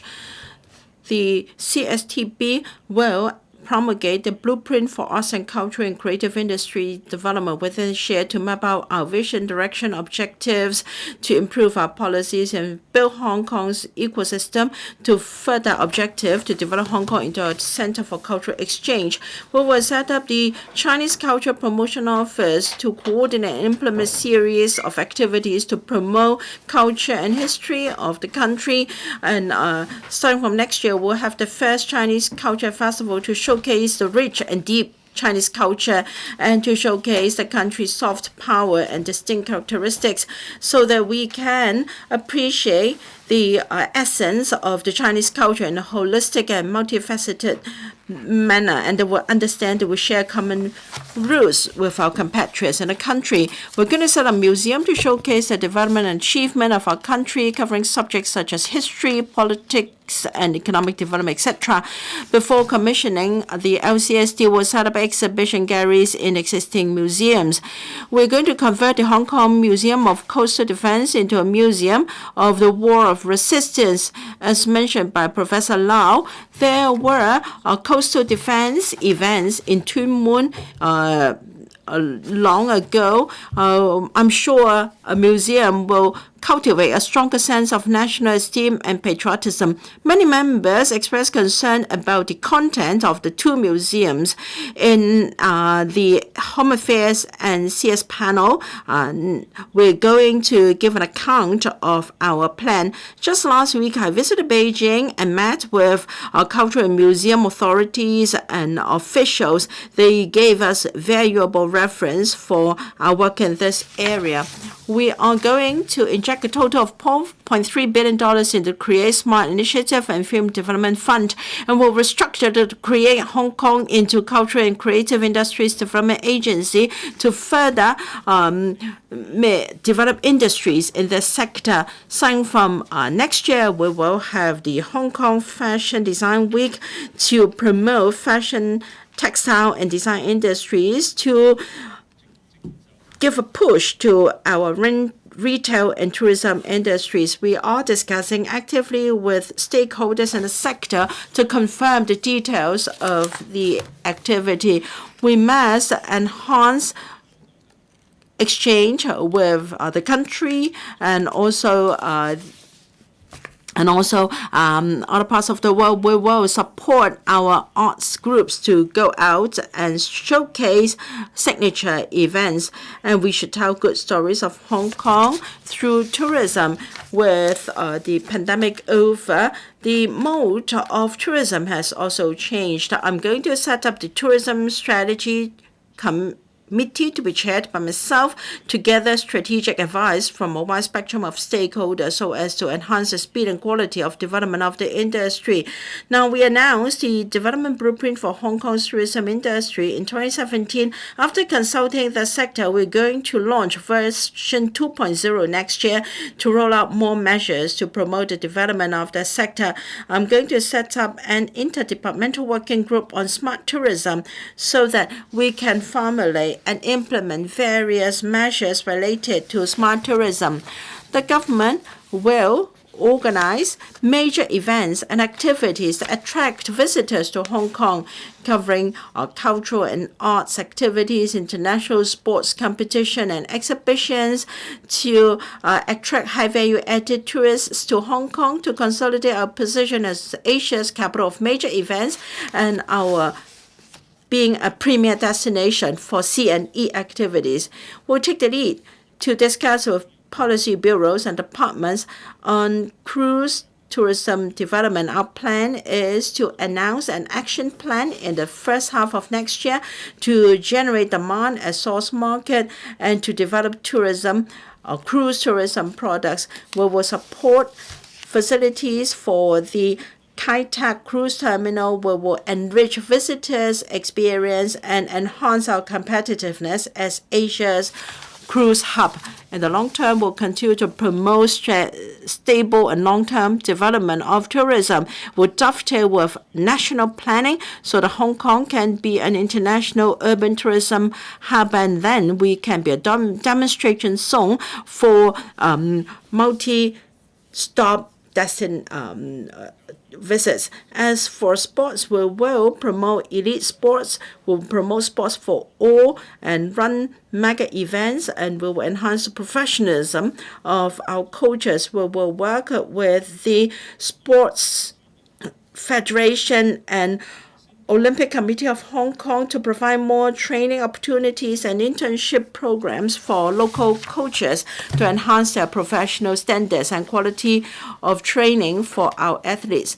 We are now planning a swimming pool capable of hosting international events and a sports center with fencing training and competition facilities. We are trying to identify suitable locations of such facilities. The LCSD will have a self-test fitness center corners in sports centers. We'll have smart fitness equipment at outdoor recreation venues for members of the public to monitor their fitness.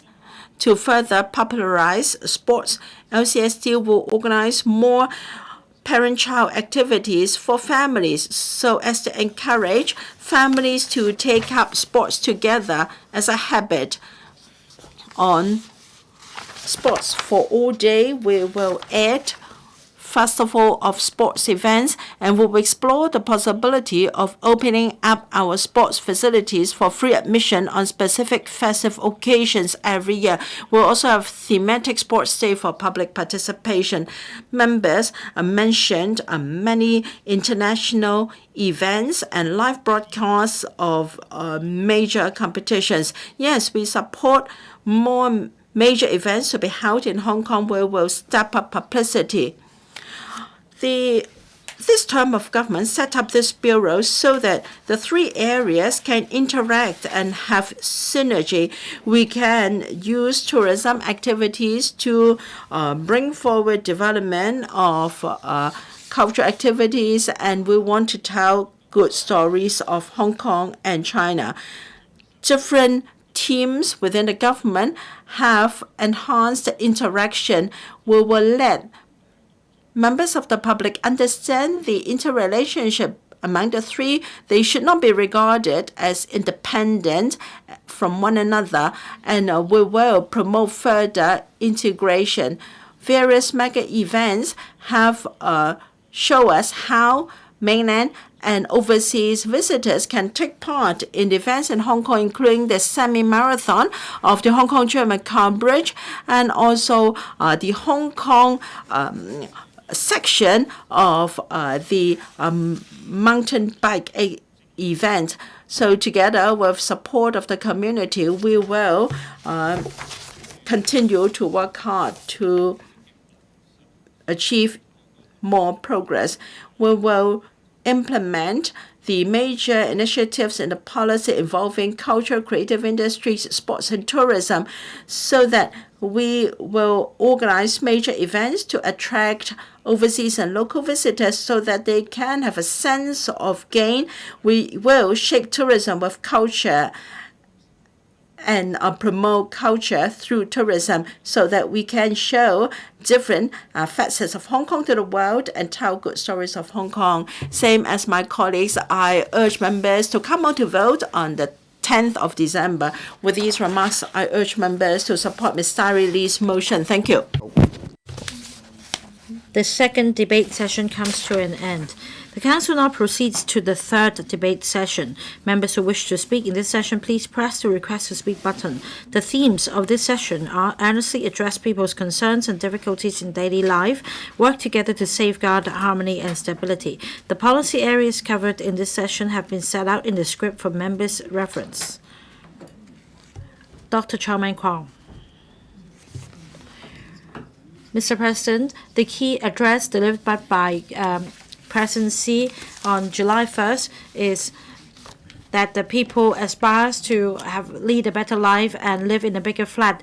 The government should show commitment and resolve to tackle challenges so that the fruit of success can be shared fairly to more members of the public, so that people can believe that as long as they work hard, they can improve the livelihood of themselves and their families. Promoting social mobility is how we respond to President Xi's request. This government has adopted a strategy to enhance housing production's efficiency, quality, quantity, and only by increasing public housing production can we shorten the waiting time for public housing applicants and to lift subdivided unit tenants out of their plight. The 10-year production plan provides that 30,000 housing units will be built, up by 50%. That is 158,000 units in the coming 10 years, so that the composite waiting time for public rental housing will be shortened to 4 years. For light public housing, I believe this is a good initiative. However, in face of over $100 billion of deficit, we should pull our purse strings. Now, we need to think about this. If we are to improve the living conditions for subdivided units, must we only go by increasing public housing production? If we want to help the sandwich class and also young people to move up the ladder, for those who are not eligible for public housing, are there ways to help them? Together with G19 members from diverse professional backgrounds, we looked into the issue. And we believe we should revitalize the HOS secondary market. There is an ample supply of HOS flats in the secondary market. Why is it that young buyers are deterred from buying them? Because of lack of mobility, HOS owners are unable to sell their flats and change to the private sector. Public housing tenants likewise cannot move up the ladder, not to mention any hope for the subdivided unit tenants. Every year, a lot of money is forked out from the public coffers to build new public housing. Now, in this year's policy address, the Chief Executive and the Secretary for Housing have accepted the G19's proposal, and I'm grateful. The guarantee period for mortgage loans will be increased from 30 to 50 years. This can address the problem of a short mortgage period, but more importantly, it can help promote turnover of HOS in the secondary markets. As of the end of September 2022, there were 217,000 GSH or HOS flats. It is expected that the new measure will help release 200,000 flats. That means 4,500 white farmers and other green farmers will benefit from the scheme. This is an effective measure. We will immediately see an increase in the turnover of HOS.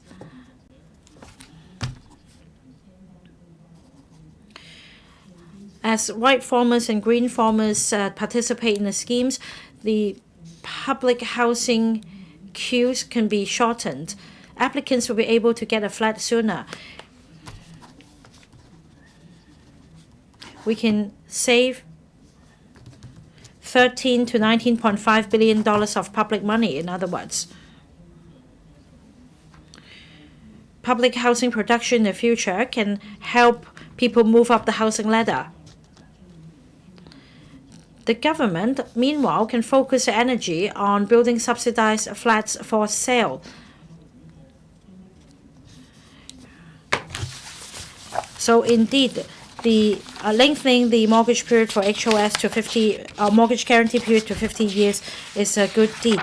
I thank the government for heeding my view. If possible, the period should be further lengthened. We can help share the cost of mortgage payments by prospective owners, especially for the sandwich class and young people. They, at the moment, don't see hope in moving up the ladder. I think the government should make an all-out effort and enhance publicity so that the public will better get in grips with the original intent of this policy, so that they could make an informed choice on buying properties. I want to clarify and dispel the misconception prevailing in the community. The guarantee period is not the same as a mortgage period. Some netizens, however, are trying to smear the government by saying that it will take 3 generations to complete the mortgage for an HOS flat. The original intention is to have a guarantee period of 50 years, and that you can take up to 90% of the property value out as a mortgage. This can help improve mobility upwards. So for the existing HOS policy, if we want to maximize the benefits under this policy, the government should consider. At this moment, there is only a quota of 4,500 white farmers eligible. You should provide more quotas. Out of the 117,000 applications, 59,000 of them are applicants below the age of 35. They are young singletons. Only half of these transactions took place, that is fewer than 200 buyers. This is because of the guarantee period restriction. This is also due to the limited quotas, especially for singletons. So Mr. Chan Kin-po and myself and other members already urged the government to increase the number of places under the scheme from 4,500 to 20,000. Through this relaxation measure, we can further expand the scope for more prospective buyers who can afford this HOS flat to join this market. According to my estimate, for this mortgage guarantee period, 50 years minus the age of the building, comes with shortcomings. There are those who still won't be able to benefit from it. 1 year down the road, the government can review the effectiveness. If need be, you can extend the guarantee period to 60 years.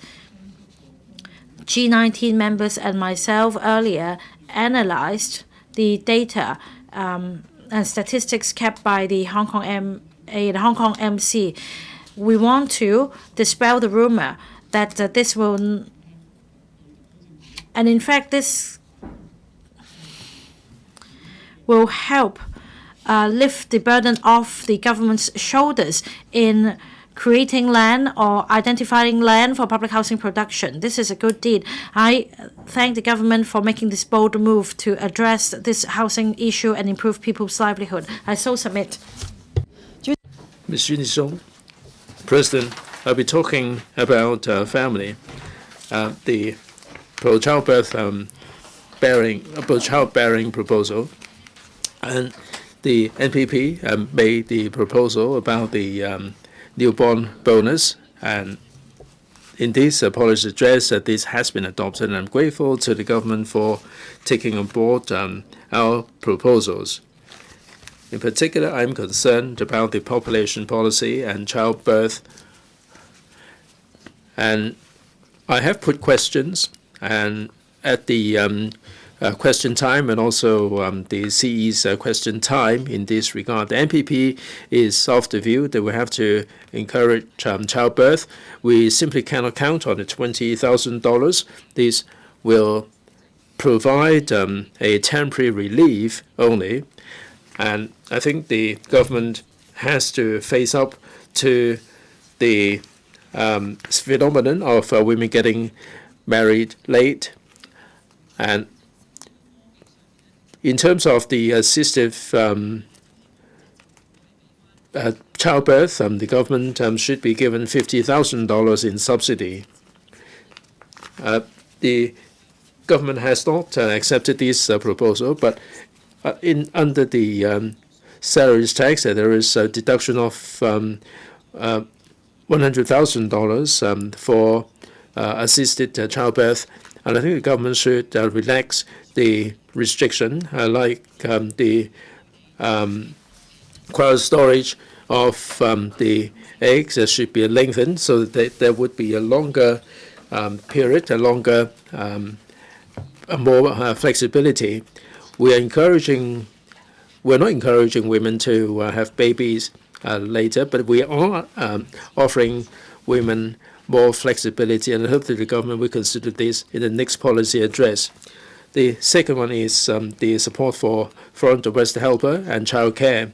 In the budget, the child allowance has increased from $120,000 to $130,000, and this is worth supporting. The $10,000 additional allowance is not anywhere near enough. I think there should be a progressive allowance. The more babies you have, the more allowance there should be. There should be a progressive increase of $20,000 for the second child, and for the third child, there should be double the allowance.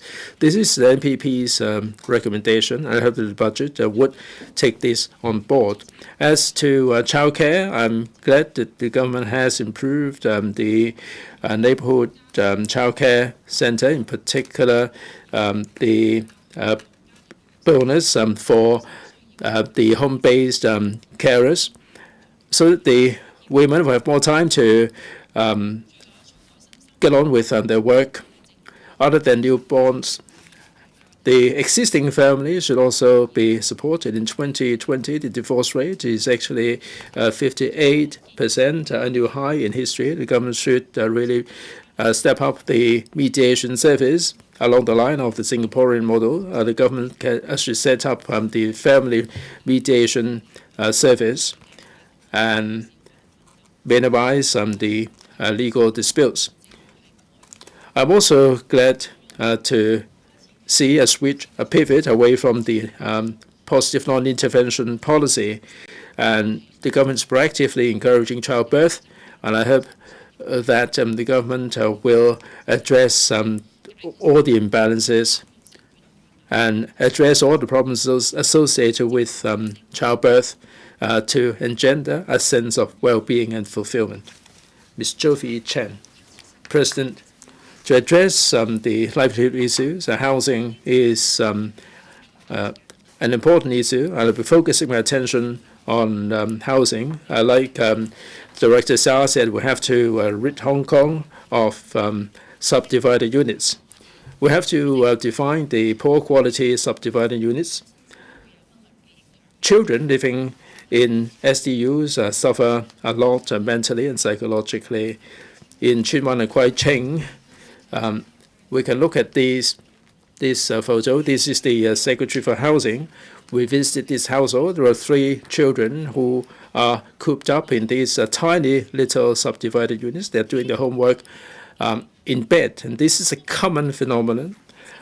I'm glad that the FTU's recommendation has been taken on board. One of the KPIs is for the DFS to set up a task force on SDU. Within 10 months, they'll be giving the definition for poor quality SDUs and take measures to phase out these dreadful SDU, and there should also be a priority scheme for allocation of rental housing. Now, we feel that this current team of the government is really capable and competent and seek to get results for what they do. We have to also bear in mind those who are living in rental housing. There are many rental housing blocks that are so dreadful that they cannot catch up with the modern day standard. And there are many rental housing blocks that should be redeveloped, like Lei Mok Shi Estate. There is no specific timetable, and people cannot really plan for their life. I also see that in many of the old and dilapidated housing blocks, they are using the tap that people used in the 1980s, and the renovations cost us $1.5 billion. If you ask the residents, they are not terribly happy with the result. My Tsuen Wan team visited one of the housing estates. Now, the flat is suffering from water leakage during rainfall, and some of them don't even have the aluminum window. They have to use the wind screen. In Chongqing Estate, there is a staircase. I'm grateful to the Oriental Daily for documenting this. I'm tiny in stature, but I cannot put my whole feet on the steps. President, you're much taller in stature. You cannot really put your foot on the step. And the housing department told me that this is in line with the standard. I've put in an oral question, raising question about the standard. So we have to ramp up the volume, the quality, the efficiency in the provision of housing. We have to engender a sense of well-being. Otherwise, however hard you try, people simply will not be happy about it, so I speak. Ms. Doreen Kong, President, in Hong Kong, we don't have any top-level macro policy. I think a top-level policy should cover public housing, SDUs, private housing, and urban renewal. All these are really logically linked. a scientific urban renewal would improve the society and address the SDU issues, and will also enhance the value of the private housing. A good, efficient urban renewal requires more collection of data and also rejuvenate the district. The government must understand that light public housing should not be part of the policy. We have 107,000 SDU households, and there are 230,000 people on the waiting list. The light public housing will only provide 30,000 units upon completion, and there are still 200,000 people who are on the waiting list who are waiting in agony. The chief executive said that enough land has been gathered for public housing, and this is to instill public confidence. People are really full of hope for the future. For new land supply, the government has measures to release the land, but these are distant prospects that doesn't offer much of an immediate solution. And this is really a thorny issue that has to be tackled. The $25 billion will be released for urban renewal, but there is no mention of the sources of the funding. How is it going to be used? Urban renewal would involve the resettlement of the residents, the preservation of the character of a district, and this is very much a burden on the government. In To Kwa Wan, for the 13 streets and also the 2 districts in Sam Shui Po, these have been dragging on for years. Another day of delay would mean a further aggravation of the problem. The government has not put this on the agenda. I mean, there is no top-level policy in this regard. And in these old urban areas, we have seen the 3-0 buildings. We also have the inadequate housing, and the rental housing is getting old, and there is no timetable for renewal. The welfare policy is problematic. It's not really something charitable. We are not trying to turn a dynamic society into a society full of idle people. I think we have to learn from the welfare state in this regard. And according to public policy, welfare has different aspects. The financial stringency will give rise to crisis. The government should really rethink this policy. The interminable dishing out of money will not be the answer of the problem. And I do have doubt about this. I think the government should have regard to the fundamental problems that are facing by the grassroots people. The government should have the top-level policy. Otherwise, we will be going down the path of irreversible path of a welfare jurisdiction. The government should protect the welfare of the people, while at the same time encourage people to stand up on their own feet. Over the past few weeks, the Singaporean government has launched a series of measures to encourage grassroots citizens to work. We should learn from them. The Hong Kong SAR government has the obligation to provide basic job opportunities for its people to encourage a positive mood in the city. This is very important to improving people's livelihood. For the grassroots, employment means a lot. It is not just about living and developing. It is how grassroots people can achieve prosperity and integrate into society. On women's development, we have a high divorce rate. Women are facing a lot of pressure in the workplace, and maintenance fee has been a long-standing problem for divorced women.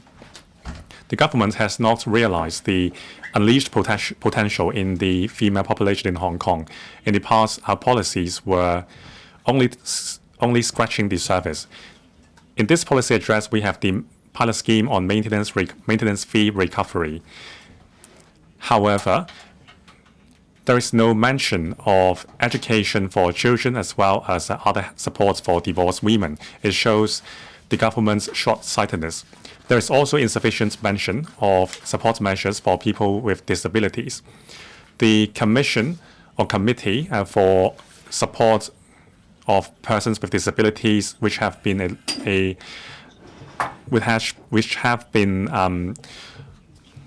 floated for a long time, has not been established. We don't have a universal accessibility for many facilities, and the taxi industry has been given the green light to raise the fees. According to the CNSD, in 2020, the PWD's unemployment rate was 11%, almost doubled that of the general population. Only 13.7% of PWDs receive post-secondary education. We only have a voluntary employment pro-PWD's employment policy, but it is not statutory. PWD employees have a hard time finding a job. With better support, we can make sure that PWDs can live a life with dignity and self-autonomy. The government's objective should be enabling persons with disabilities to contribute to the development of society at various positions, rather than relying on security. However, without a favorable environment, the policies will not be realized. We have to stick to the original mission of being pragmatic. We can't ignore the reality of Hong Kong's situation as well as people's aspiration. We have to take a hard look in the mirror. By the same token, the sentiment of the public is a mirror. If the government's policies are good for them, the feedback will be favorable. The government should conduct sufficient investigation and research to formulate policies which will benefit the public. I so submit. Ms. Dari Lee. President, as a council member directly elected in the Kowloon Central District, I am pleased to see the government accepting the Kowloon Central as well as the DAB's suggestions to build a smart green transport system in Kai Tak. The monorail system has been proposed for Kai Tak many years ago. The plan didn't come to fruition, and now we are pleased to see that the green transport system is being proposed again. We thank the Chief Executive and the Secretaries for hearing us. And once again, we see a mention of the green transport system in Kai Tak in the policy address. I've listened to my constituents' views on the policy address. They asked me to thank the Chief Executive and the government for taking on board their views. Now we are going to have the green transport system, which we thought was lost to us already. We hope that the timetable will be very near in the future. I believe that the residents will support tendering the project based on the original design with some flexibility reserved.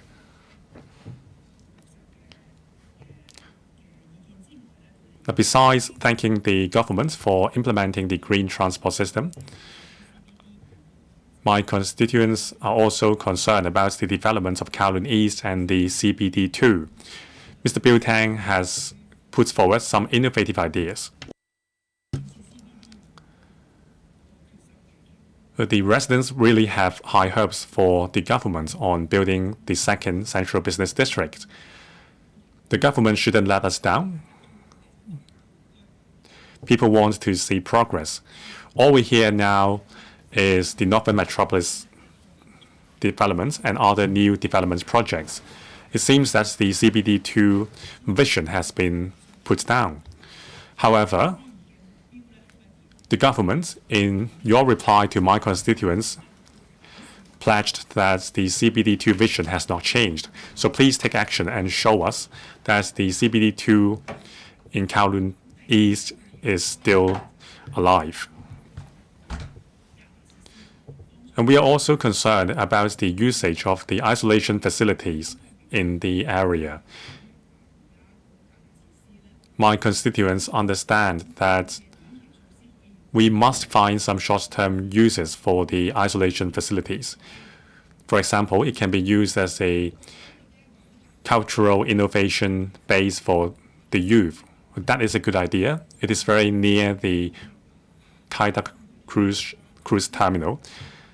There is insufficient support for transport support for the cruise terminal. This is an issue we have to deal with.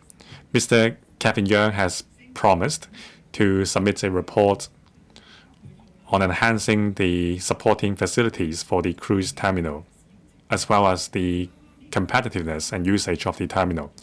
Now, the isolation facility is located right next to the cruise terminal. I think it is suitable to use it as a cultural innovation base for youth.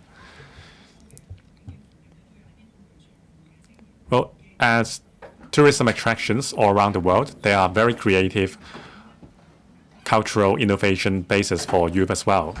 There were rumors that the isolation facility would be converted into a youth hostel. That caused concerns among the constituents because the transport is weak.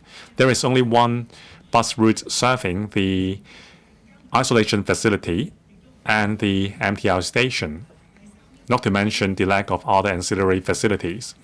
And the isolation facility is supposed to be a short-term structure.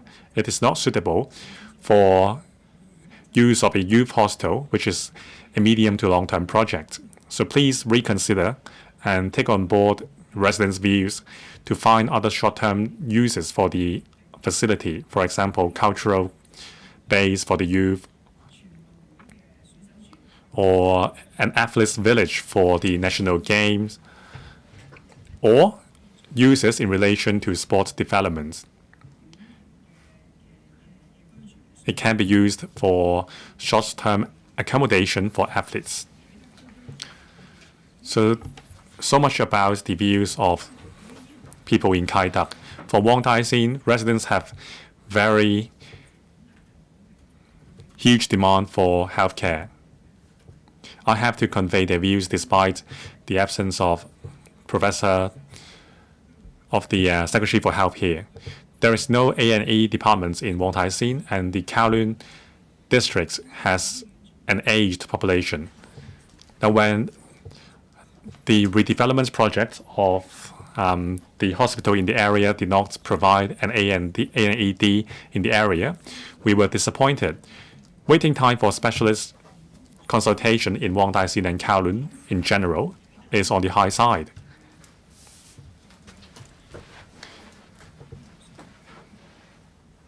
We can't just rely on the Kai Tak Hospital to meet the healthcare need in Kowloon, because Kai Tak Hospital will replace the Queen Elizabeth Hospital's function. We need an emergency hospital in the area so as to meet the increased healthcare needs together with the aging population. In the next session, I will convey the views again to Professor Low.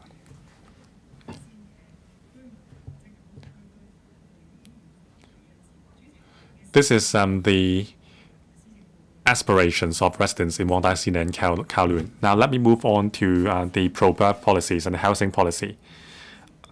I think the pro-birth policy measures are the highlights of this policy address. Because of the declining birth rates and the aging population, we have entered a phase of negative increase in population, with more people dying than people being born. Now, there are measures like the newborn baby bonus of $20,000 and also priority allocation of PRH for families with newborn, as well as tax incentives in relation to accommodation for families with newborn. There is a more comprehensive package of supports for working parents and other subsidies. This shows the government's commitments to provide support and address the issue of declining birth rates. The roots of the issue are twofold. First, housing Second, education. Now, with the time I have, I have to talk about our housing policy. We have scarce land resource, and in year 2021, the median living space per capita in Hong Kong is just 16 meters square. It is much lower than other places in the world. Now, if you look at Seoul or Singapore, which is of a similar size with us, as well as Taipei, some of their per capita living space is twofold of ours. That's just the average. And also there is the uneven distribution of land. For subdivided unit dwellers, they are 6.6 meters square. For PRH tenants, 13.6 meters square. When deciding whether to give birth or not, one of the young couples' considerations would be whether they can get a bigger home. They would start with a starter home. They would start with a small house with a kid in the family, or even 2 or 3 more children. They would need a bigger house. So housing is a stumbling block. This government's priority is to address housing problem. The government has adopted a multi-pronged approach to increase land supply and enhance quality, quantity, efficiency, and speed to achieve the targets. With your good efforts, towards the second half of the next 10 years, there will be more abundant supply of housing. We can achieve 2 objectives. There is the committee to help Hong Kong get rid of substandard subdivided units. That can be achieved. And second, we can compress the waiting time for PRH allocation to a reasonable level. That's all thanks to your efforts. Concerning the basic housing issue, housing difficulties faced by the grassroots families, the government cannot afford to stop here. The next highlight or focus should be responding to the housing needs of the young people or the marginally middle class. Now, for young people without rich parents, it is very difficult for them. Over the past 10 years, housing prices have risen by more than 300%. That very much outpaced the increase in wages. There is an increase in education and salary level of young people, but that's incomparable with the rise in housing price. Now, for a household earning $50,000, they would have a difficult time paying for the mortgage of a small home of 300 square feet. We all understand it is hard to buy a house in Hong Kong. According to CNSD, there are more and more young people renting a flat. In 2006, there was 16.2%. In 2021, it has risen by a few percentage points, 16.5%. It shows that young people could not afford to buy a home. But compared with PRH tenants, young people who cannot afford a house and have to rent a flat are under a bigger financial pressure. That's why many of the young people have to keep the name on the register to wait for a PRH flat. These are the lost generation. Many of them are university graduates. Some of them could not buy a home because they don't hail from a wealthy family and they can't start a family. We have to address the problem squarely. Let's look around the globe. The government has the duty to fix the housing crisis wherever you look. But the housing policy should be more than just about the grassroots. Of course, we prioritize the grassroots, but let's not forget about the need of the marginal middle class and young people. We should not leave that to the free market. The market cannot fix the problem. Hong Kong's housing market has never been a free market because the government has control over land supply. So I urge the government to do this. In the second 5-year period, we will have more supply. Let's think about this. For home ownership scheme flats, let's look at the numbers and think about what the HOS flats can do. It's key to getting on the housing ladder. But there are many problems. Few HOS flat. 2014 HOS scheme was flat, but now there are just 41,000 units. On average, each year there are just 5,000 units or so. Each sale sees massive oversubscription. We now see a lower level of oversubscription, but let's not forget that's still oversubscription. For those aged below 30, the success rate is less than 1% in securing an HOS flat. For those aged over 30, the success rate is just 30%.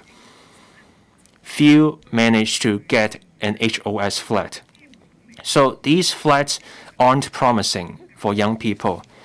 HOS flats are still very costly. Starting from 2018, the price of HOS flat is no longer linked with the market rate. It has been linked with family income instead. But the sale price remains 60 to 70% of the market rate. Roughly 70%. That's still costly. The government should think about this.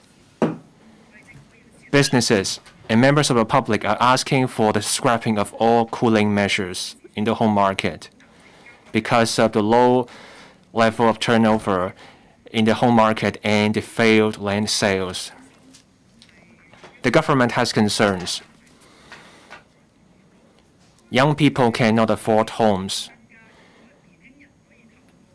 More HOS flats let young people get on the housing ladder, and then we can have a healthier home market. Let's distinguish between properties for investment and those for living in.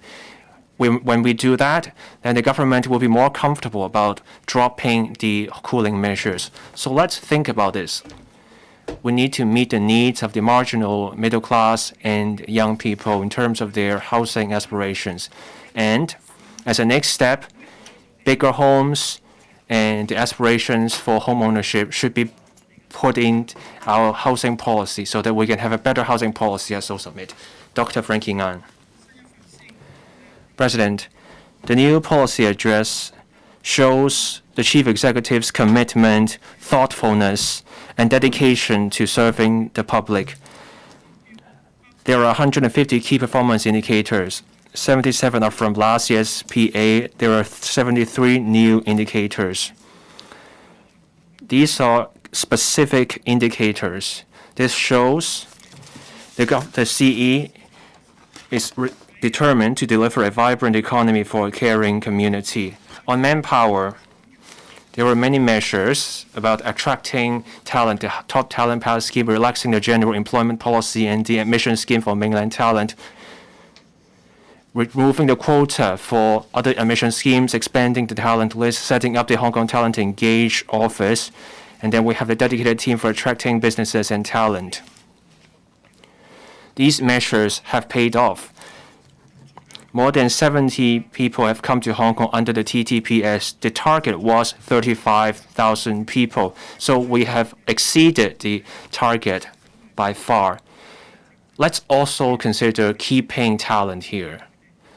The challenge ahead is to help them lead a good life here so that they stay here and contribute to Hong Kong. Let's look at the 70,000 talents. We need to look at the demographics and come up with tailor-made measures to keep them here.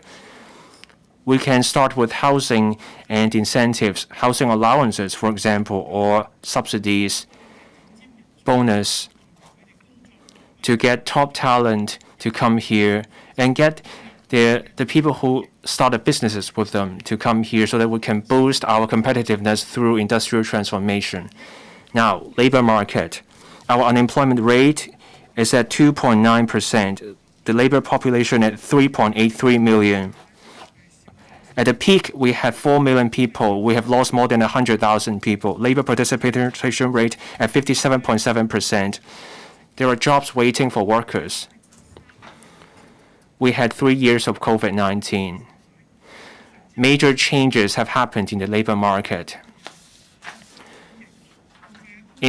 Transformation has happened across industries. Some job posts are replaced with technology.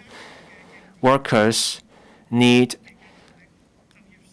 greater skills in using technology. There is also a mismatch in the job market. There's now a need for employee retraining.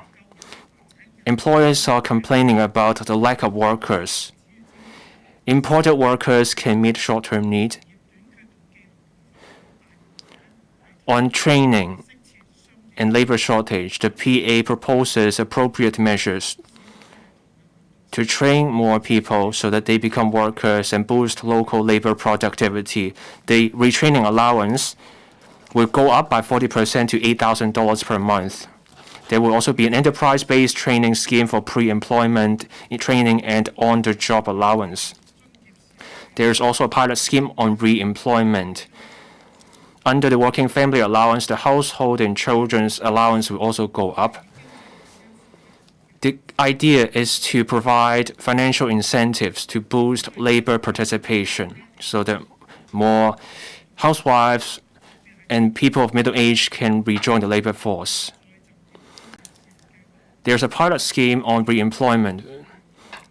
Those age 40 get a $20,000 allowance. Many people find this scheme attractive. They would like to see the scheme rolled out quickly. Employers have hopes about the enterprise-based training to identify new workers and ease the manpower crunch so that there will be vitality in this sector. Boosting labor participation will need more carers will be working. That means fewer people looking after children and seniors. The PA also proposes measures to support working families. More child care center places, more child care center parent subsidy, higher incentive pay for community nannies. But these measures don't go far enough. That fails to meet the enormous public need. The government still believes family members should be responsible for their own family duties. The government is unwilling to show a greater commitment in terms of finance. The government needs to ditch this thinking from the old days. Otherwise, we can't make progress. I raised this issue at several panel meetings, and that has to do with the civil service.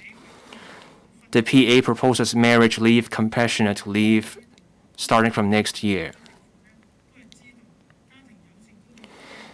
Family-friendly employment measures matter, but at panel meetings, I asked the Civil Service Bureau about this, whether civil servants with newborns will get parenting leave, flexible hours,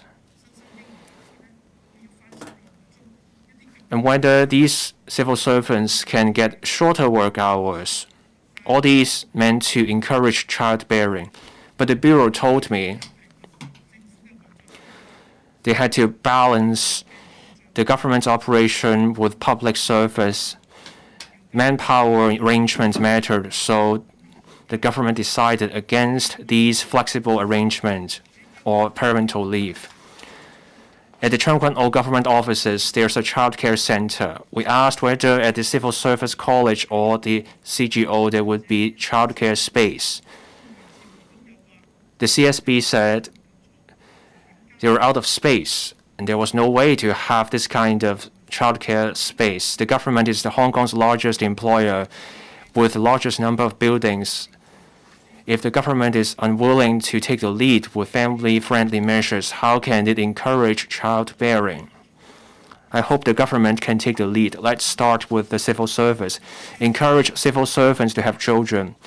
Launch family-friendly workplace measures. The government said, with family-friendly measures, we will see fewer tension.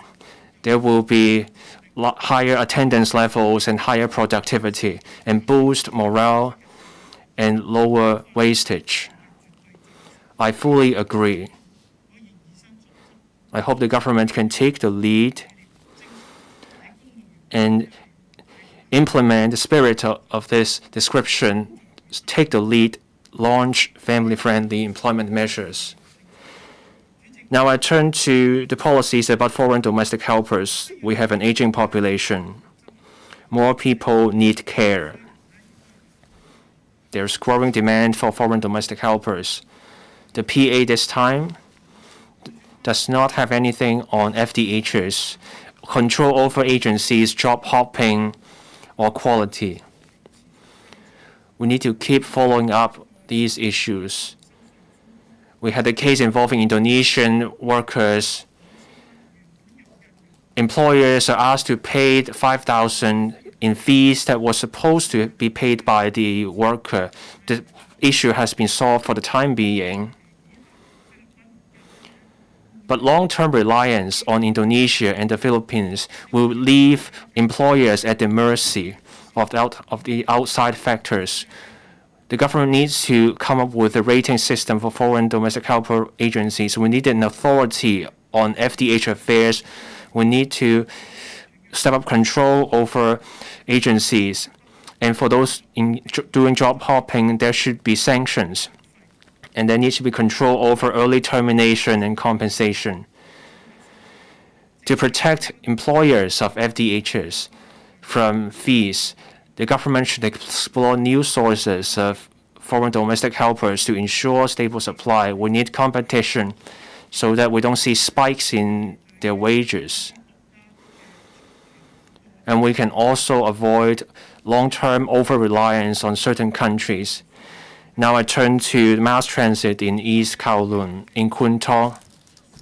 There are more than 700,000 residents. It's the densest area in Hong Kong. More than 300,000 people work in Kwun Tong. As Mr. Bill Tang and Ms. Starry Lee said, Kwun Tong is in CBD 2. There's a long-standing transport issue. The PA says that in Kai Tak, Hong Shou Kiew, there will be smart green mass transit system. This is the East Kowloon line that has been 10 years in the making. This shows the current term government is decisive and delivers for the people. We're all concerned about the alignment and the rising costs of the tunnel. The government said from Choi Hong East to Po Tat, the PA this time proposes extending it to Yau Tong East Station, connecting to the Yau Tong MTR station, but that leaves out Lam Tin North Station. Once the news got out, people in the area, people in Yau Tong North cannot benefit. They are let down, especially in Pak Tin Estate, Po Tin Estate, Heng Tin Estate. These housing estates think something's missing in the East Kowloon line. If the tunnel plan goes ahead, I hope the tunnel can be shorter to lower the costs. For people in Lam Tin North, the government should come up with a way for them to get to the Kowloon East line. Say, maybe we can have a Lam Tin North station to connect people living in Pig Run Road so that they can take the Kwai Shan tunnel. This way we will have more riders, and this will be also stronger incentive for developers to get a tender in. There will be a mass transit system there. I hope they can connect to other parts of Kai Tak so that Kai Tak no longer becomes an island within the urban area. In the future, I would like to see a link between the Kai Tak line and the Kowloon East line so that people around Charcoal Link Road will see better transport links. That way, we will see better links for the business areas in Kowloon East too. We need better transport links to fix the transport issue of Kowloon East. CBD2 means we need connectivity. That's what the C there stands for. I hope we can get it right. Now I'd like to turn to another subject, fertility and child health care voucher. Now there are many measures to encourage childbearing, a newborn baby bonus and priorities allocations program for housing for newborn families with newborn babies and so on. But then many have expressed concern about medical costs for children. Now, the DAB conducted a study. It found that in the past year, 20% of the interviewers spent more than $3,000 on the children's health and medical cost. And there's a long wait at public hospital for 6 months for certain services. Now, private healthcare services are expensive. It usually costs over $1,000, and specialist services is even more expensive. Now, children. Healthcare costs are a heavy burden, especially for the grassroots families, that they have to therefore go for public hospital services, but then the wait is long, and if it's an emergency, then they have to go to the accident emergency system, and overloads the public healthcare system is not satisfactory.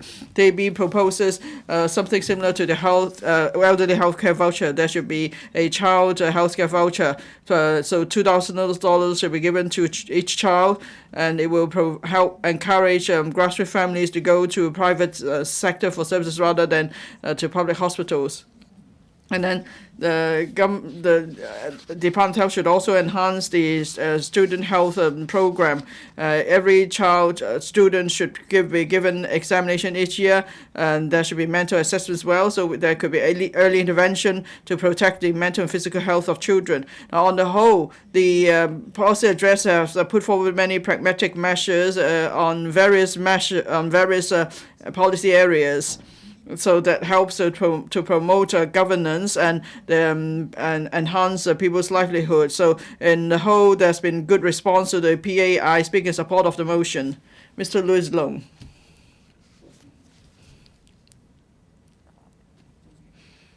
President, in the past few years, Hong Kong people have experienced many tough challenges, but then we have the backing of our country. When it was the toughest for us, we still received guidance and care from the country. So that's why we're now on the way to recovery, and so we're able to go farther and more steadily. I must thank the Chief Executive and his team for putting in such great effort to come up with the 2023 policy address. It is a blueprint to extend the beautiful story of Hong Kong. I'm a reader, and from that perspective, I've studied the policy address with great care, and today I'm going to give my views on that. Now, on the housing policy, it covers an important part. Is an important part of the policy address. The Chief Executive has stated clearly that with governance, it's all about allowing people to live better and work better. And so for public housing, we have seen much progress. The waiting times shortened by 9 months to 5.3 years. And also, there's the first batch of public light housing of 2,100 units. Work started, and then another 410,000 housing units will be built because the land has been identified for that purpose, and they will meet the needs for the next 10 years. And then the Chief Executive has also announced a series of measures to enhance public housing. For the mortgage guarantee period for secondary HOS market, there's an extension, and then there's going to be boosting of quantity and quality of public housing, as well as speed and efficiency. And then there will also be speeding up of redevelopment of old public rental housing estates. That's something where everybody's been asking for. Now, so in terms of enhancing the quantity, speed, efficiency, and quality of housing, I believe all agree that the PA has given us a satisfactory answer. And for redevelopment of old public rental housing estates, I think on top of the 10, instead of adding one more project to the 10 already proposed, we should go further. We should go by the completion date of PRH estates, and then we can come up with a comprehensive redevelopment program. So in an orderly and gradual manner, we could replace old PRH estates. And then there could also be proper arrangement for the housing of tenants affected in redevelopment. Now, the Northern Metropolis will be the growth engine for Hong Kong in the future. And the Development Bureau has published the Northern Metropolis Action Agenda, and there are 4 major zones. There are specific development goals and also implementation timetable. Now, as to whether Northern Metropolis project will be a success, it depends to a large measure on whether the infrastructure projects could be completed as scheduled. That's why financing is most important. I hope that the Committee on Financing Major Infrastructure Projects led by the Financial Secretary and the Revenue Office will come up with concrete recommendations as soon as possible. To tie in with the Northern Metropolis development, there's an announcement of a new projects of 2 railways and 1 major road. That's the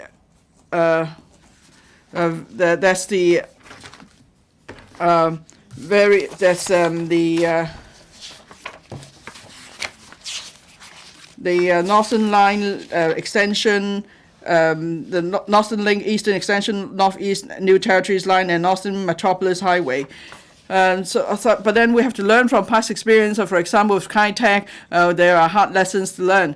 And so when people moved into Northern Metropolis, we must make sure that the various traffic and transport infrastructure is in place as scheduled. On the day of delivery of policy address, the Chief Executive announced easing a number of demand-side measures for the property market. For example, the special stamp duty application period will be reduced from 3 years to 2 years, and then the rates of buyer's stamp duty and new residential stamp duty is reduced by half. And also there's a stamp duty suspension arrangement for incoming talents. I welcome all these measures.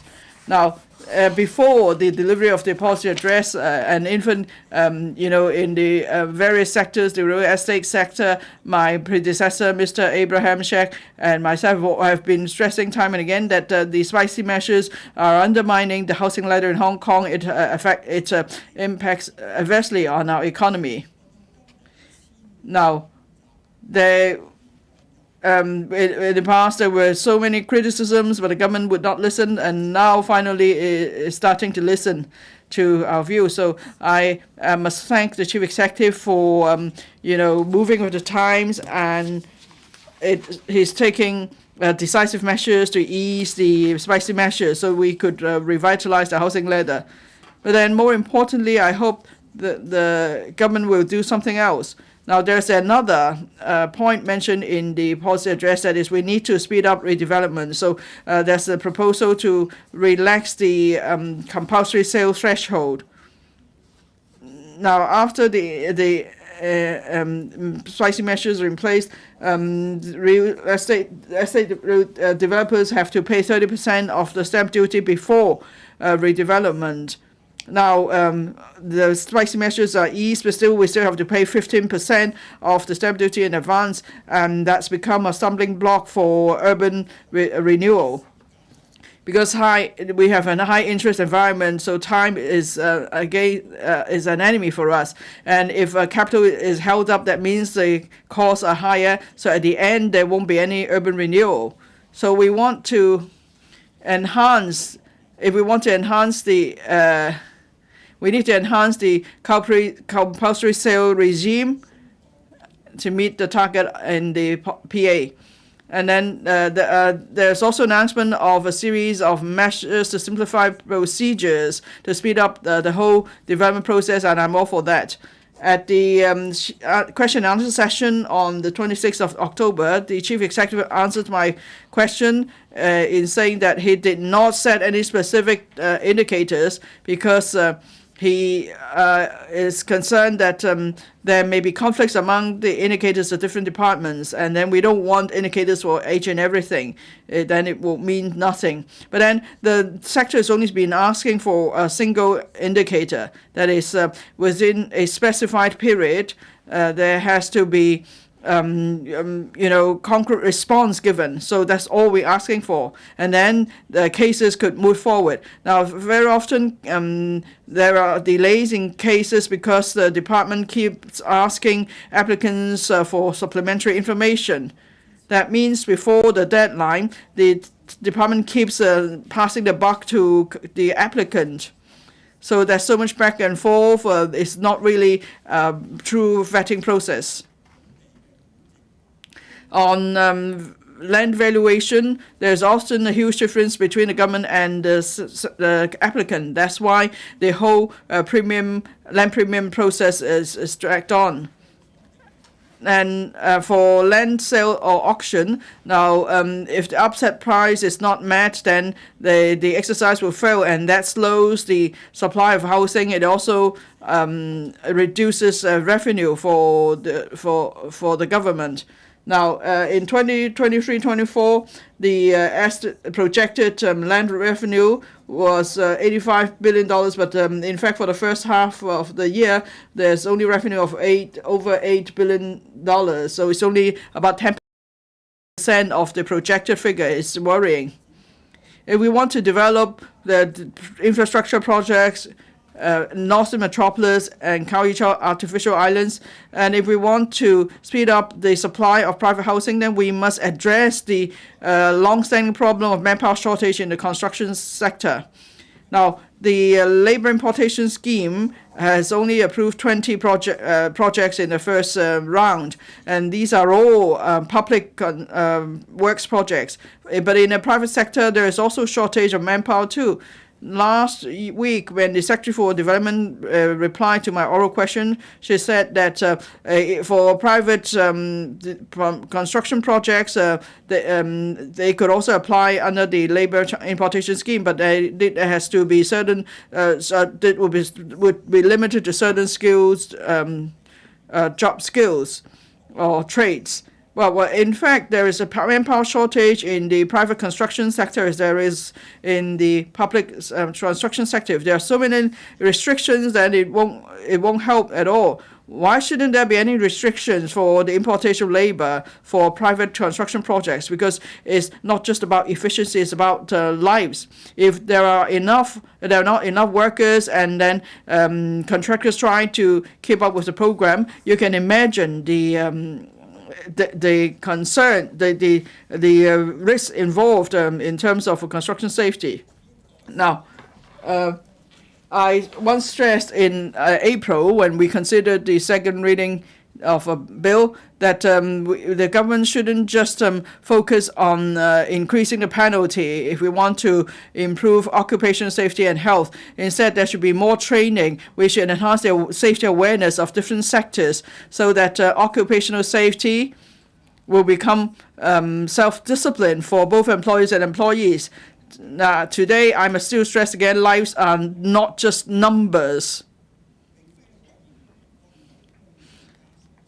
We can't say, we need to consider the feelings of family members of workers who are killed in accidents. So we need to prevent accidents at source.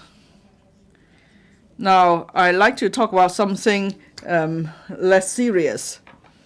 The PA wants to encourage childbearing, so there's a newborn baby bonus of $20,000. I asked my secretary if she would then have a child, and then my secretary said, well, the $20,000 is not the key point.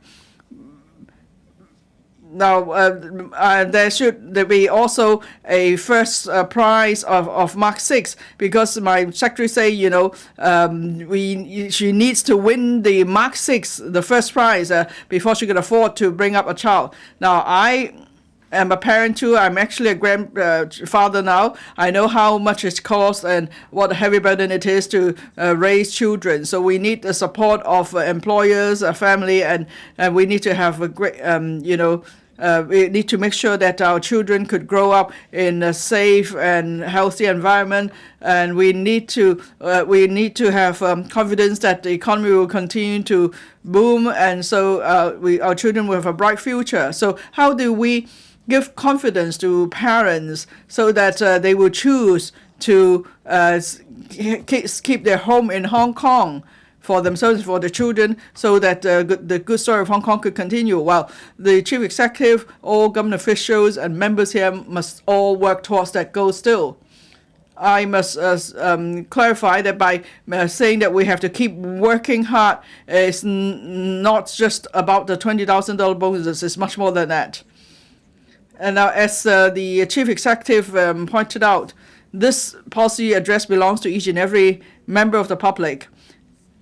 It has set down a blueprint for the future of Hong Kong. I hope all principal officials will persevere and remain committed in delivering the various initiatives in the policy address, so we will have a vibrant economy for a caring community.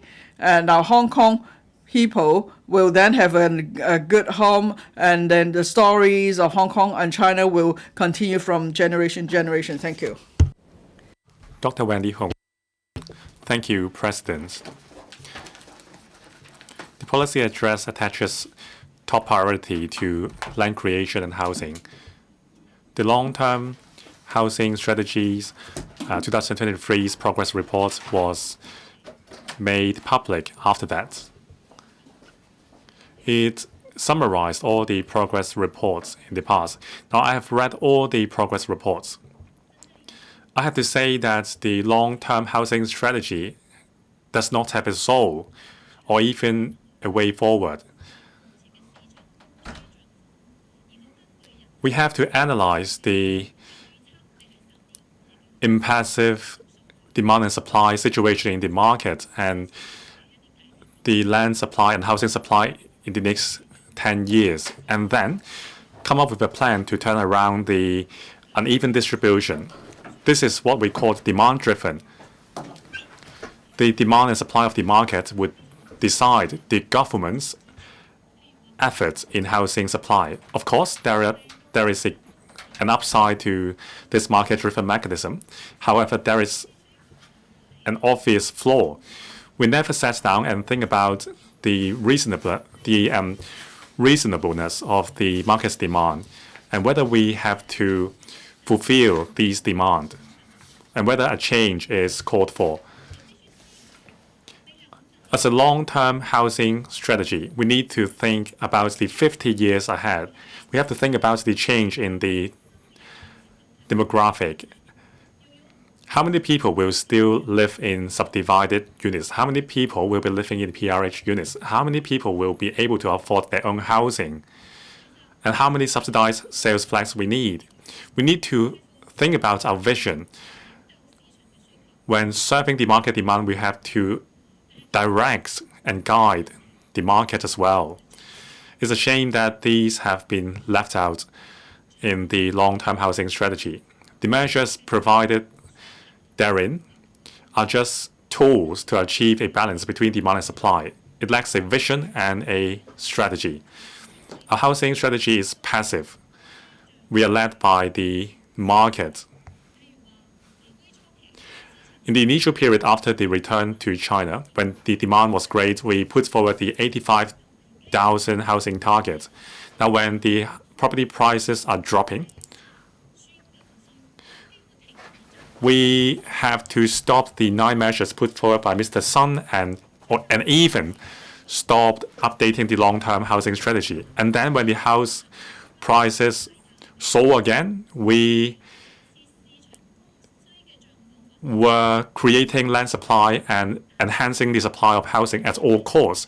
Every time we are one step behind the market trend, it caused a lot of turbulences for society and deepen the rift in society. I have to be blunt. It is a failure. There are 2 levels to housing strategy. The first level is to respond to and meet the market's demand. The higher level is to guide the market's demand and lead the market's developments to reach where we want to go. The strategies provided for in the long-term housing strategy only remain on the basic level. That is, we are being led by the market. It may be able to solve today's problem, but it will create new problems. In the past few years, because of the long waiting list for PRH, we focused our resources to build public housing and subsidize public housing at all costs. But the long-term housing strategy never thought about the number of public housing we need in Hong Kong. Where will the public housing residents go? Is there a rung above the PRH or public housing? And what about the sandwich class? Where will they go? what is the best ratio of public housing in the housing market? The public housing would last for 50 years. What will be the consequences on the market if the ratio is too high? And where is our housing market heading? We have never thought about these problems. That's why there is a very low turnover for public housing. A large group of workforce is being locked up in public housing. As I said, these housing will last 50 years. We have to look further ahead. We have to take the macro perspective of a 50-year duration to change the market-driven, to combine the market-driven logic and a long-term vision so that we can build a smooth housing ladder for our people. Some of the resources on public housing should be reserved to help grassroots and young people to move upward. This will enrich our middle class. Demand can be shaped and driven. Middle class can be created. The key is we have to have a vision and also concrete strategies. We have to give the soul to the long-term housing strategy and lead the markets forward. Thank you. I so submit. Ms. Judy Chan. Thank you, President. On the path to normalcy, there are a lot of challenges.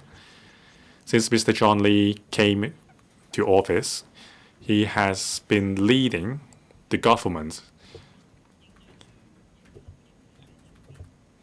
to rise above the challenges after the subsidence of the epidemic and improve livelihood. There are challenges, but there are also opportunities. Over the past year, the government has taken on board a lot of valuable experience gained from mainland and overseas duty visits. There are a lot of innovative measures. Bureaus and departments have rode on the opportunities to resolve the deep-rooted issues which have been plaguing us for a long time. There are also new measures to inject vibrancy into society. Different sectors are being united to deal with the challenges. I recognize the government's efforts. I speak in support of the Policy Address 2023 delivered by the Chief Executive in October, as well as the motion of thanks moved by Ms. Dari Lee. In the run-up to the delivery of the Policy Address, the government has reached out to various districts and organized a scores of consultation sessions and listened to the people's view in order to find the root issues of our problems. I thank the Chief Executive and his team for their efforts. The Policy Address is the longest in our history. The government has adopted a pragmatic approach to nurture Hong Kong back to health after the pandemic.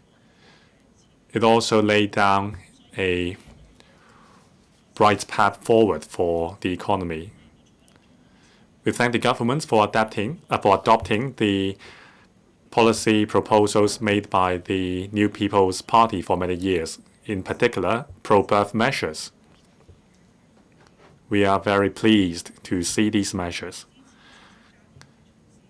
There is a series of measures to support families with newborn. For example, the 3-year newborn baby bonus with $20,000 per baby. This is a big red pocket and a token of care for new parents.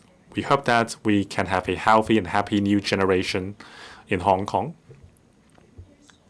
The government also enhanced the cap for accommodation-related tax incentives to $120,000 until the child has reached 18 years old. There is also the priority allocation scheme of the housing society and the priority selection scheme for families with newborn. This is how the government is supporting families with newborn to get a flat earlier and get a comfortable home to raise their children. I and the New People's Party welcome these measures. These are very good measures which are well received by the public. This will create a more favorable environment in Hong Kong for families with newborn. This is also a pragmatic and powerful step to address our dwindling population. Besides, the government has also offered support for assistive birth technology. The government has increased the quota of in vitro fertilization services provided by the HA to 1,800, and also there is a tax incentive, a tax deduction for tax deduction of $100,000 per year for birth assistive services. These are very important for prospective parents. It's a shame, though, that the policy address hasn't mentioned about extending the period of storage for frozen eggs. Of course, it would be desirable to give birth when we are still young. From a medical perspective, that would be the most desirable situation. But we have to face the reality sometimes. In terms of our population makeup, we have more female than males in Hong Kong. It is not easy for females to find a right partner to start a family. When you are yet to meet the right one, how can we think about giving birth? This is very common for female to be unmarried, and there is a rising trend of egg freezing in our society.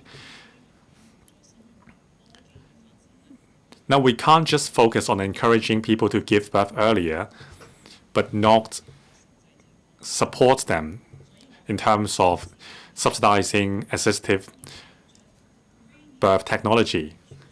So I suggest the government to extend the limit of 10 years for eggs frozen for non-medical reasons, so that women can have more flexibility in their birth decision. Now, in terms of elderly care, the government will continue to focus on aging in place with institutional care as support to enhance support for elderly care at home, as well as staffing at residential care homes. After the subsidence of the epidemic, there has been much more sincere communication between the government and the elderly care sector. The government now understands our difficulties more, and a number of measures have been put forward to improve the service. I noticed that the policy address proposed to adopt more elderly-friendly building design. This is very urgent. In my work in the community, there are indeed a lot of elderly people having mobility issues, and they have a hard time moving around in their buildings. If our buildings lack elderly-friendly facilities, that would be a problem. I'm pleased to see that the government is following up this issue so that seniors can truly opt for aging in place. Another highlight in the policy address has to do with protecting children. There's a bill, the Mandatory Reporting of Child Abuse Bill, going through electrical. I believe the government will get the preparations right after listening to views. We need to protect children from abuse. We should also care about children's mental well-being. In the recent months, we have seen a spate of suicides involving students. Police records show, as at early November, more than 300 student suicides have taken place. More than 30 students died. The rest are attempted suicides. This is a staggering figure, and we really approach this figure with a heavy heart. I hope our officials can continue to pay attention to the well-being of students after COVID as Seoul Summit. Thank you. Mr. Tommy Cheung. Thank you, Deputy President. I thank the Chief Executive for taking on board Liberal Party's ideas about industry chains. Some told me in the past, policy addresses rarely discussed industries because things move quickly in industries.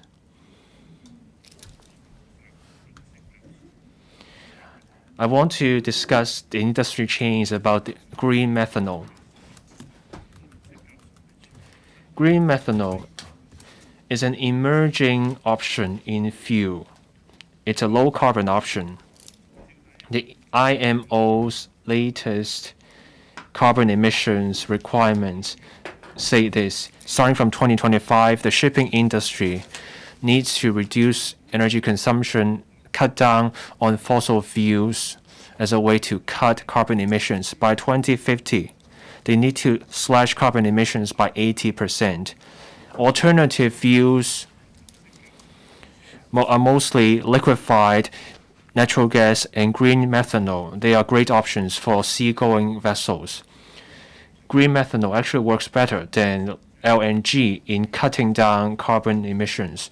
That's why there's fast growth in orders for green methanol. The first batch of green methanol vessels have taken to the seas already. Starting from mid-2025, there will be a takeoff in the growth. The shipping industry thinks there will be millions in growth in green methanol every year. It will involve billions of US dollars. Green methanol needs bunkering and logistics just like traditional fossil fuels.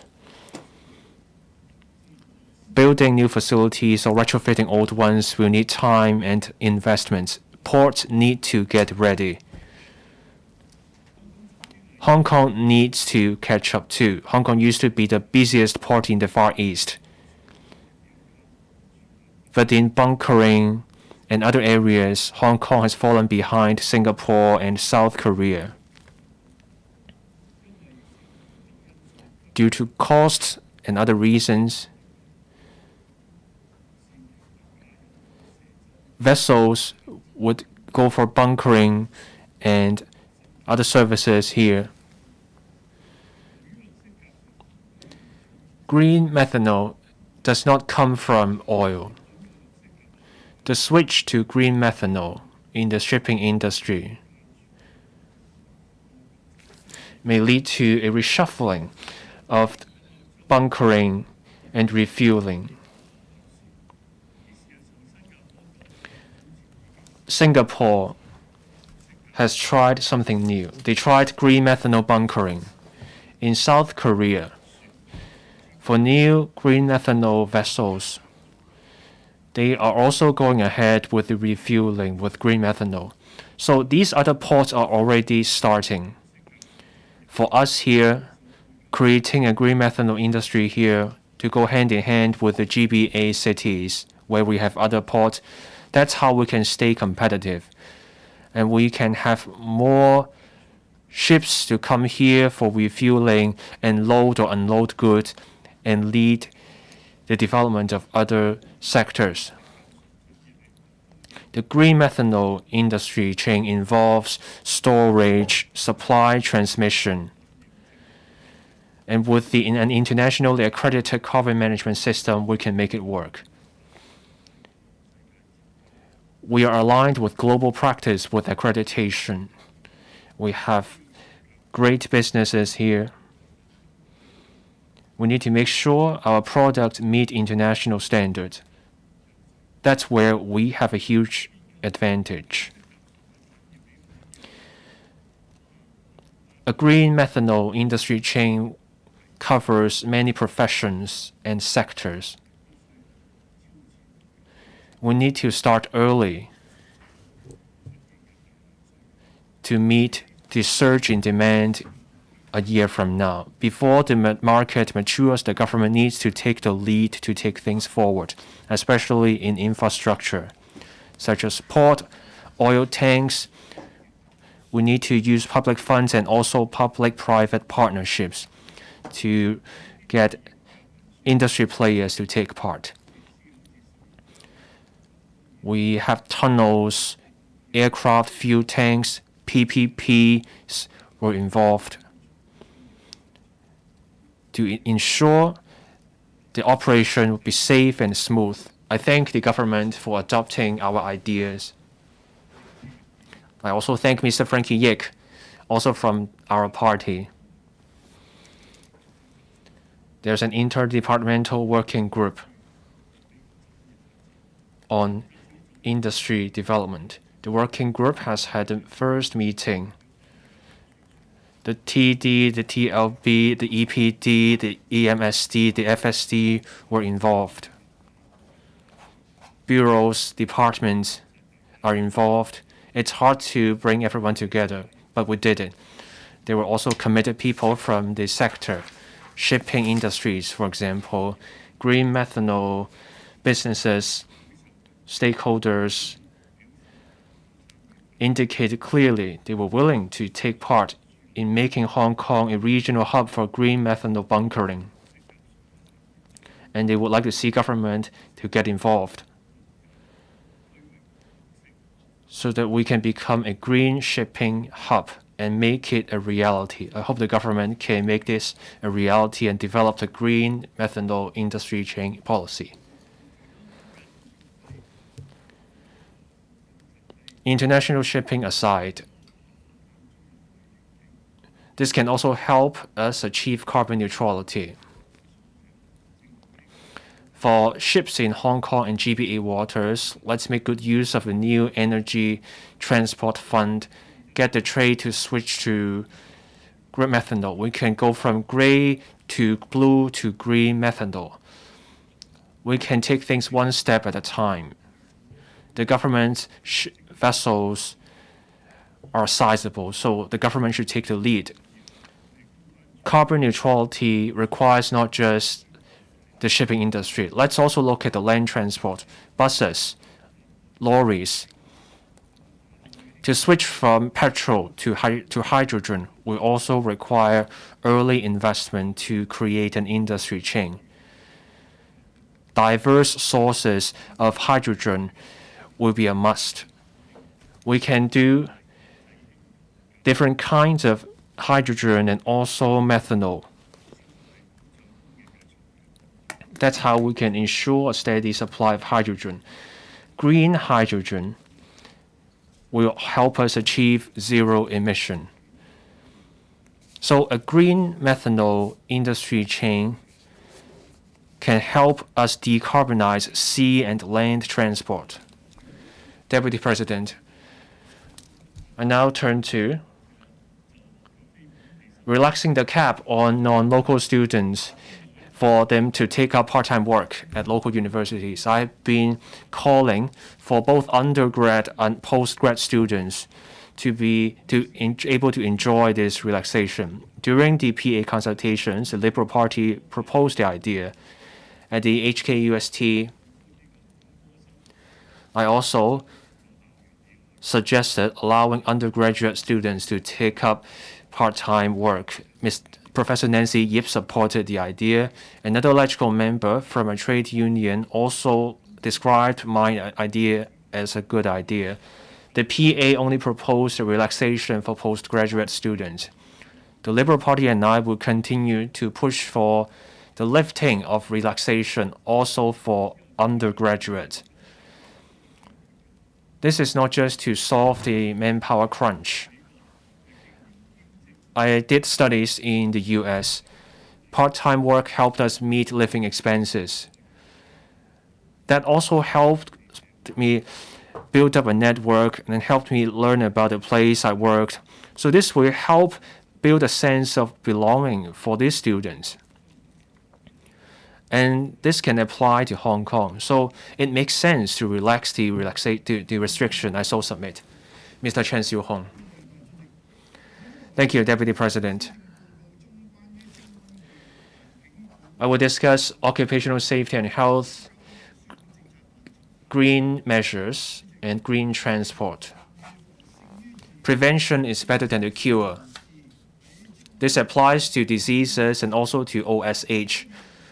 No one wants to see fatal accidents, but in the past 6 months, there were a spate of fatal accidents on construction sites, leaving many injured or dead. That's heartbreaking. The amended OSH laws took effect in April this year.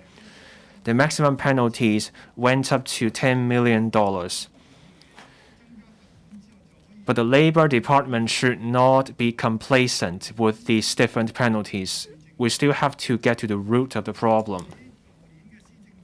In last year's policy address, there was a paragraph about creating a stronger deterrent effect with stiffer penalties. But in this year's PA, nothing on creating an OSH culture. I'm let down. The government fails to see the urgency of creating an OSH culture.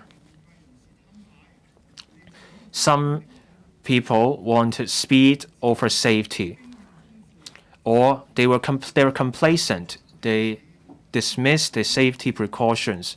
So more frequent inspections will help. We should also raise OSH awareness, create a safety culture, and roll out safe and smart site systems. Let's learn from Singapore and the UK. We need design for safety. Let's reduce high-risk operations that will help reduce industrial accidents. Now, land and housing. I welcome the continued efforts to create land with speed and more public housing, and also the attempts to streamline statutory and administrative processes. There will be a task force on tackling subdivided housing units. This shows the government's resolve to help the grassroots. This should be acknowledged. Now, green measures. Not much of the PA is devoted to this area. There is a climate change and carbon neutrality office. This will help Hong Kong reach our carbon targets. The PA proposes measures about reducing energy consumption, lowering carbon emission for buildings, having more products under the producer responsibility schemes, the Sampo Shu Wetland Conservation Park, and also measures on biodiversity. The government will continue to implement the measures under the Climate Action Plan, but that does not go the full length in addressing carbon emissions. We need detailed plans and targets. For 2025, 2030, and 2035, every 5 years, let's review our progress in carbon emissions so that everything goes to plan. If things deviate from the plan, we can fix it right away. Now, transport and infrastructure. One highlight in the PA is the 3 rail links and the 3 major roads. We will have 2 major rail links and 1 major road. This will link up different development nodes and help integrate Hong Kong and Shenzhen. This will further enhance the transport links within the GBA. The 5 rail links, the 4 major roads will bring huge economic benefits. And then we will have the northern metropolis, the artificial islands. They will start one after another. This involves huge investment, and people are worried, how do we pay for it? The Financial Secretary spoke earlier today. I hope the Office for Financing of Major Development Projects can tap into market forces, leverage market funding and market efficiency, and do feasibility studies on these mega projects. Now, new energy transport. I have been calling for efforts to promote green transport. I welcome the dedicated chapter on new energy transport. There is something on sea, land, and air transport in green transformation. This responds to a call that I made in a member's motion earlier this year. I called for better laws and regulation, hydrogen fuel cell buses, for example, faster move in carbon reduction, so that by 2035 we can have zero emission from our vehicles. I welcome the hydrogen development strategy in Hong Kong, so that we will have rules on the use of hydrogen. There will be preparations on legislative amendment. I hope the government can approach this from the perspective of industry development in forming a long-term strategy. I hope next year the government can launch new plans and blueprint for local vessels and ocean-going vessels. We need green methanol bunkering. And we also want an action plan for sustainable aviation fuel. For buses and taxis, we would like to see a transformation roadmap and timetable. I would like to see resolve from the government in trying out new energy transport, electric minibuses, heavy goods vehicles, coaches, and hydrogen double-deckers, hydrogen-fueled street cleaning car vehicles and trains. But there is little on some of these areas. We will see a blueprint on major transport. I hope in that blueprint we will see more on smart mobility. Technology has given rise to new modes of transport. I propose to the government that we need a forward-thinking transport blueprint. We need smart transport.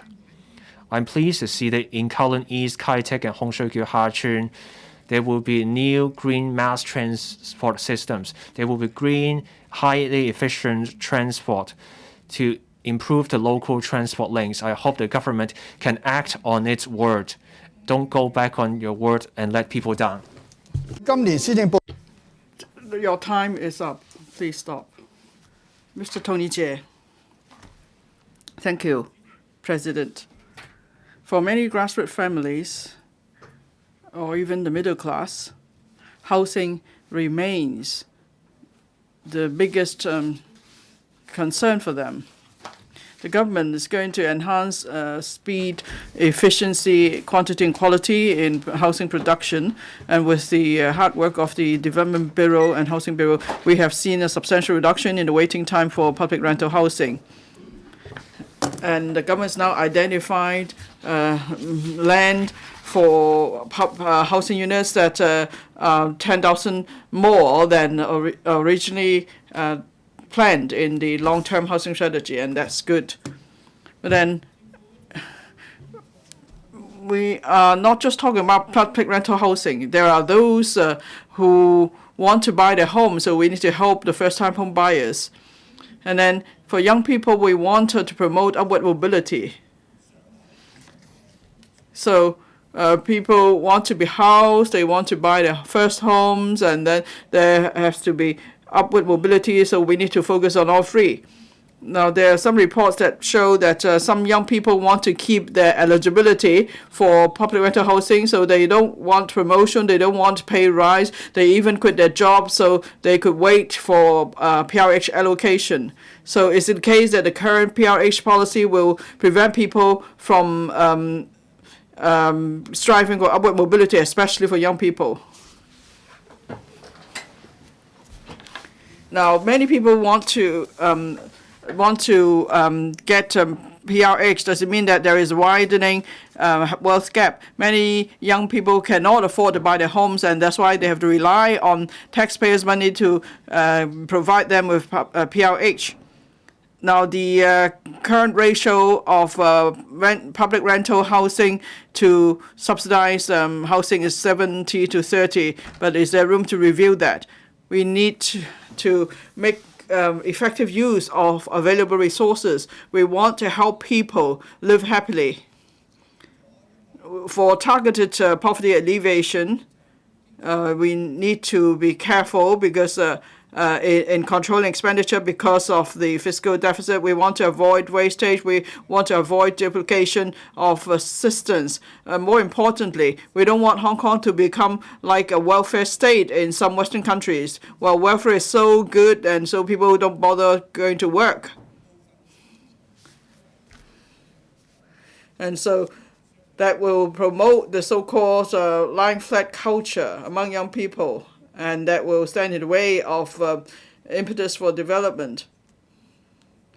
Now, the government proposes to phase out the substandard subdivided units, so that it means the government is not just focusing on quantity, they want to improve the quality of housing.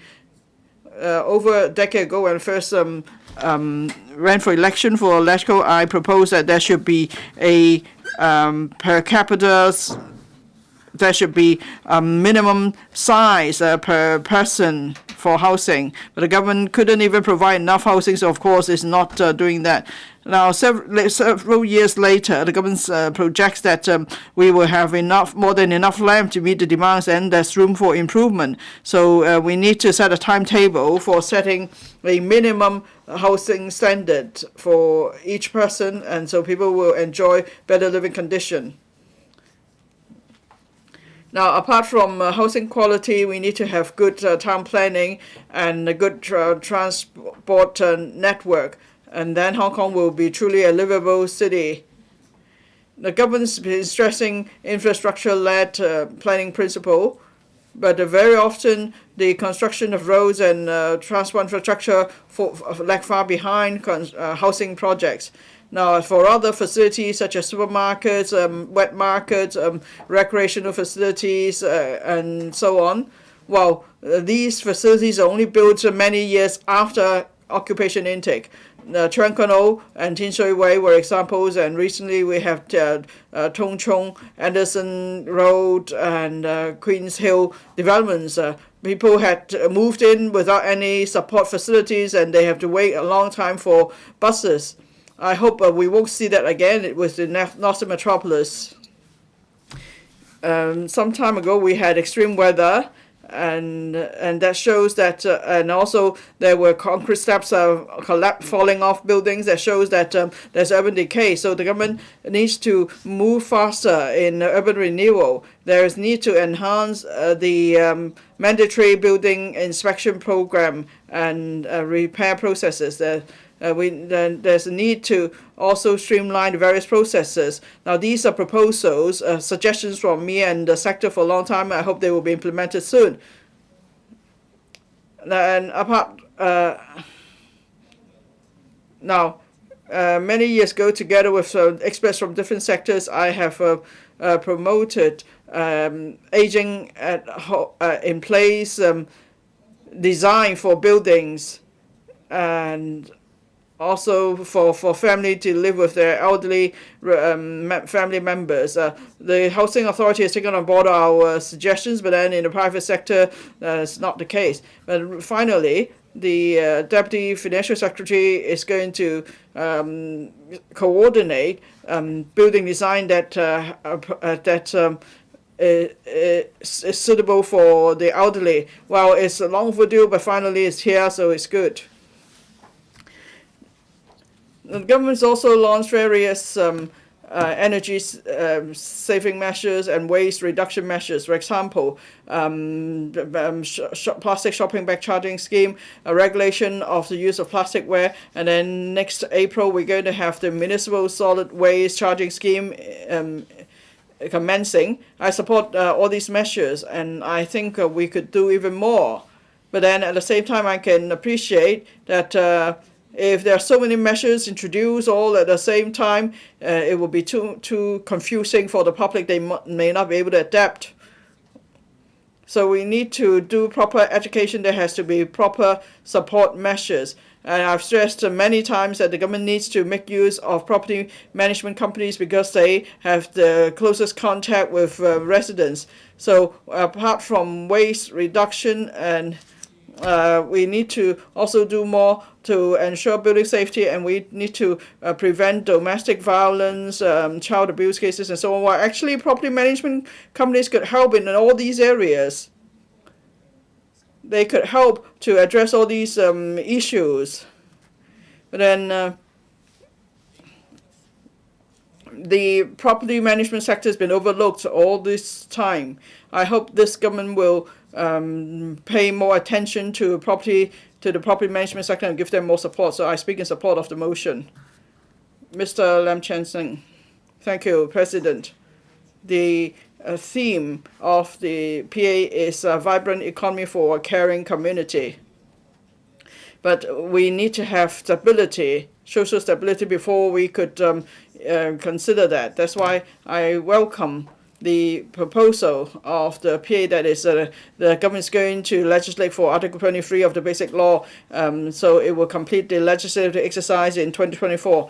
Next month, on the 10th, there will be the District Council election. I hope the reshaped, reformed District Council will help the public to address their needs.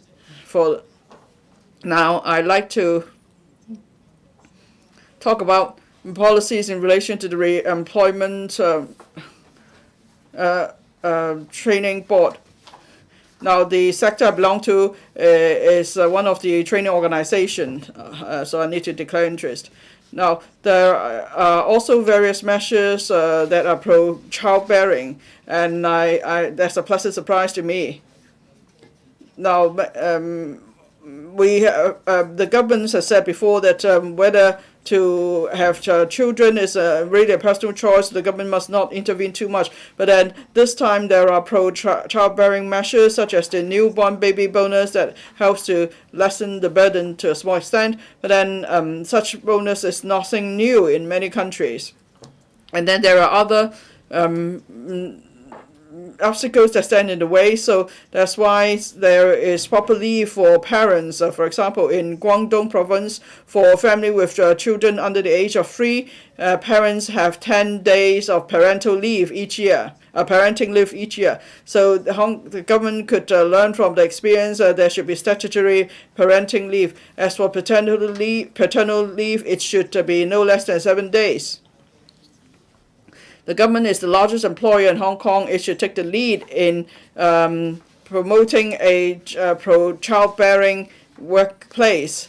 I understand many members, including Dr. Frankie Ann, has asked for civil servants to be provided with parenting leave and flexible work arrangement, but then there's no positive response from the Bureau. The government spends much in producing videos to encourage employers to adopt family-friendly measures, but then the government won't do more itself. It's not providing parenting leave or extending paternity leave or providing flexible work arrangement. I hope the government should take the lead and set a good example for the other employers. I see that in the policy address for the school-based after-school care program, which is now a pilot program, it's become a measure for targeted poverty alleviation. So only grassroots families and single parent families will benefit. I'm worried that will be labeling for such children. And then only 50 primary schools are taking part in the pilot scheme, so we don't have schools in each and every district. I hope the government will consider relaxing the application criteria for the schemes, and the scheme should be extended to all 18 districts in Hong Kong. Apart from grassroots families, there are many double income families. They need to leave their children at school too. So they need this after-school care program. And then this program will also allow some parents to rejoin the workforce, and that will help to address the manpower shortage. On manpower policy, the supplementary labour importation scheme have its scopes extended to 26 job types. There are some 100 applications received. Mr. Peter Shield that the Labour Advisory Board should be taking the lead to approve the cases. I have to clarify that we only have one chairman, that is the Secretary for Labor and Welfare. The other members are just advisors. So in terms of approving application made by employers with hiring difficulties, we also have to pay attention to protection of local employment. Now, I'm pleased to see the launching of the Re-employment Allowance Pilot Scheme. In the past, the allowance scheme were in favor of employers. They were not incentives to encourage elderly or middle-aged persons to be re-employed. Now, I hope the government can offer more flexibility under the pilot scheme. There are women engaging in works like household assistance or maternity assistance. The duration of work and the timetable are entirely dependent on the needs of the employers. So most household assistants would get employment from more than one employer, and the total duration of employment are usually longer than 6 months. I think the government should remove the requirements that the applicants must work for more than 6 months under one employer.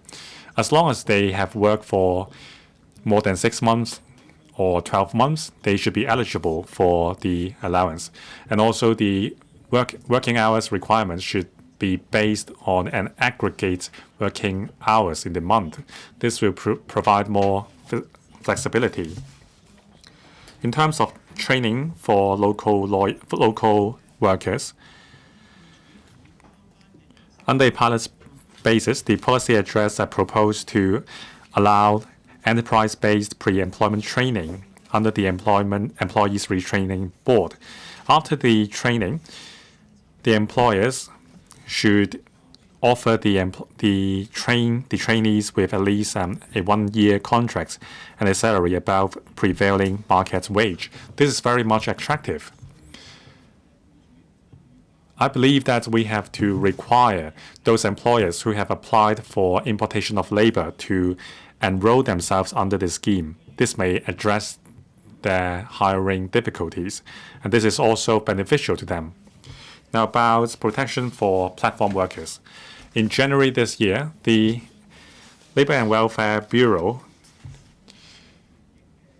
said that it would draw reference to other jurisdictions in protection for platform workers and conduct a local survey to formulate the relevant measures and strategies.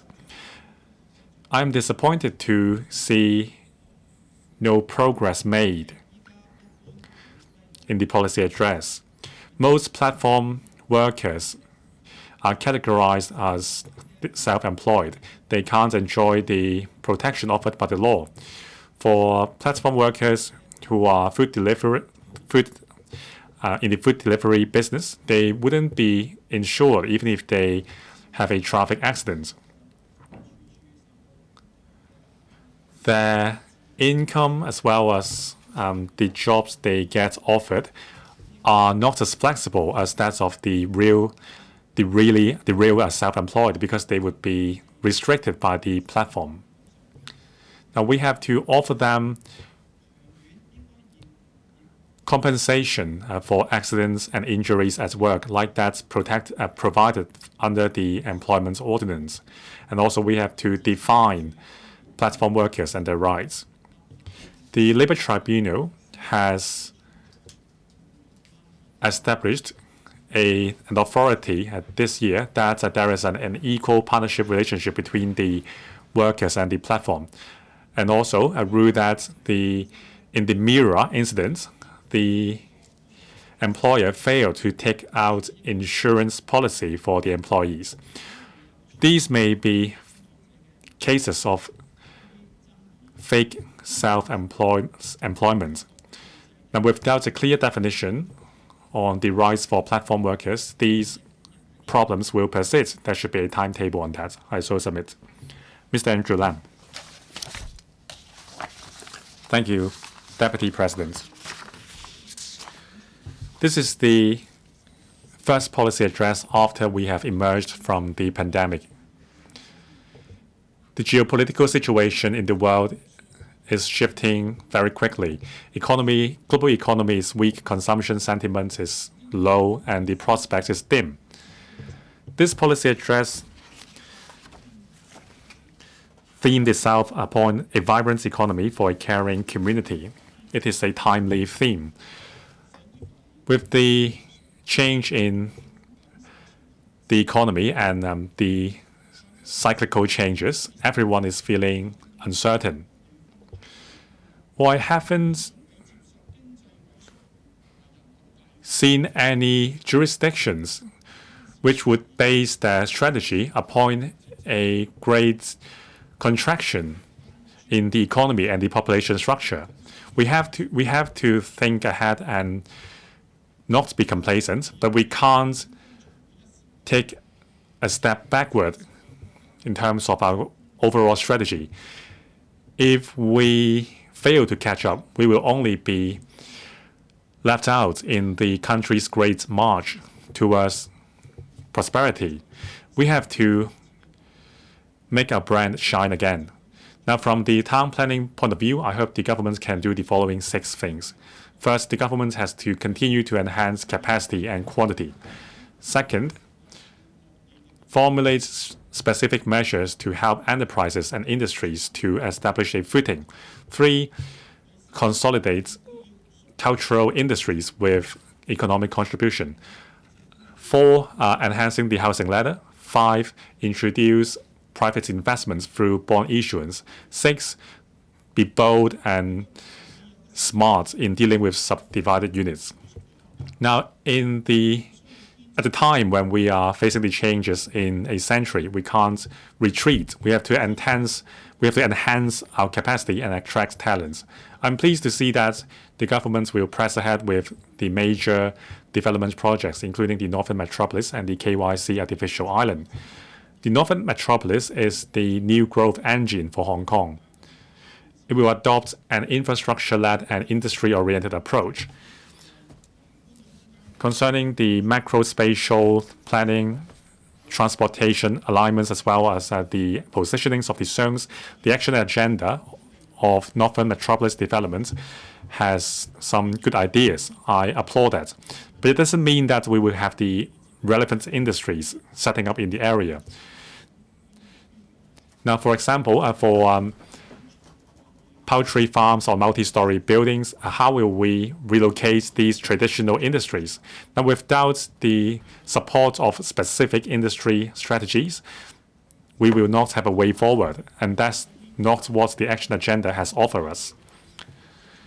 In terms of supporting enterprises to come, we still haven't locked on prospective newcomers. At the same time, existing operators are leaving the game. If that's the case, then the Northern Metropolis will not realize. It will just be a big swath of brownfield sites. Now we will have the strategic study on the integration of development and conservation with the Sham Po Shu Conservation Park and so on. Whether it is a conservation park or a wetland park, we have to do more than just zoning the area. By disallowing developments, it doesn't mean that we are doing conservation. We can't just rely on laws and regulations. We have to be active in giving out incentives. For example, the agricultural land use, conservation and education and recreational uses, these are not inherently contradictory. It's just about management. And also we have to ensure that we have modern agriculture and fisheries to lead agriculture and fisheries related tourism. And also we have to ensure that there are complementarities and synergized developments between the four zones to ensure the sustained development of the northern metropolis so that we can enjoy the economic benefits from blue and green developments.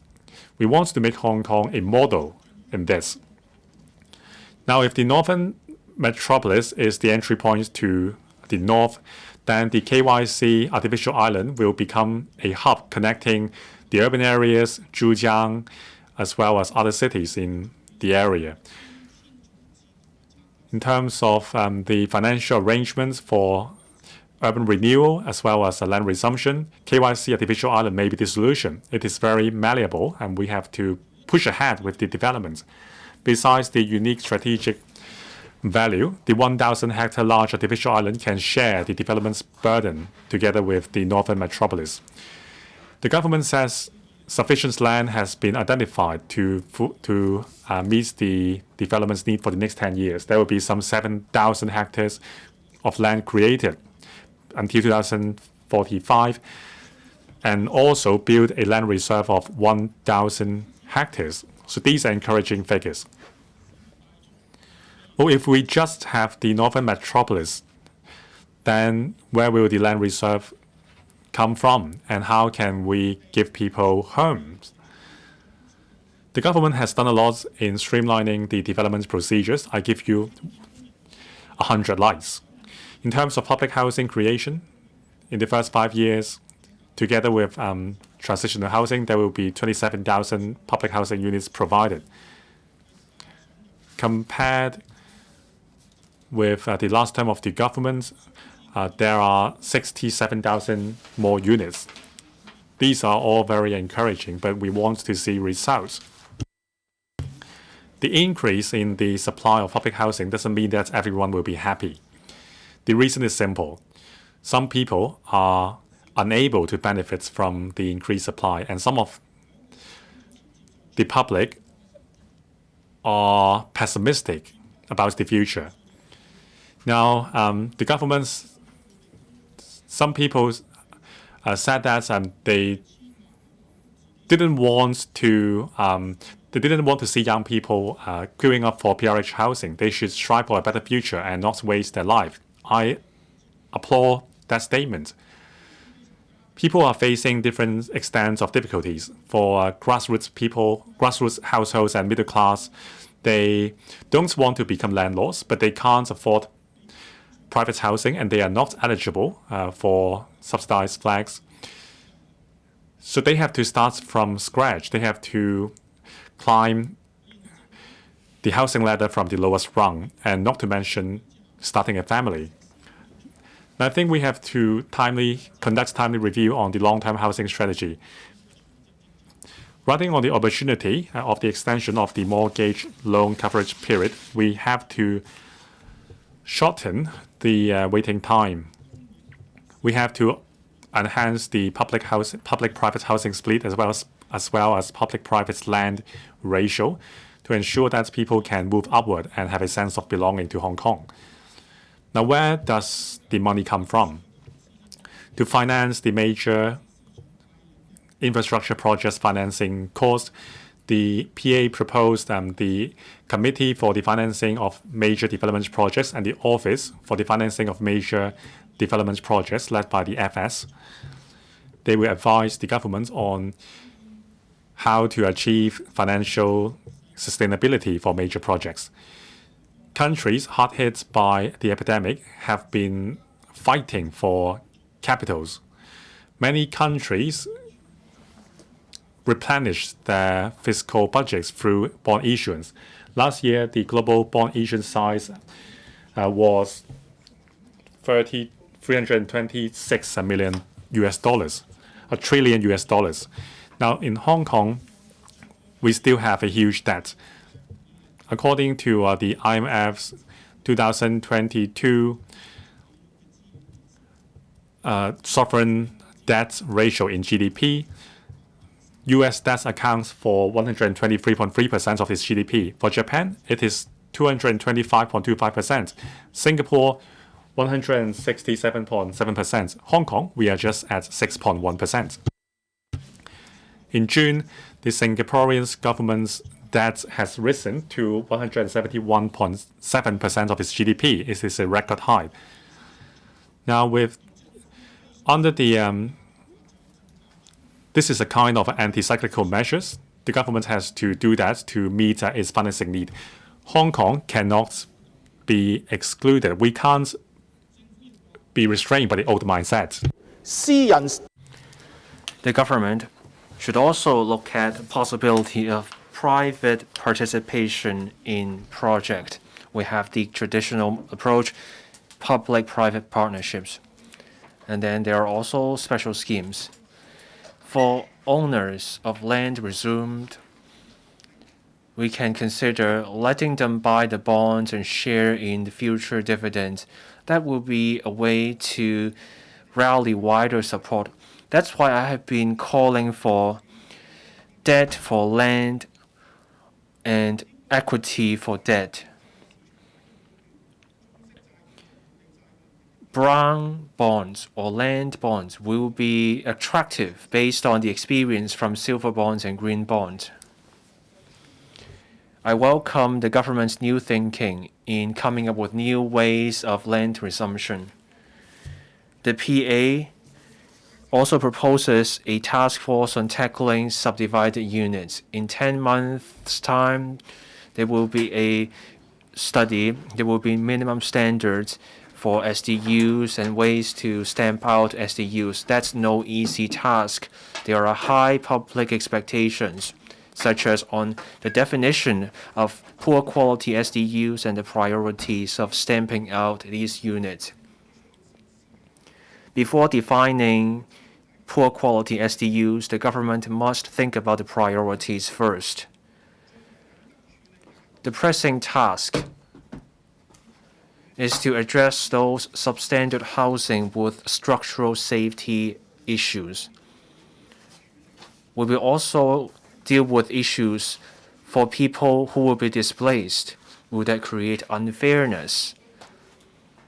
The SDU issue requires that we handle it with a sense of urgency, but we cannot rush. SDUs are closely linked to urban management. The PA proposes stronger management of building safety. Measures are proposed for building management. First, targeting buildings that will require inspection, identifying higher risk buildings, and reviewing the procedure of Operation Building Bright 2.0. The PA proposes an amendment bill to the Buildings Ordinance within this year. There will also be amendments to this ordinance next year. I support this approach.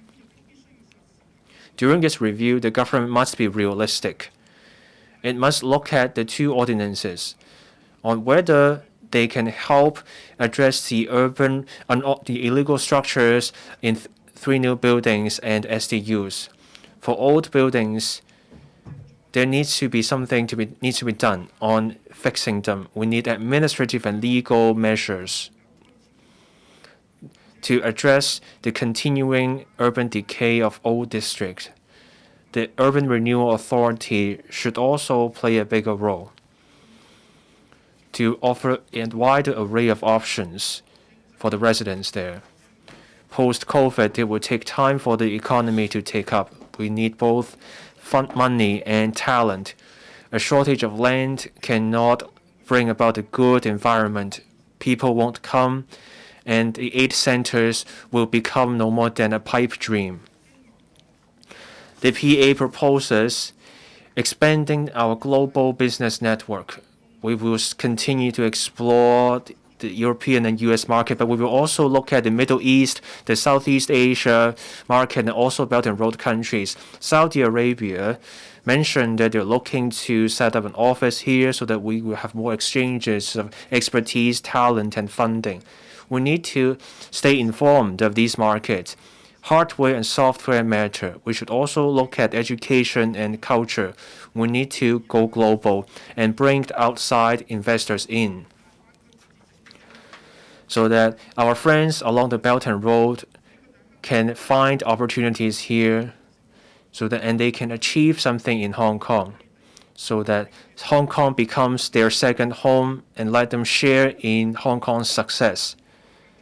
And that's how we can deliver what's expected of us under one country, two systems. This will require belief and length. I so submit. I support the motion of thanks. Mr. Stephen Ho. Thank you, Deputy President. I'm speaking for the second time. I talked to the financial officials just then. I said we need more than just a few pillar industries. Otherwise, we get social tension. We're seeing better and better policy addresses. We have put behind the political squabbling. We now focus on measures. I thank the officials here. I talked to them about issues about the agricultural and fishery sectors. Ms. Bernadette Lin, for example, I talked to her over various issues. There were issues about livestock licensees. We talked. Mr. Andrew Lam brought up the artificial islands. There's a role for the agricultural and fisheries sector, and the Development Bureau is willing to look into the issue. The Environment and Ecology Bureau will come up with a development blueprint. We had 9 consultation sessions. Government officials were involved. By the end of this year, there will be something concrete on this blueprint for agriculture and fisheries. I know some of the details. I'm aggressive, I believe.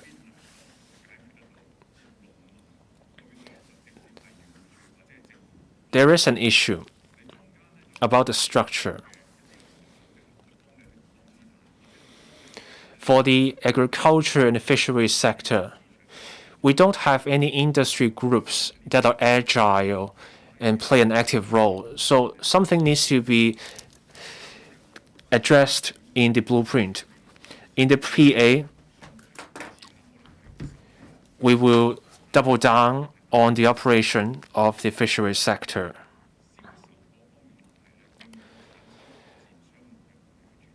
But there's a problem, and that has to do with marketing. We have land issues that are holding back farmers. But if there's a spike in supply, but little increase in the prices, so farmers are no longer finding it profitable. That's why we have farmers policy, because we have to look after farmers' livelihoods. You need to ensure their income, and that's why they will stay as farmers. I also thank Mr. Chris Sun. The supplementary labor scheme. There are issues. It takes months before imported workers come in. They have to get their ID cards. They have to open bank accounts. Without a bank account, these workers get into issues. Mr. Chris Sun helped sort out issues. These issues are long-standing, like the issues with Hong Kong ID cards, account opening, etc. But now, the current term government can focus on these issues with the improved electoral system. Our officials are committed officials. Issues remain outstanding, but I look forward to working with officials on sorting out the issues. Now, coming back to the agriculture and fisheries sector. The Deputy Chief Secretary is here. He used to be a Secretary for Development. We need to do more for agriculture and fisheries, including in the northern metropolis. There will be 4 zones in the northern metropolis. Lau Fau Shan is one area. There's an oyster industry in Lau Fau Shan. Let's fuse it with the tourism sector. Then we can have a specialty tourism product. Some people looking for roast geese, they go all the way to Zhongshan. Because of the roast geese business, that also activated other kinds of businesses. The chief executive led us on a delegation to Zhongshan, Foshan. We visited the fusion of old districts and new industries. We did not do enough in this engagement.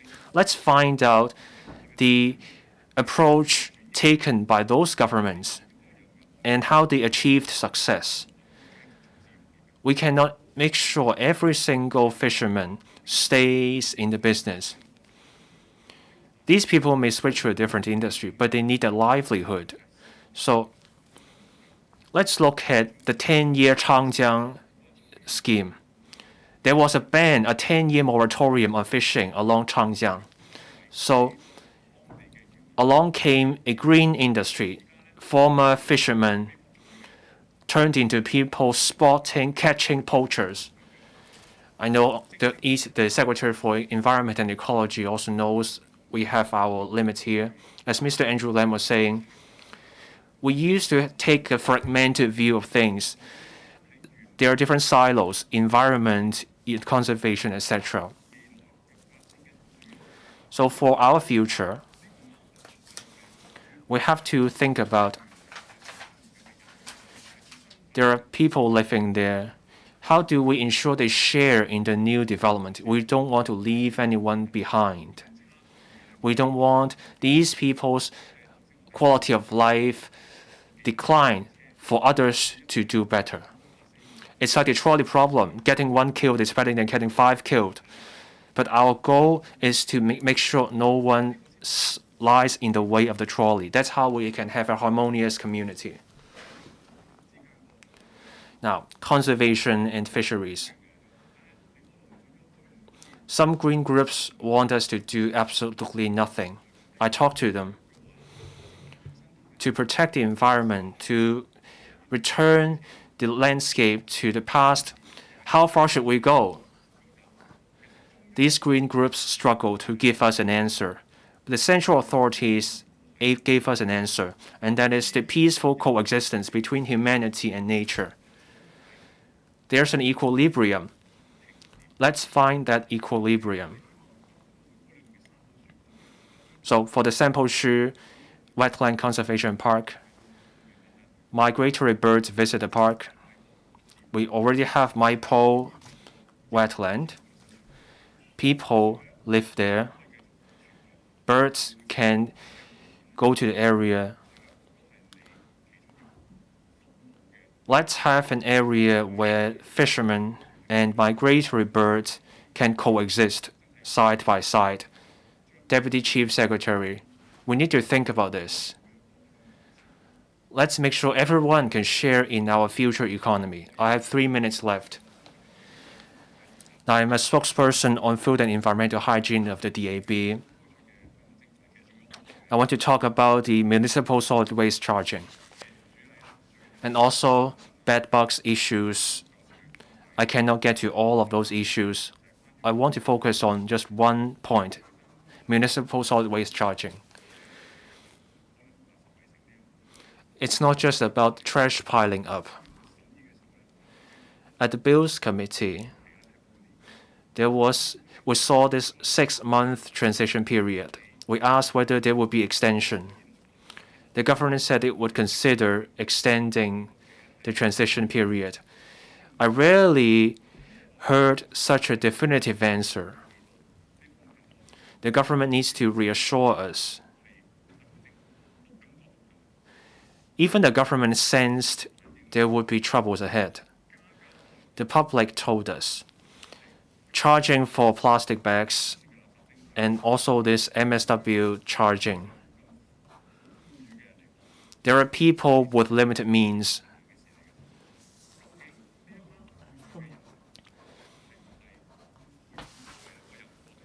But for the affluent, do they have the incentive to reduce waste? So those with limited means have to scrimp and save.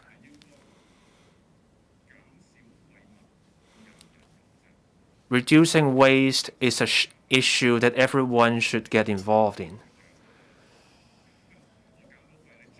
Can we have a reward for people reducing waste?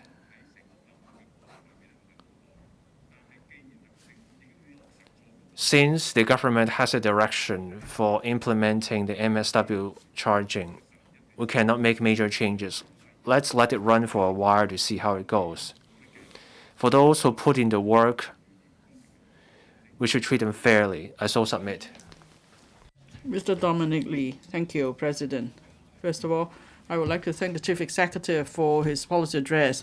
It covers rather an exhaustive range of issues, but then some in the community say maybe it's too long. Maybe in future you could consider a summary and a full version so the public will get to learn the salient points of the PA. Now, Ms. Winnie Ho seems to want to go to the bathroom, but anyway, I'm going to talk about housing. Well, she's back in her seat at once. Sorry for holding you up. But anyway, the housing issue is so important in Hong Kong. I don't think I need to dwell on that point. And particularly when we talk about subdivided units, it's a serious problem. Government statistics show that in 2016 there were 90,000 SDUs. By 2021, over 100,000. And so in 5 years, we've seen an increase of 10% of SDU units. And for those living in the SDUs, there are at least 6,000 people more living in SDUs in a few years. So it is not at all looking up. SDUs mean hidden risks and danger. And also SDUs are small in sizes. The living condition is really crowded. And if we go by per footage rental, probably the rent is much higher than even luxury flats per square foot. And then tenants often have to pay excessive or overcharge, or they are often overcharged rather in utility bills. So it adds to the burden of the tenants. Now, Mr. Vincent Zhang and I were both district councillors of the Sham Shui Po. We visited some SDUs together. There's a family of 4. It really left a strong impression on me. The younger brother, the older sister, and the parents, they live in 100 square foot SDUs, and they have to share the kitchen and the bathroom with other households. The mother told us, well, they had to wait to use the facilities, and there's also the question of hygiene. So often there are quarrels with other tenants as a result. So when they live in such a small unit, and a number of units, the neighbors may not always get along well. Now in the U.S., Europe, and South Korea, there's the bed-bug infestation. But then for many SDU tenants in Hong Kong, they've always been plagued by bug infestation.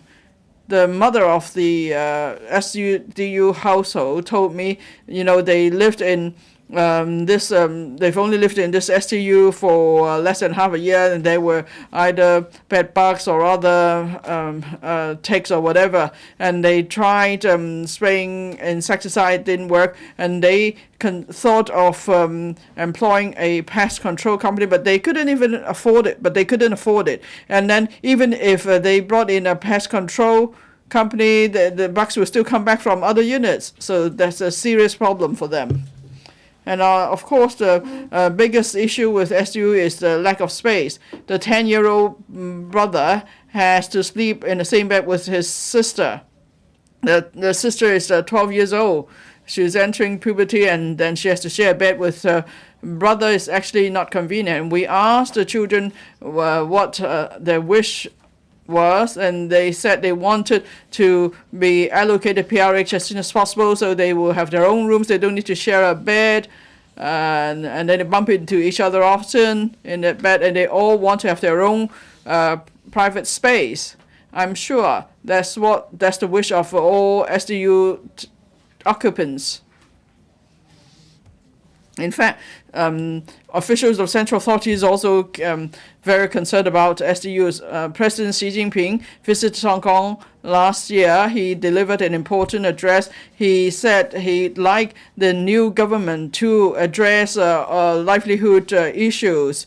He hoped there would be a bit more living space for people, and because that's what people aspire for. And then Director Xia Baolong said before, now, in 2049, China would achieve the second centenary goals, and hopefully by then Hong Kong could bid farewell to cage housing and SDUs. Now, we have SDUs because there is a long-standing shortage of land and housing supply. If we want to eradicate we need to eradicate substandard SDUs for there to be decent housing for all. So the government needs to increase public housing supply.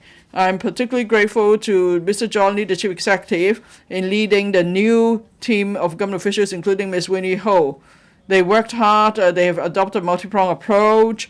And in the past year, we could see significant improvement in the supply of public housing. For example, in the next 10 years, we have a demand for 308,000 units. But then the Chief Executive mentioned in the PA that with the hard work of government officials, enough land has been identified to build 410,000 public housing units. That means the target is exceeded by some 10,000 units, and that could substantially reduce the waiting time.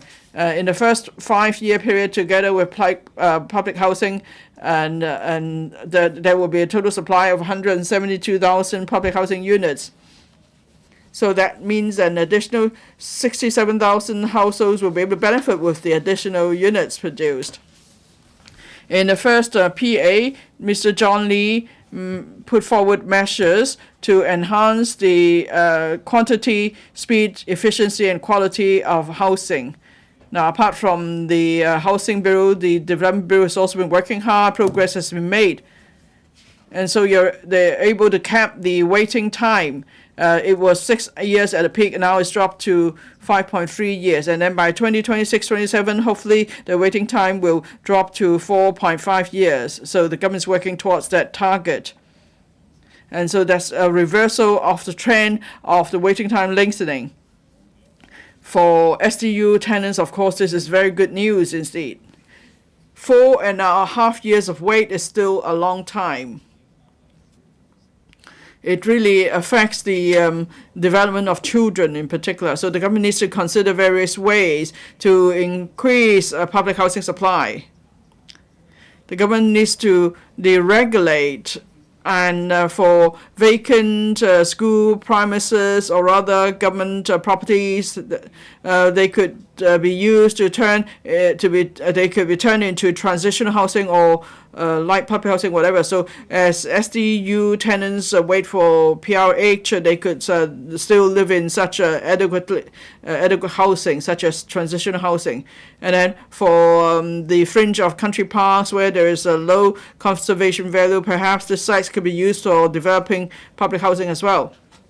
Of course, public housing resources are scarce, but many complain to us that there's still abuse of PRH units. So some units are sublet or let to someone else, or they're just left vacant. Some units are used for storage only, and there are others who try to hide their assets overseas or on the mainland, and they manage to get PRH. So the government needs to do more in terms of inspection and auditing, so that you could stamp out the abuse of PRH units, and that will help to shorten the waiting time too. In the PA, we learned that the first batch of 2,100 LPH units will be completed in 2024 to 25, and then by 2027 to 28, a total of 30,000 light public housing units will be ready to meet the serious shortage of public housing in the next 5 years. But then in terms of the location of the LPH projects, there's for many of the sites already identified, there is not yet support, enough infrastructure support. So the government needs to make sure there is proper support before residents move in. In the PA, the government's also taken on board our demand. There will be a task force tackling the issue of subdivided units. Is to be led by the Deputy Financial Secretary, and the Vice Chairman is Ms. Winnie Ho. And then they will take 10 months to look into the SDU issues in depth, and then they may set minimum standards, say in terms of building safety, hygiene standards, living space, and so on. So for the substandard SDUs, then there may be proposals to eradicate them.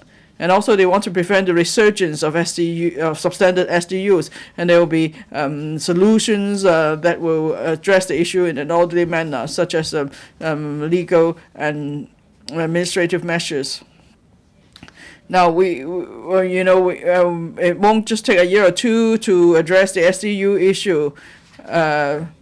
But we have to start somewhere, and I hope the task force will press on with this work.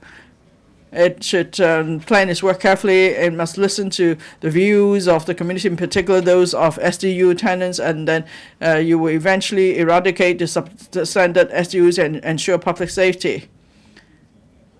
Now, under the leadership of different secretaries of departments and directors of bureau, we are seeing gradual improvement to the land and housing supply issue. And then there are various projects being taken forward, such as the artificial islands and Northern Metropolis. It's hoped that more land will be made available for public house, for the construction of public housing. So those on the waiting list will get housing soon. Now, as long as we work together, we're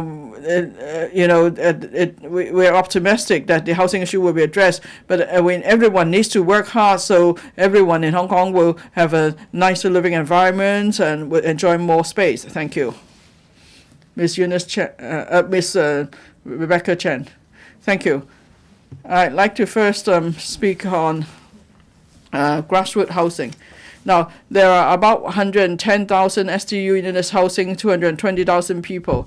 Director Xia Baolong said 2 years ago that he would like to see Hong Kong bidding farewell to SDUs, but looking at the figure, seems that we are still a long way from bidding farewell to SDUs. But if we talk about bidding farewell to substandard SDUs, I'm sure we can do that quicker. The PA has proposed a task force on tackling the SDU issue. So in the next 10 months, they will consider ways to eradicate substandard SDUs, and I'm very much in favor of that. I understand the task force has held the first meeting, and it's also set its work direction, is actively trying to set minimum standards for SDU. Now, SDU itself is a very complex issue. I don't think there is a one-size-fits-all solution for SDUs. Of course, I and many others would like the task force to come up with recommendations to first deal with the substandard SDUs and eradicate them, because that will send out a clear signal in the market for the substandard SDUs. In fact, they are even in humane living condition. They should no longer exist. The government needs to make sure there is proper rent control for SDUs, because we don't want owners to pass on the additional cost to tenants, or because there will be less supply of SDUs, they increase the rent for SDUs, and it will only add to the burden of SDU tenants. But how do we help tenants of substandard SDUs to move away? That's something the task force needs to look at as well. Perhaps they could make use of transitional housing, or there is need for a better public housing policy. Now, maybe for various transitional housing, perhaps extending the tenure and so on. Well, my suggestions be taken on board. There is now an online platform for transitional housing application. But that's only one task. There are many more tasks that we need to take up. For example, there are some charitable organizations or NGOs. They work together, and they've organized tours for transitional housing, so people can visit the transitional housing, and then they also help some SDU tenants to move to transitional housing, and even help them with buying furniture. And I thank Ms. Winnie Ho for supporting such initiatives. Now these initiatives are working well, and they are very effective because many SDU tenants who have joined our visit tours immediately apply to move to transitional housing. And then these events usually target SDU tenants in Yau Chim Mong, Sam Shui Po, and so on. So we need to organize more such activities. If the government will give more support for these activities, I'm sure it will help many more substandard SDU tenants to first move to transitional housing while they wait for PRH. The above are all just transitional measures. To tackle the root cause of the issue, we have to increase housing supply. I look forward to the government continuing to adopt a multi-pronged approach to increase public housing supply, as well as through renewal of old urban areas to increase housing supply and give people a home. And then we can finally bid farewell to subdivided units. I so submit. Dr. Teck Chi Yuen. Deputy President, I would like to speak on the issue of welfare services. So Ms. Winnie Ho, feel free to walk out. Now, the 2023 policy addresses theme is a vibrant economy for a caring community. However, it hasn't provided short-term relief for the underprivileged. I will give this policy address a fail. Now, the government has identified three underprivileged groups, including subdivided households, elderly household, and single-parent household. But there are lots more, including the long-term, the chronically ill, the homeless, as well as the new immigrants. They are all neglected, and also the targeted measures are not convincing. There is the pilot scheme on community living room to provide additional living space for subdivided unit dwellers, but how will that help them to rise above poverty? And also, the government will engage care teams to visit singleton or doubleton elderly families and provide assistance to them. Of course, we want more people to care about our elderly, but how will that actually help elderly households to improve their living standard? By visiting elderly people, it doesn't mean that you are necessarily helping them.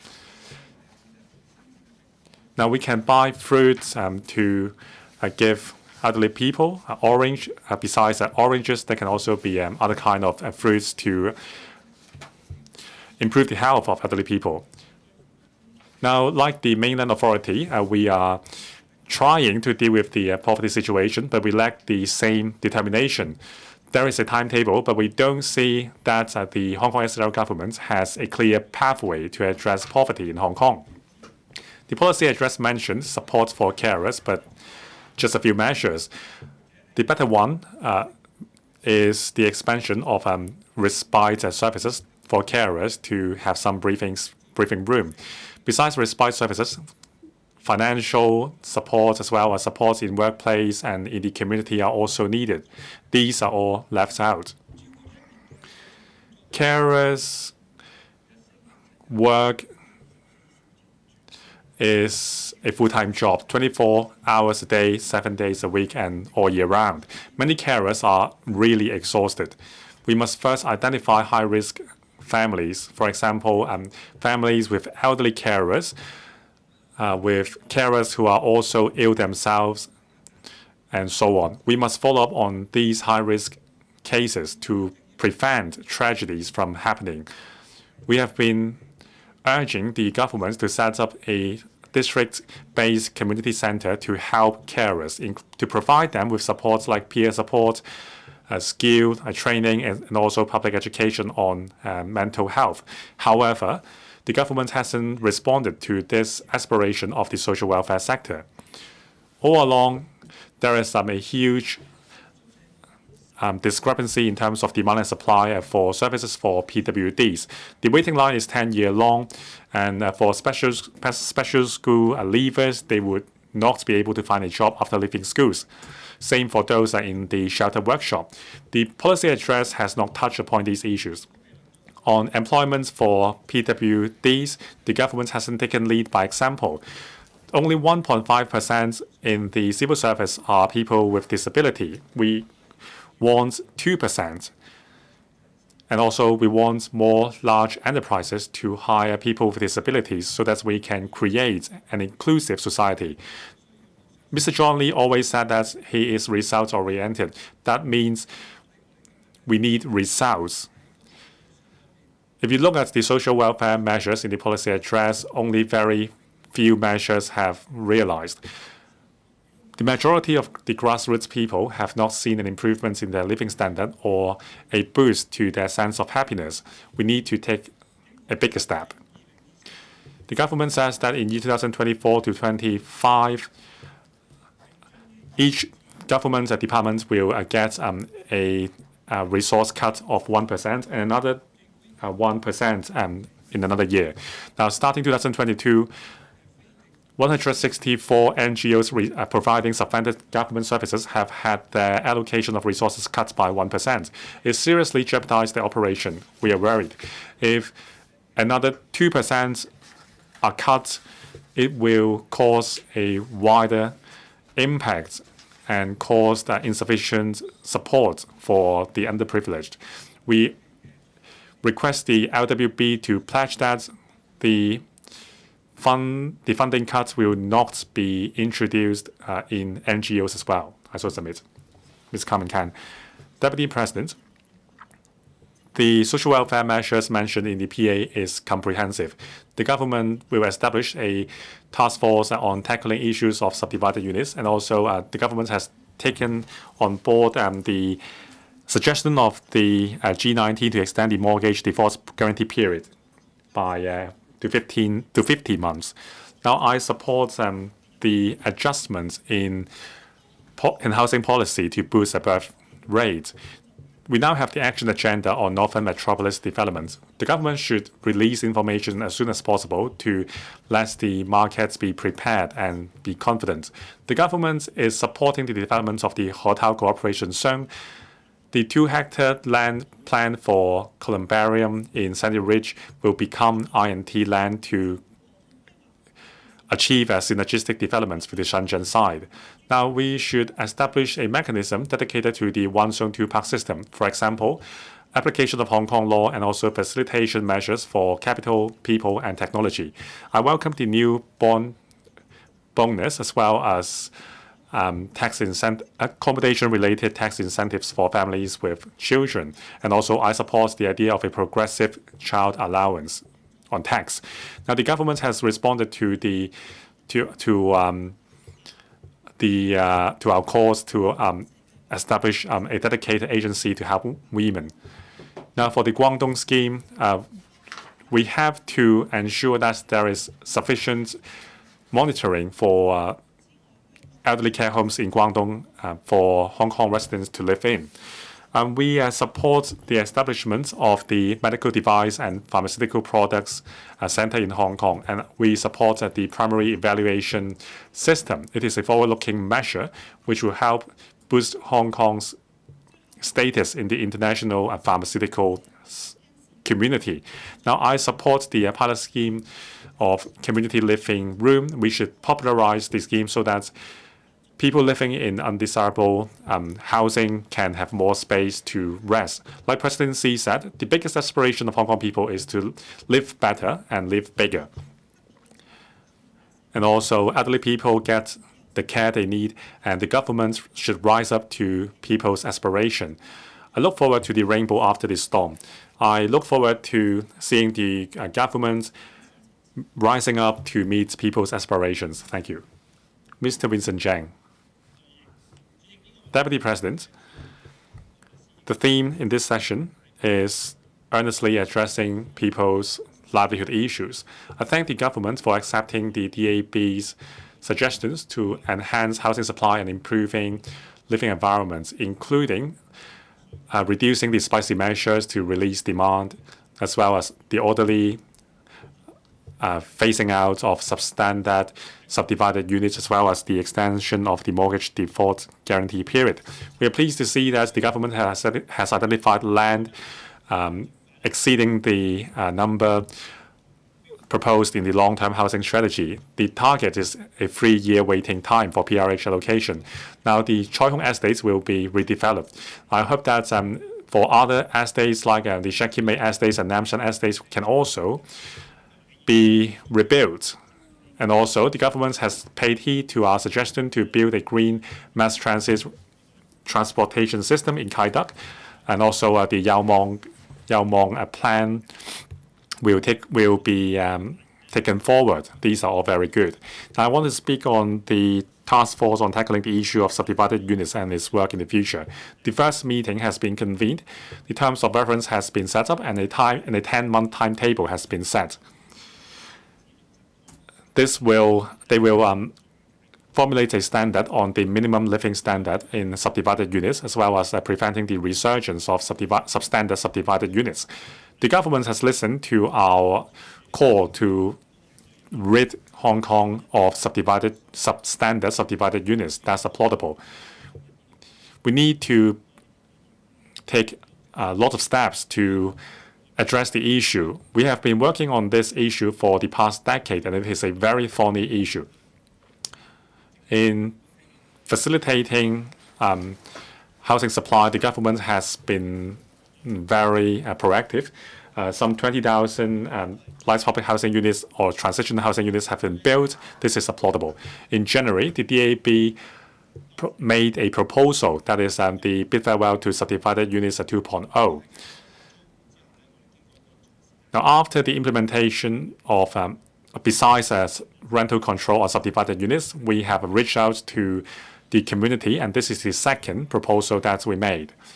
The critical recommendation here is how we can prevent the resurgence of substandard subdivided units. We have rooftop subdivided units, SDUs in industrial buildings. There are even coffin flags or worse.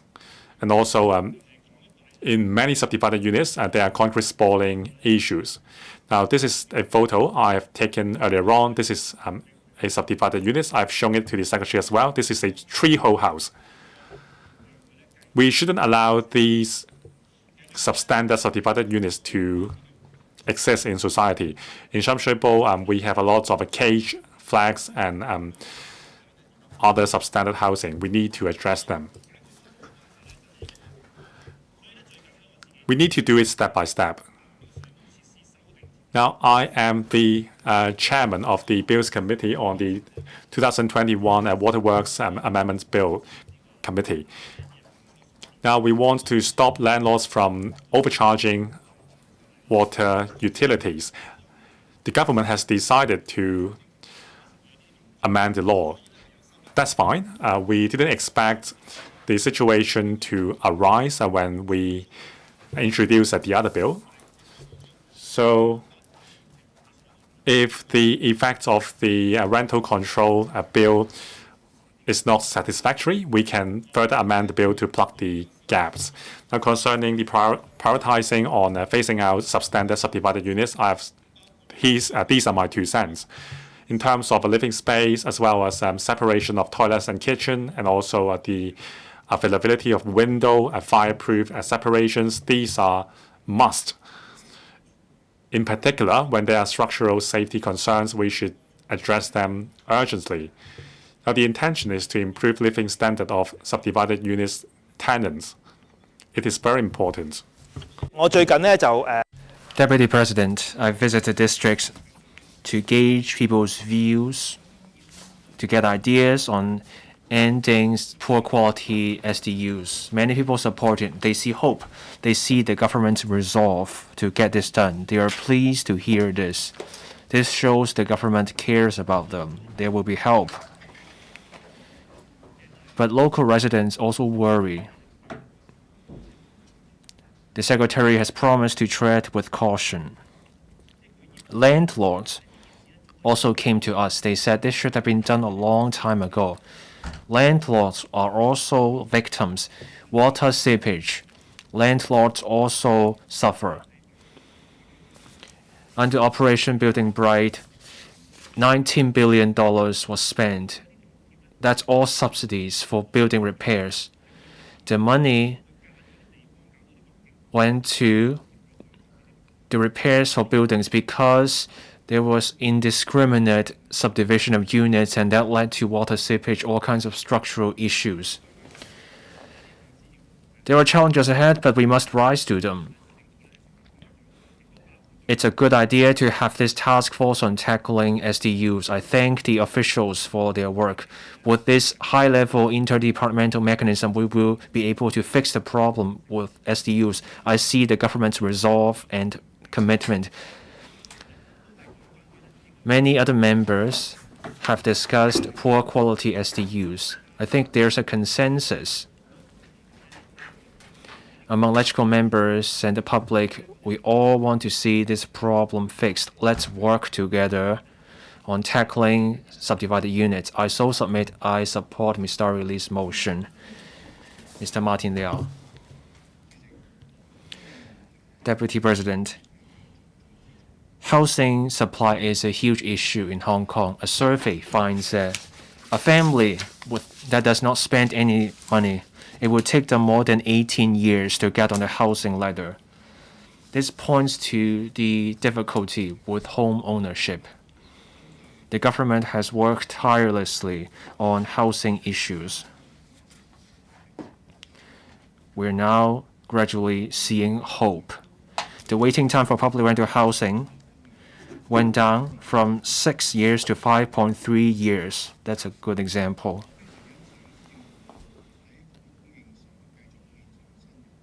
I welcome the new ideas on housing in the policy address. I thank the government for adopting G19's ideas, and that is the extending the mortgage default guarantee period up to 50 years in the secondary market. We asked for 60 years. But this adjustment will let banks grant 90% mortgage with a tenure of 20 years. That will ease the burden of homeowners. That will make it easier for people to buy a home. This will speed up the turnover of flats, meaning freeing up more resources in public housing for those who need it. This shows the government has the resolve and commitment to fix the housing problem. The government should also regularly review the success of this guarantee period to adjust it if needed. Another area the government has done well is to set up the task force on tackling subdivided units. The task force will look at a wide range of issues. I hope the task force can take a scientific approach in setting the definition of poor quality SDUs. The government should listen to the views of SDU residents, and that's how you can come up with the right standards and improve people's lives. Housing matters to many households. The government should persevere in tackling the housing issue to deliver well-being for the people. I so submit. Reverend Peter Kun. Deputy President, the Chief Executive delivered his second policy address. This is the first PA since normal life's back. It's a comprehensive PA. It addresses many long-standing issues: safeguarding national security, growing the economy, addressing subdivided units and the low birth rate. The PA has answered many calls from the community. There will be a greater effort to address people's issues in life. This shows the current term government is dedicated to serving the people, and this merits our recognition and support. The PA proposes many great measures. There are different kinds of measures. But we have to be mindful about which measures work, and that will take time before we can tell. Taking measures to fix problem, and we have to get the measures right, and we have to apply them at the right time. In elderly care and targeted poverty relief, there are specific directions, but it will take time before we can see results. On the housing market, the measures are not exactly targeted. On the demand-side management measures, the PA proposes scaling back the cooling measures without dropping them. The buyer stamp duty will be relaxed. The extra stamp duty will have a shorter period. And for talent coming in, there is a suspended mechanism. Home prices are falling. We need to go far enough to stop prices from falling. The relaxation now is a half measure. Going with steroids to curb the fall may be the government's idea, but this may not work as intended. Starting from 2009, we had counter-cyclical measures and cooling measures. In 14 years, home prices rose by 112%. But now we're in deep trouble. So now the government is underestimating the problem and trying to apply Band-Aid. This is not a targeted approach. The effect will be doubtful, and there's underestimation of the problem. Extraordinary times call for extraordinary measures. There was a time for measures to address the overheating in home prices. For many major housing estates, prices have fallen by 25%.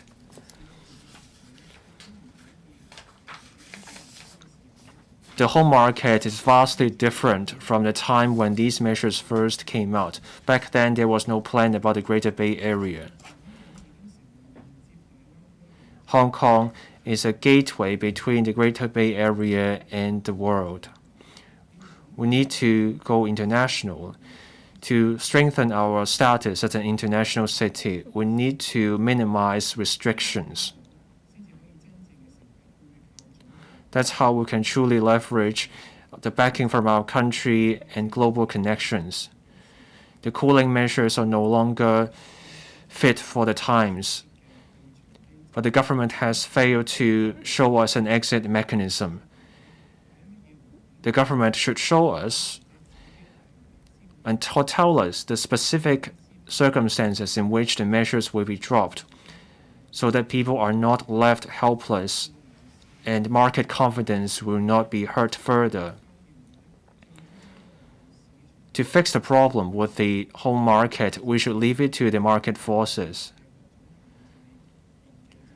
Dropping all the cooling measures will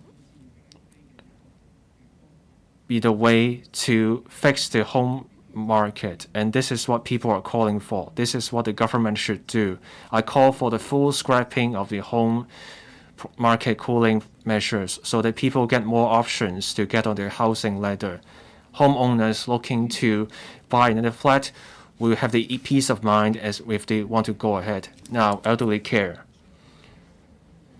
With the aging population, the PA proposes different measures. One of them is the use of elderly health care vouchers in the GBA. The idea is to use the resources in the mainland cities of the GBA to fix the gap in Hong Kong.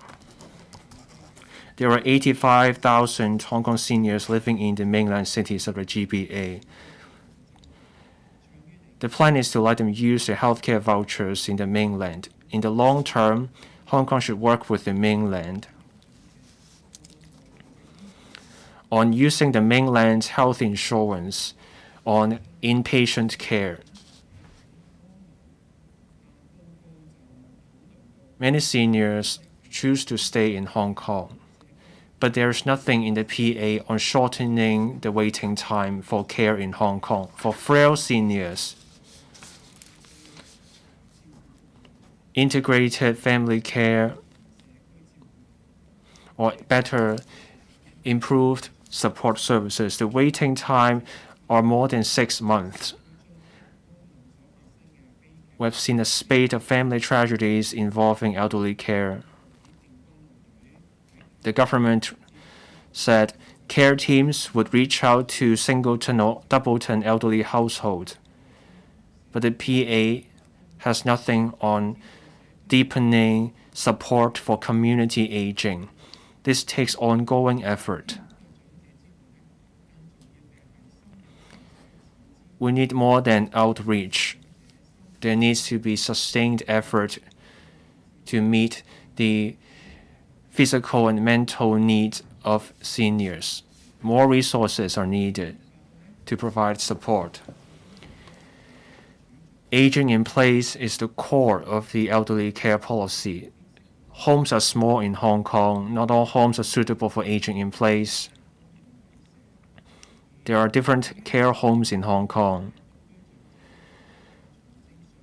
There are seniors who are physically fit, but they lack the means, or they don't qualify for the housing society's residences.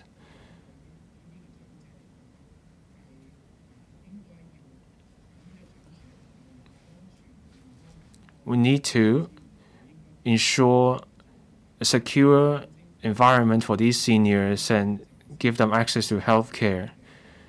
We need large-scale housing estates for seniors, providing communal living. We can bring in healthcare teams and offer healthcare with centralized management. We can do a better job than having care homes that are scattered all over the city. We can achieve greater economies of scale, and that will also mean better care. Targeted poverty relief. Poverty is also an issue in the community. There are measures in the PA, such as enhancing the Strive and Rise program. In the new school year, there is the after-school childcare. It's a pilot scheme. For junior secondary students and other children living in families in poverty, these measures will help. The government should scale up the two schemes so that children in grassroots families can develop in a healthy way. But one defect is that there is not enough support for certain groups. In implementing these schemes for new arrivals, members of ethnic minorities, and persons with disabilities, there should be better support for these groups. The targeted poverty relief measures do not come with clear timetables. We need more specifics on this. Policies on persons with disabilities.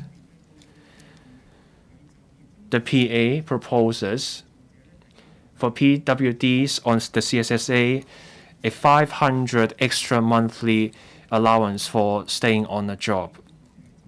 The resources are better put to job matching, career planning, and on-the-job support. We should give these people more job options. There's also a serious gap in the service. It takes them more than 10 years to get a place in the care homes for PWDs. The government should pay greater attention to this. Public finance. 2 weeks ago, I moved a motion on reviewing public finance. Many members offered thoughts and they supported my motion. There were also subsequent public discussions. The government said any proposal to levy a new tax will require that the government thinks through the policy goals, and we need ample policy discussions. This would take time.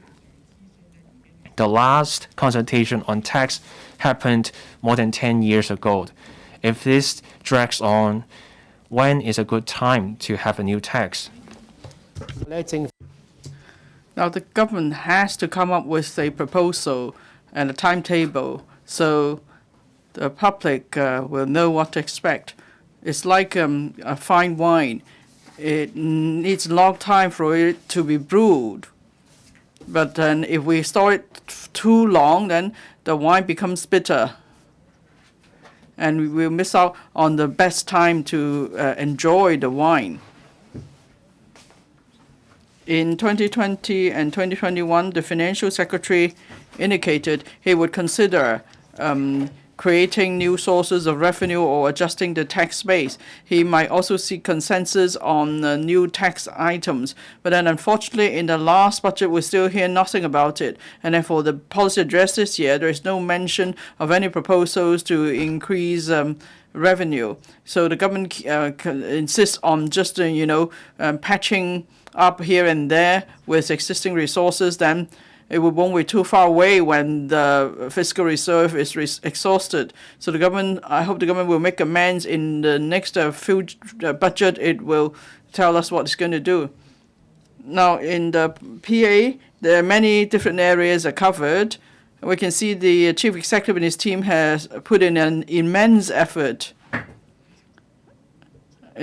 So, of course, there's always room for improvement. It's only if we bear that in mind, then we are able to resolve all the deep-rooted issues. And then we could also promote the development on various fronts in Hong Kong. As the chief executive said in his concluding remarks, as long as we stand together and accommodate each other, definitely we could build a better Hong Kong together. So with these remarks, I support the motion. Mr. Stanley Lee. Thank you. I'd like to speak on the 2023, speak on the motion. I support the motion. I'd like to thank Mr. John Lee, the Chief Executive and his team for taking on board many of the suggestions of the DAB. The theme is a vibrant economy for a caring community. I agree we should promote improvement to livelihood through development. Now, I'd like to speak on support for carers, the elderly, and for this particular session, the theme, we will cover various issues like elderly services, protecting children, supporting carers, and so on. Well, in the past few years, we've seen various number of tragedies involving carers. The government set up a dedicated support hotline for carers. And there's over 4,500 calls were received, on average about 100 calls each day so far. It seems that the figure is higher than expected, and that shows that in the past we have overlooked measures to support carers. So I urge the government to speed up various measures to support carers. We want to prevent another tragedy. The PA also mentioned the Ports Place schemes and voucher scheme, residential care services scheme. If there are vacant places, they can be used for respite purpose, and this is a good idea. I hope the measure will be implemented soon. On the support hotline for carers, I hope the government will include all the information in the future one-stop portal, so carers will be able to find all the information in one place. This will also lessen the burden on the hotline, and otherwise there will be more time needed to refer cases if too many calls are received. Some told us that sometimes there may be mistakes using with the hotline, mistakes in information coming from the hotline, maybe there's miscommunication. So I hope there will be support centers for carers in different neighborhoods, and these centers could provide one-stop service to carers. And this is also a place where carers could take respite. Elderly care services, there should be more measures to allow cross-boundary elderly care services. For example, the Guangdong scheme could be extended to cover mainland-operated residential care homes for the elderly. Now, we're going to see a super-aging community. That will be the case on the mainland too. There are 370,000 Hong Kong residents living on the mainland, and that's an increase of 58% compared to some years ago. So that shows that it is now a trend for people to retire in the Greater Bay Area. I conducted a survey myself in September. I found some 36% of those interviewed indicated they are planning to retire on the mainland. More than 80% of them will first choose Guangdong province. The DAB has also held a seminar on cross-boundary elderly care, and we've collected views from participants, and many have expressed concern about healthcare support and so on. Mr. Chris Sun has indicated that the extension of the scheme will cover RCHEs on the mainland that's at least 4 stars or above. But I would suggest our own Q mark system, so we could we could accredit different RCHEs, because maybe the standards on the mainland and in Hong Kong are different. It's like for hotels. Now, the 5-star hotels on the mainland may still not be the same as the 5-star hotels in Hong Kong, for instance. So if there is a common standard, and in particular for rating RCHEs, that would give local citizens more confidence. And some, of course, have expressed concern about healthcare support. So we hope there will be the extension of the healthcare voucher for elderly to cover the mainland institutions. As for children, of course, we need to take good care of them, especially for residential homes for children. The government has promised to do more surprise checks, and there will be more places too. There's a need to deploy resources to improve the mental health of the children, or the psychological health of children. Now, I know there are foster families taking in children, but then some of the foster parents may not know enough about the character of the child involved, and that could lead to conflicts. So maybe there's need to step up training for foster parents. On pro-childbearing environment, I would first thank the government for taking on board our views. You're going to increase the number of child care center places. Now, we see a drop in our fertility rate. The UN report shows that in 2023, Hong Kong has an even lower fertility rate than other low fertility countries like Singapore and South Korea. Now, when I went to talk to the residents, I could see why young people are not keen on starting a family, because they think the costs are too high, and also the living condition is crowded. And both the couples have to work, they don't have time to take care of children.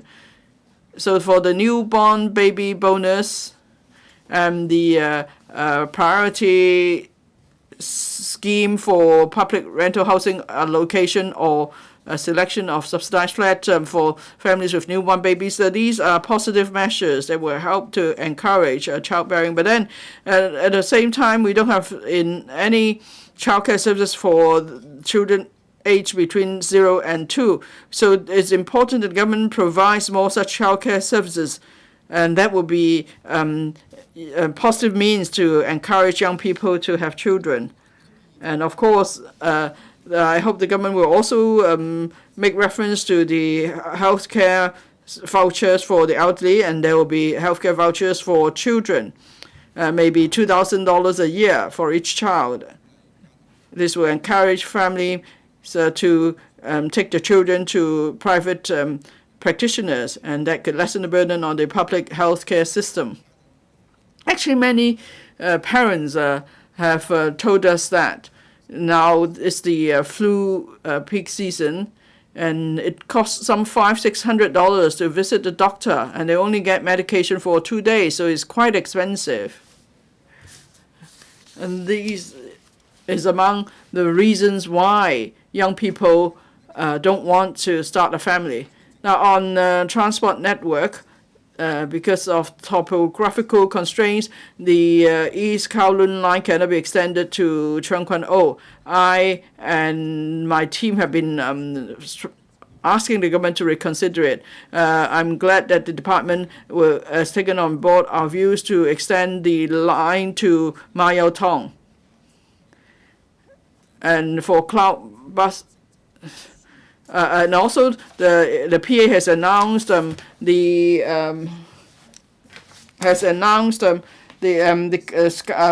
the Sky Shuttle, there will be also smart and green mass transit in East Kowloon. So that will help to unleash the development potential in East Kowloon. I hope when the government considers the new route, adopting either Sky Shuttle or autonomous road rapid transit, you will pay special attention to the design of each station, in particular the exit. So the stations will cover more housing estates as far as possible.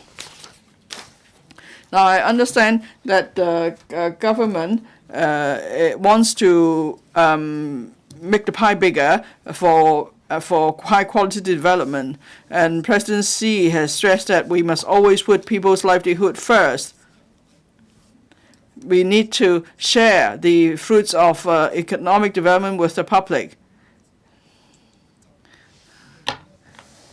So the chief executive is working hard to prevent the wealth gap from widening, so that we could have social harmony. Now, it's not easy to achieve good governance. One way is for everyone to vote on the 10th of December, and that will help to ensure good governance. I speak in support of the motion. Mr. Frankie Yik.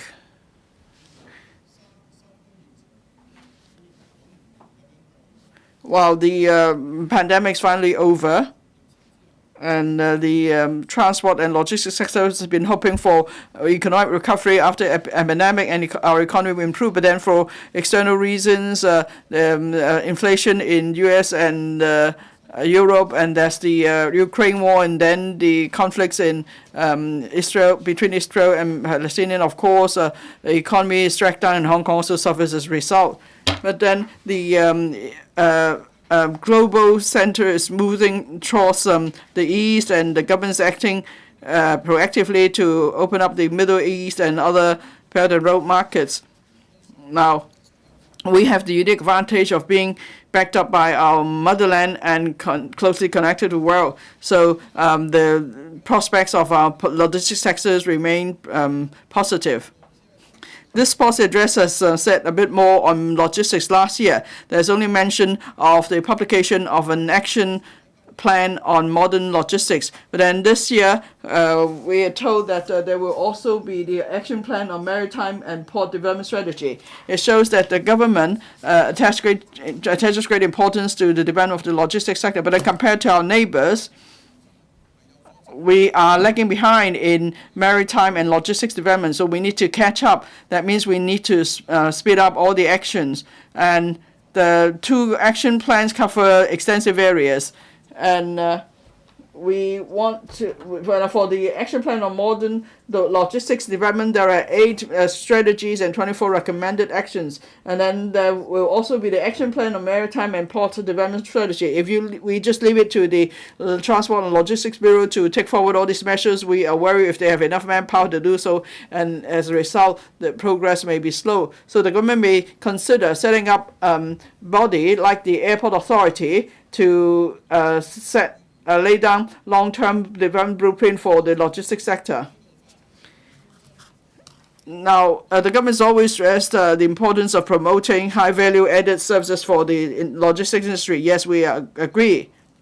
It's necessary. Well, we've seen a drop in cargo throughput, but if there could be all ocean-going vessels calling at the Hong Kong port, and Hong Kong will remain an important entry port, and of course that will also promote the demands for high-value goods. So we must not overlook the development of our ports.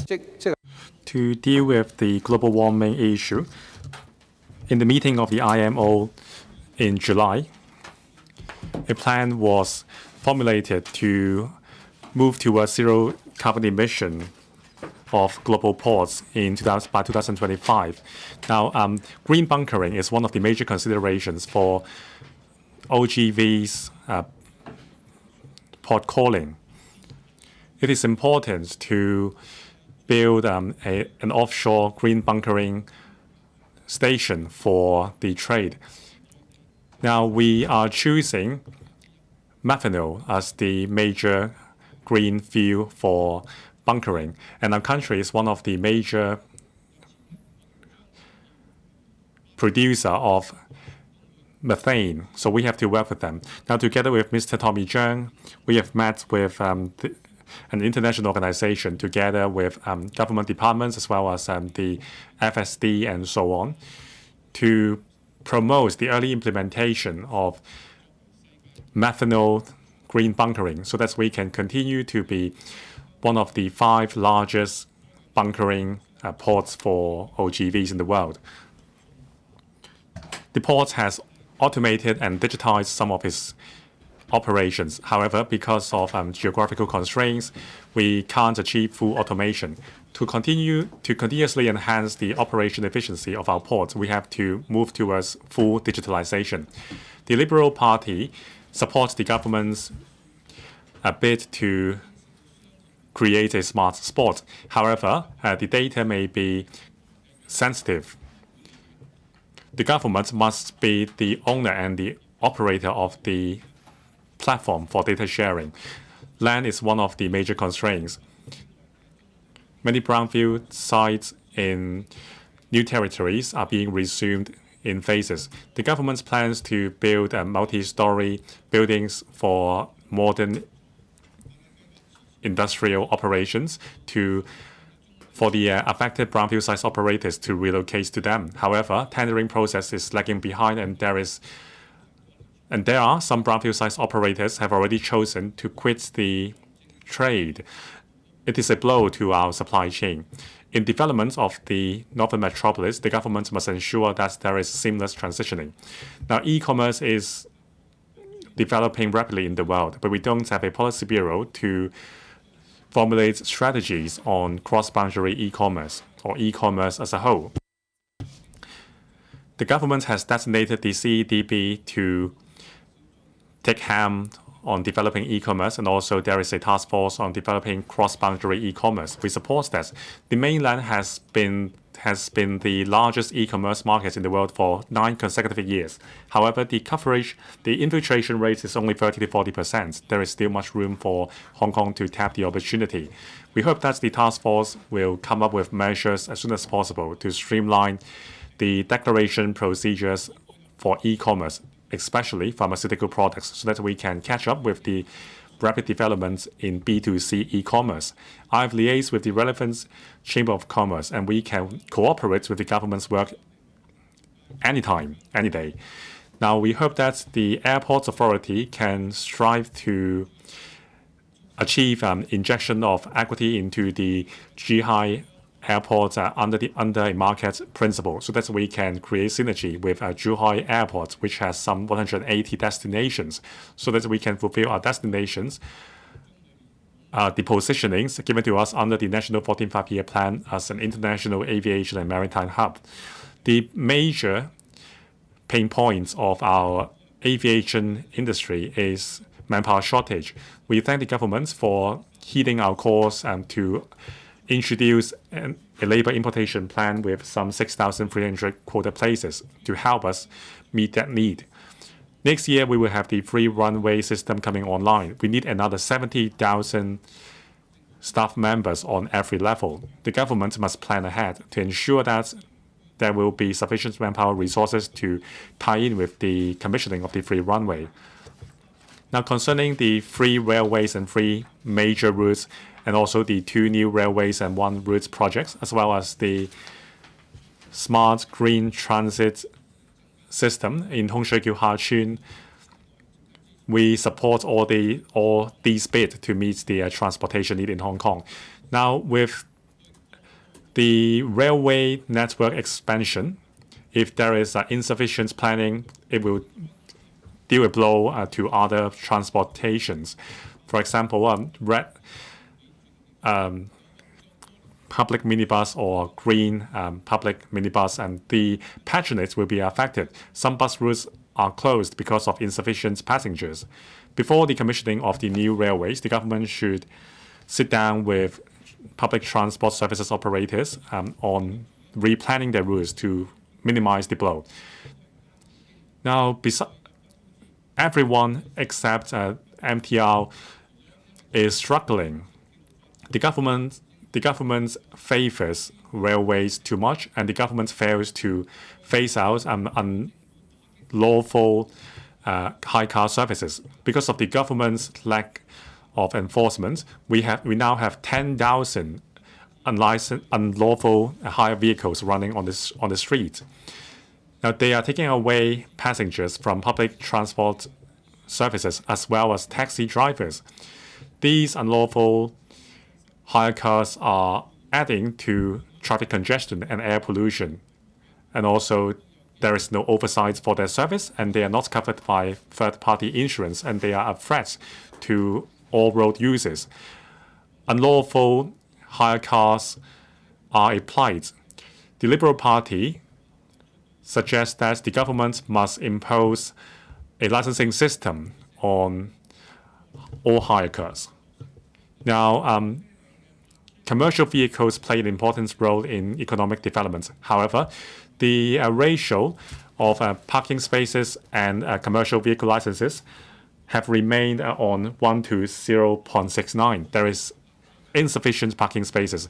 Now, by year 2026, there will be automated parking spaces for commercial vehicles, but it is too slow.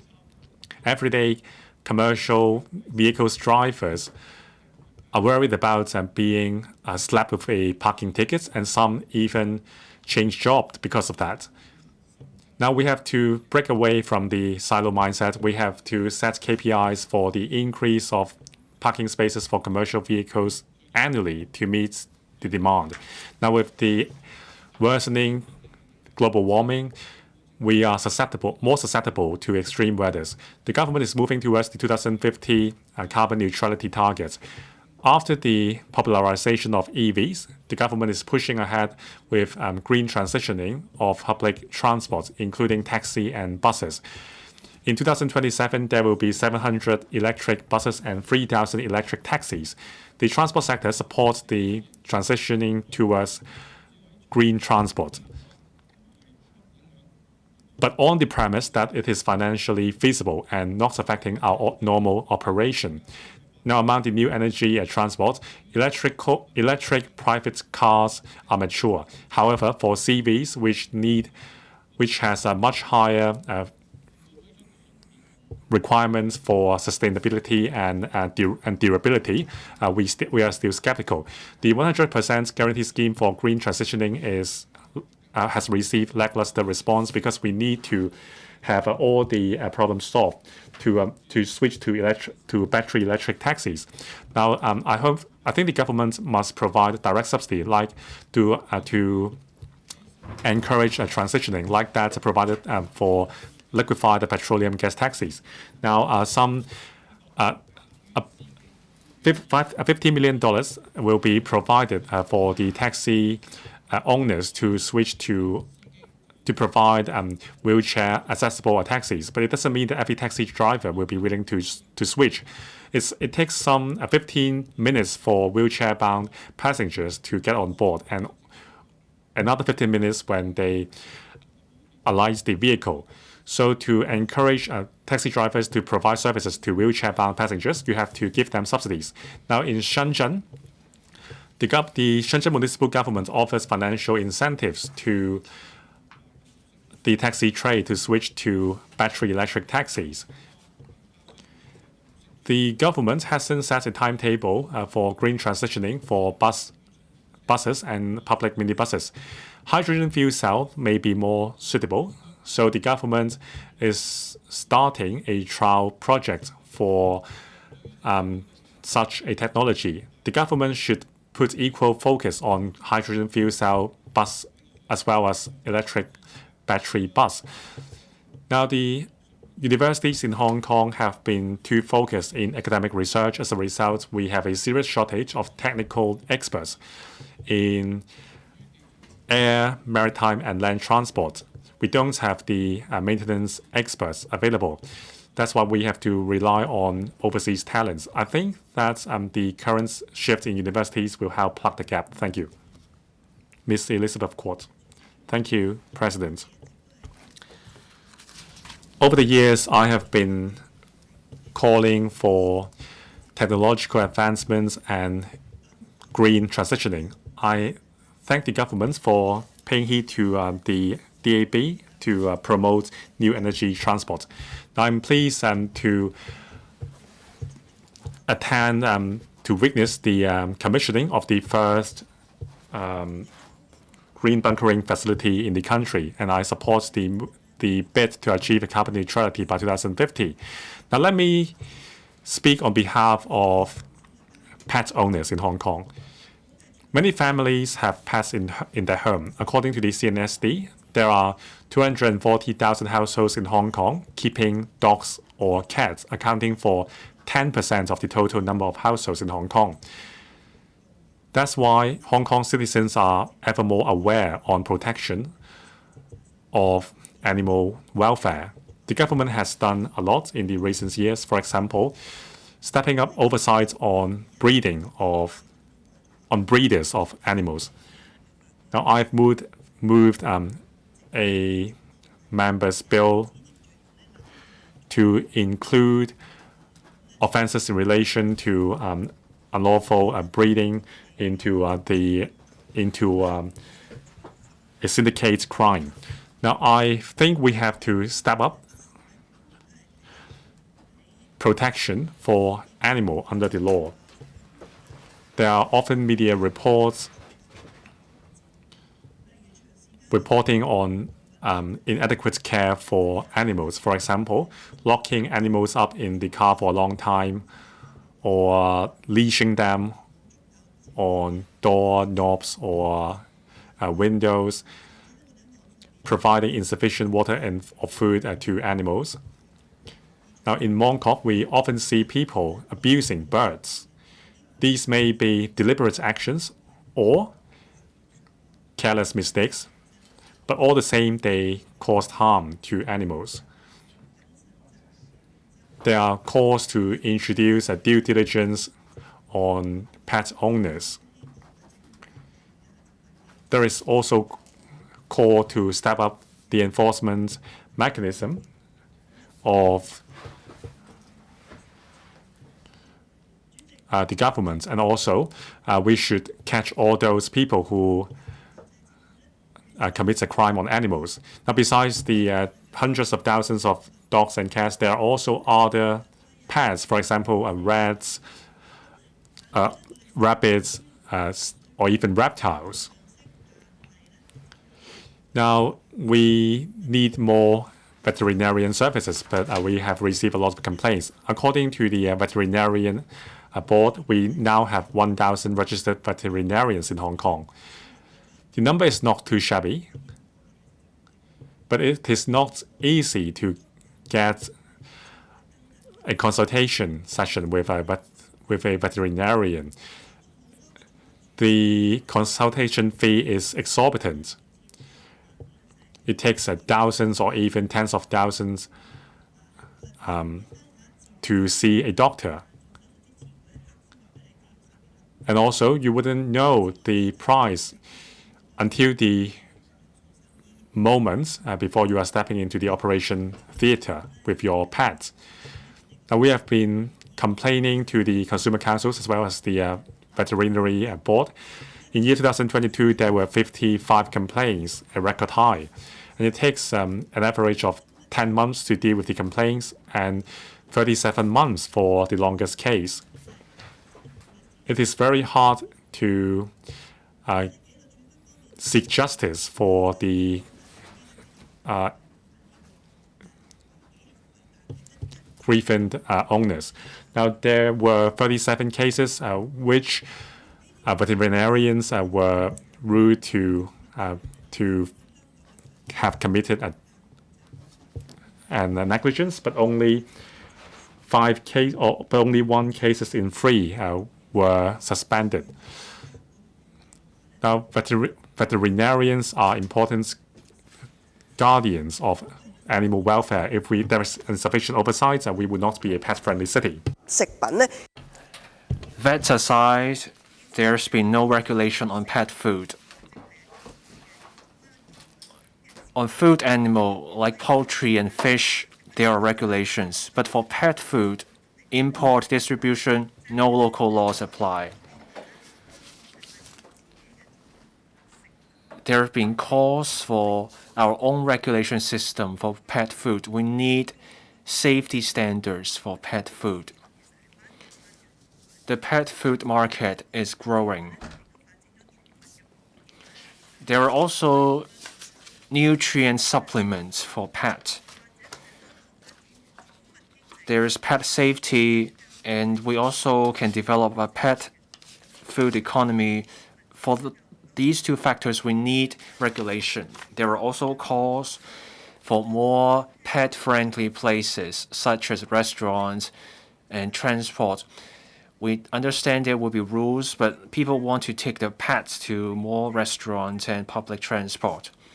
I want to see Hong Kong to become a pet-friendly smart city. I will speak up for pets and pet owners so that we have more pet-friendly measures and more measures to protect animals.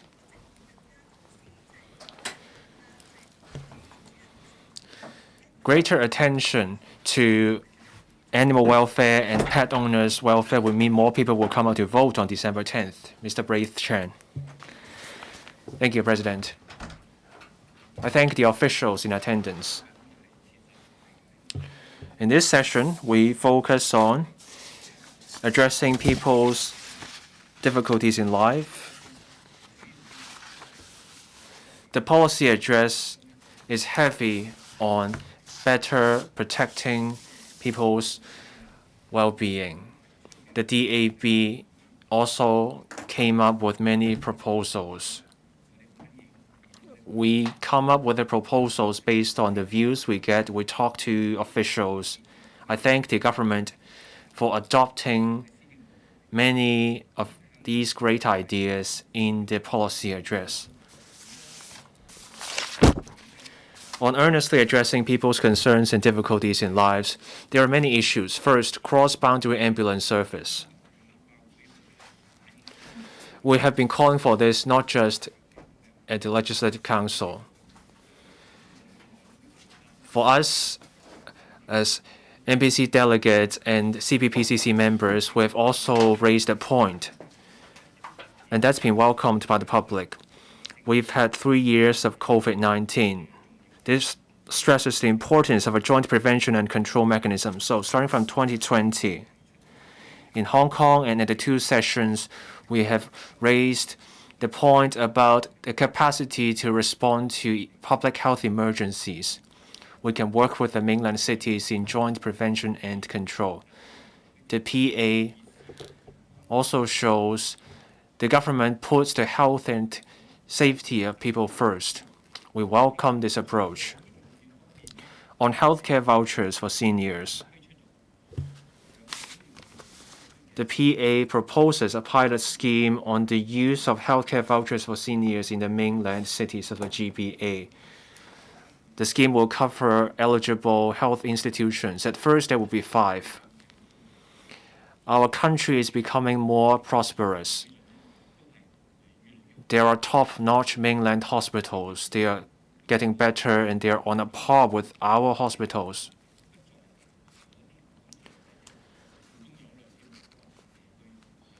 Some seniors say the wait at the hospital is so long that they may as well die waiting for care. Given this issue, we thank the government for adopting our issue to improve the situation. Now, care teams.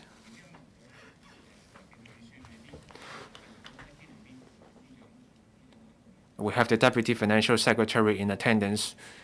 We need regularized funding, budget for manpower to run the care teams so that the care teams can serve the people. And that's how we can ensure long-term stability.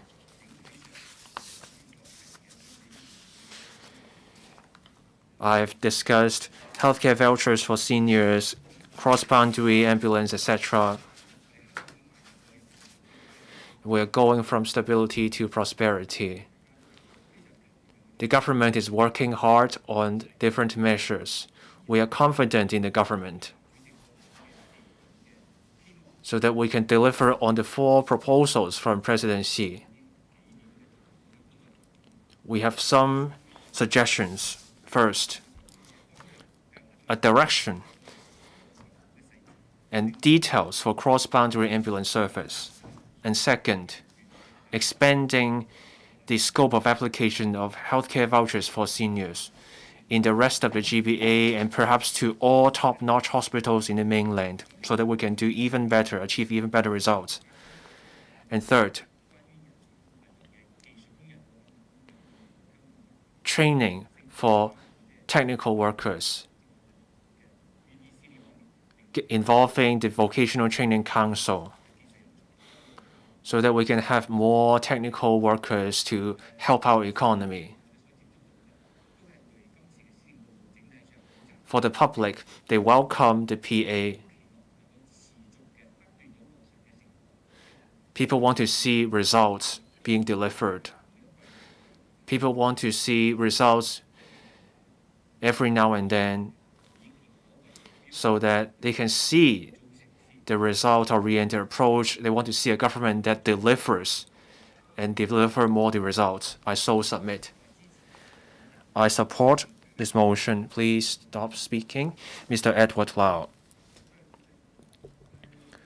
Thank you, President. I support the 2023 policy address. It's a policy blueprint for the year.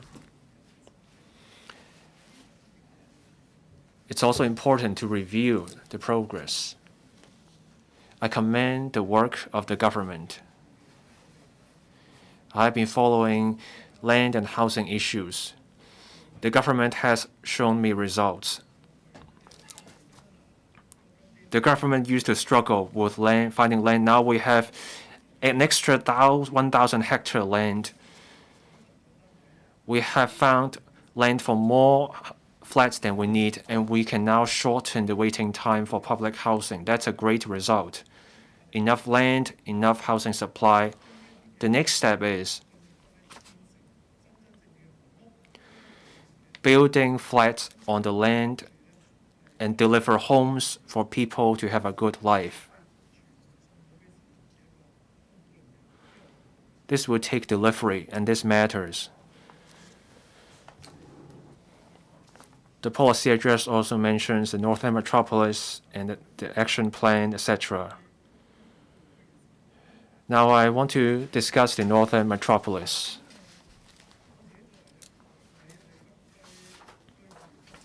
I live in the Northern District. I was brought up there. I have been championing the Northern Metropolis.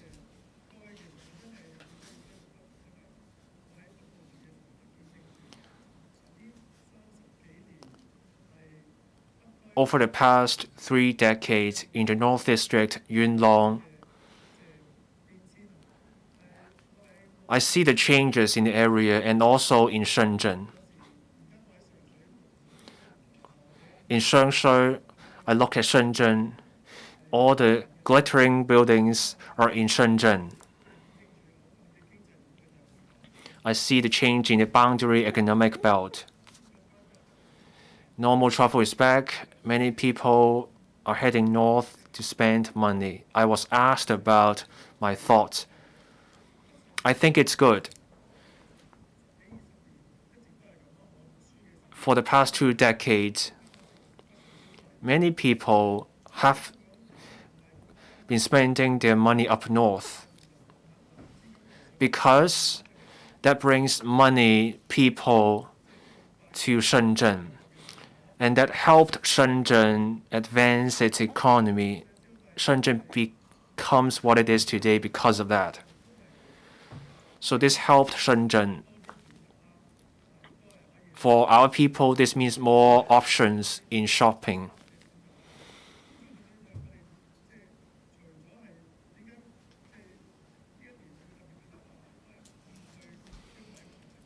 Many people see people spending money north as an issue because few mainland visitors come here.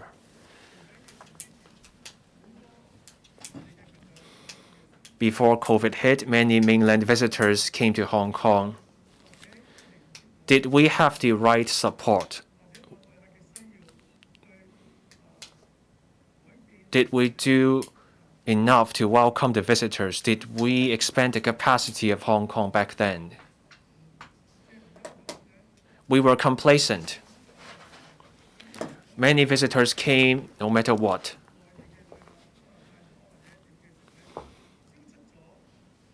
Many visitors came, and then for some areas meant for just living in, the visitors overloaded those areas, and then we had parallel traders that led to tension.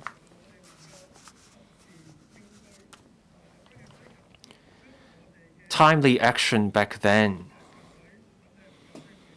Say there was a land shortage in Fanling, Shengshui. Timely action in setting up business areas could have resolved the tension. Development is the best way to resolve the tension, so we need to keep developing. Some say, let's get more people to live there and then we will have transport overload. That simply means we don't go far enough in development, and that's why tensions arise. That's why one thing I find particularly sensible, and that is we need to take an industry-oriented approach. Many people will move to the north. Now there are 960,000, but there are just 120,000 jobs. That's a serious imbalance in the home job imbalance. When more people move there, then people have to spend many hours in commuting. So people are put off by the idea. It's right to take the infrastructure-led approach. 30 years ago, I moved to a public rental housing unit in the north, Tolo Harbor and the East Rail Line. That's what we had back then. But 30 years later, it's the same transport link. It's better in the west. There's a Two Moon Highway. And route number 3, we will also have route 11. Infrastructure-led is the right way to go. Now, coming back to the action plan or action agenda, we used to have 2 cities, 3 circles. Now we have 4 zones. This is the right way to go. We will now have better and clearer specialization with a better focus. The action agenda also proposes clear timetables for the 4 zones. In the next 3 years and 10 years, there will be 3 milestones.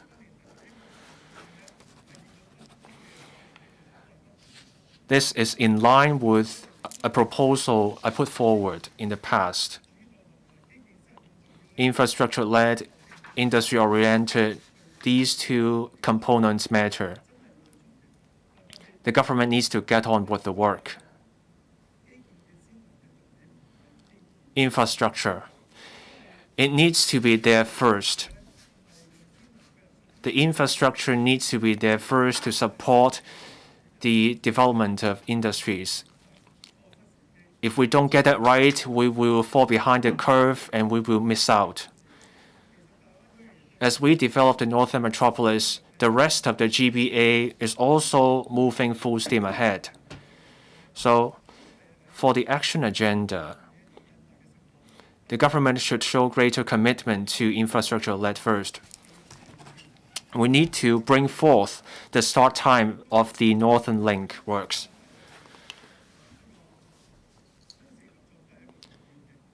Public-private partnerships also play a key role. The government made a timely move by proposing a committee on financing for major development projects to explore PPP options. And we now have an enhanced land swap model. This is also a form of PPP. These tools will help speed up the development of the northern metropolis. I talked to different officials about the northern metropolis. It's great to have the action agenda. But what about the policies for the industry-oriented approach?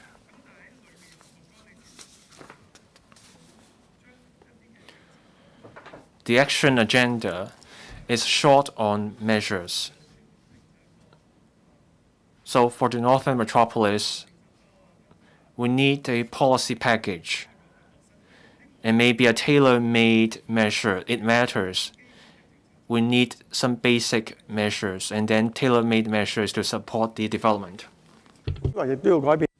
And then the government needs to change its mindset. Now, the government usually is a gatekeeper, but then how can it become a facilitator for the Northern Metropolis project? So it needs to change its mindset. For example, the Northern Metropolis Coordination Office, in the past few months or in the past 6 months or so, this office has done much and has achieved results in taking forward the project. On the action agenda, in relation to industry-driven, I see, for the coordination office, most of the staff either have an engineering or works background. So perhaps we need to bring in personnel familiar with industrial development, transport infrastructure, innovation and technology, and so on. Well, they don't need to hire more people or expand the office. Rather, they could make reference to some mechanisms on the mainland. For instance, the coordination office now has a director, deputy director, and other heads of units. Maybe in another bureau, there are deputy secretaries that could also take up some of the work of the office. And then they were able to formulate a more comprehensive strategy for Northern Metropolis. On service industries, now the Development Bureau has done much in the past year. One important step is to amend relevant development legislation such as the Town Planning Ordinance or the Land Resumption Ordinance. And it can do more in streamlining administrative processes. They could consider doing this for the Northern Metropolis, say in terms of town planning. Now there is an outline zoning plan for each district. For the urban areas and the rural areas, OZPs are very different. In urban districts, there is no such thing as development permission areas. So any temporary uses could be allowed, say, for as long as they're within 5 years. But then for the new territories, OZP, because we have this concept of the development permission areas. So for all temporary uses, applications have to be made, and they are not always granted. If so, for the Northern Metropolis, are we going to adopt the OZP model for the urban areas or the rural areas? And apart from amending legislation, can we also streamline administrative processes? For example, can we speed up processing of short-term use applications, or can we allow the payment of land premium to change some uses? Can we also examine the requirement for submission of plans for certain buildings? I can give you a concrete example. Now we have village houses. This are called exempted new territories houses. That means there's no need to submit a building plan. There's no need to get approval from the buildings department as long as there's an approval from the lands department. And then all these years, we never see village houses collapsing after they're completed. So can we explore a similar exemption arrangement for since we cannot use MIC to put up structures for use for short term. So we can then, I hope the government will consider allowing these uses. As for green belts, the government has conducted a review, but now it's identified enough land for housing, so therefore it's dropped the plan on reviewing green belt. Well, but we shouldn't look at it that way. There's never enough land for development. That's why I'm definitely behind the artificial islands project. So what we could always do with more land, we need to consider our long-term developments, so we need to build a land bank. For green belts, they do not have high ecological value. If you look at the definition under the town planning ordinance, green belts are there just to restrict urban development or the extension of the urban fringe. But then for the northern metropolis, we're trying to turn the area into a metropolis. That means we're extending urban development here. In that case, green belts, the definition of green belts should not apply to the northern metropolis. Finally, I'd like to talk about redevelopment because it's very important. For the urban renewal strategy, it's been around for some time. It was announced in 2011, and now what we see is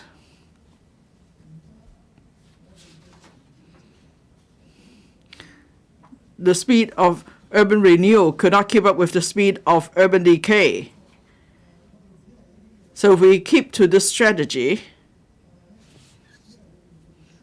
we may only see further urban decay. So do we need to review the pace of urban renewal? Because there's been no review of the urban renewal strategy for over a decade. Perhaps it's now time for us to review and renew the strategy. So I speak in support of the motion. Mr. Chan Hock-Fung. President, I'm going to speak on housing and land proposals in the PA. I must commend the government, in particular the Development Bureau and the Housing Bureau. In the past 2 years, in terms of identifying housing land, farming land, and proceeding with housing production, they have put in great effort.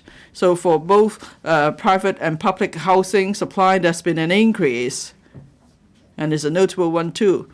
When this government first assumed office, they projected the need for 105,000.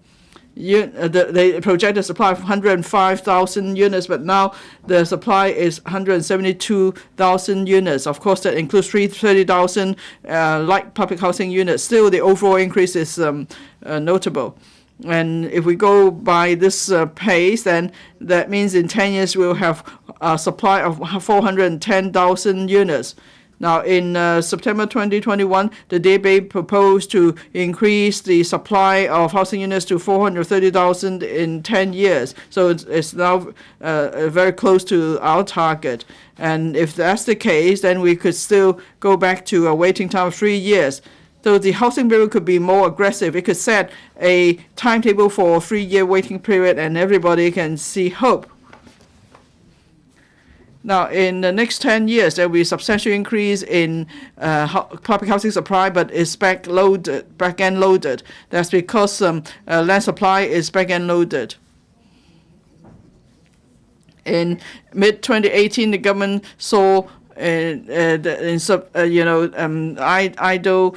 They saw that there was insufficient public housing, so they changed the ratio of public rental housing to sales of flats from 70% to 30%. And then they came up with various sites, such as sites in Kai Tak and Anderson Road. Now there is a stable supply of private housing.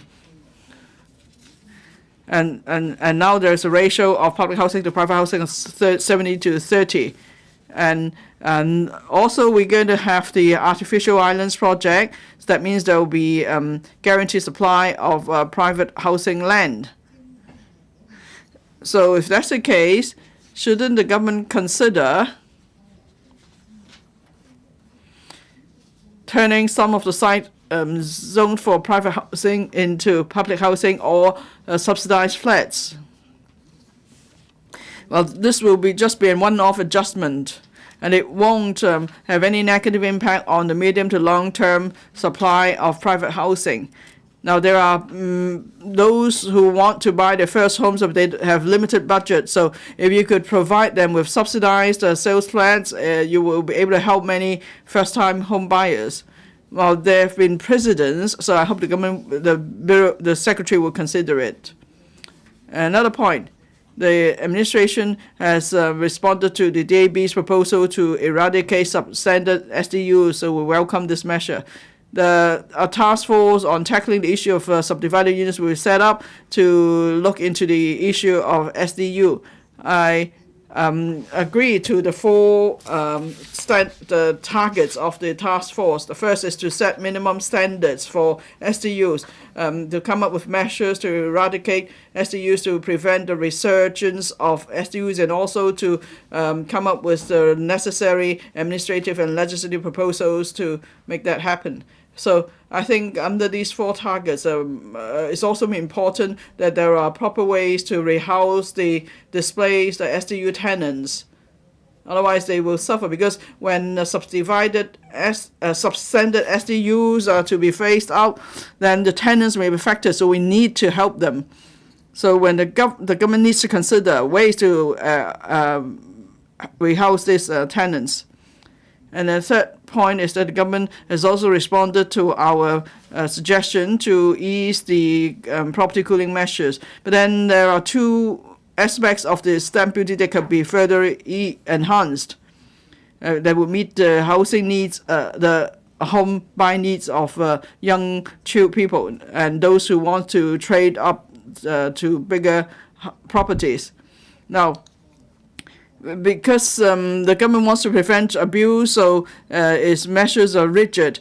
Now, usually a family will first buy another property before selling their existing property. So at one time they will be holding two properties, and they have to pay the 15% new residential stamp duty. Now, of course, there is under the mechanism, there is a system to refund the stamp duty, but then the household must still first pay up, and only when the old property is sold, and then the buyer could apply to get a refund. And we're talking about $1 million in stamp duty probably. It's the same for those who come to Hong Kong. They face the same problem.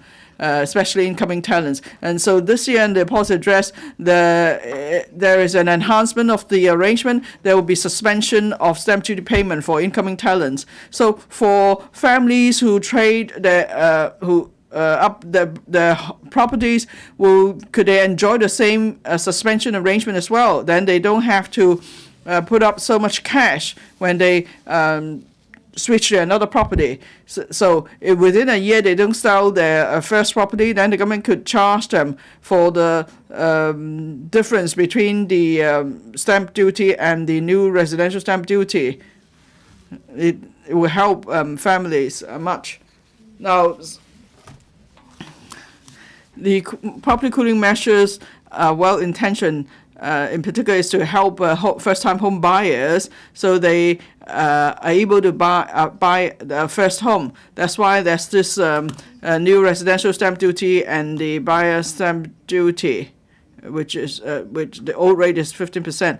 But then for genuine first-time home buyers, can the government do more for them? Say that means someone who's never ever owned a property in Hong Kong, and these people are permanent residents of Hong Kong. Then they can be exempted from paying stamp duty with a cap of the property value of $10 million. So we're talking about genuine first-time home buyers. There's someone who has never bought a property in Hong Kong.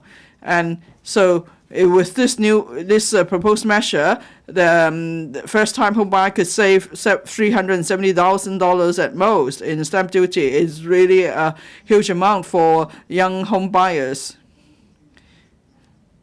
And perhaps with this measure, we could encourage young people to get married and start a family too. Thank you. 主席。 Mr. Chow Xiu-chung, President, in terms of labor support, this policy address has dedicated some 700 words to the measures. It is not much, but many of the measures suggested by the labor unions have been accepted. We thank the government for that. There are also follow-up actions on the review of the statutory minimum wage system.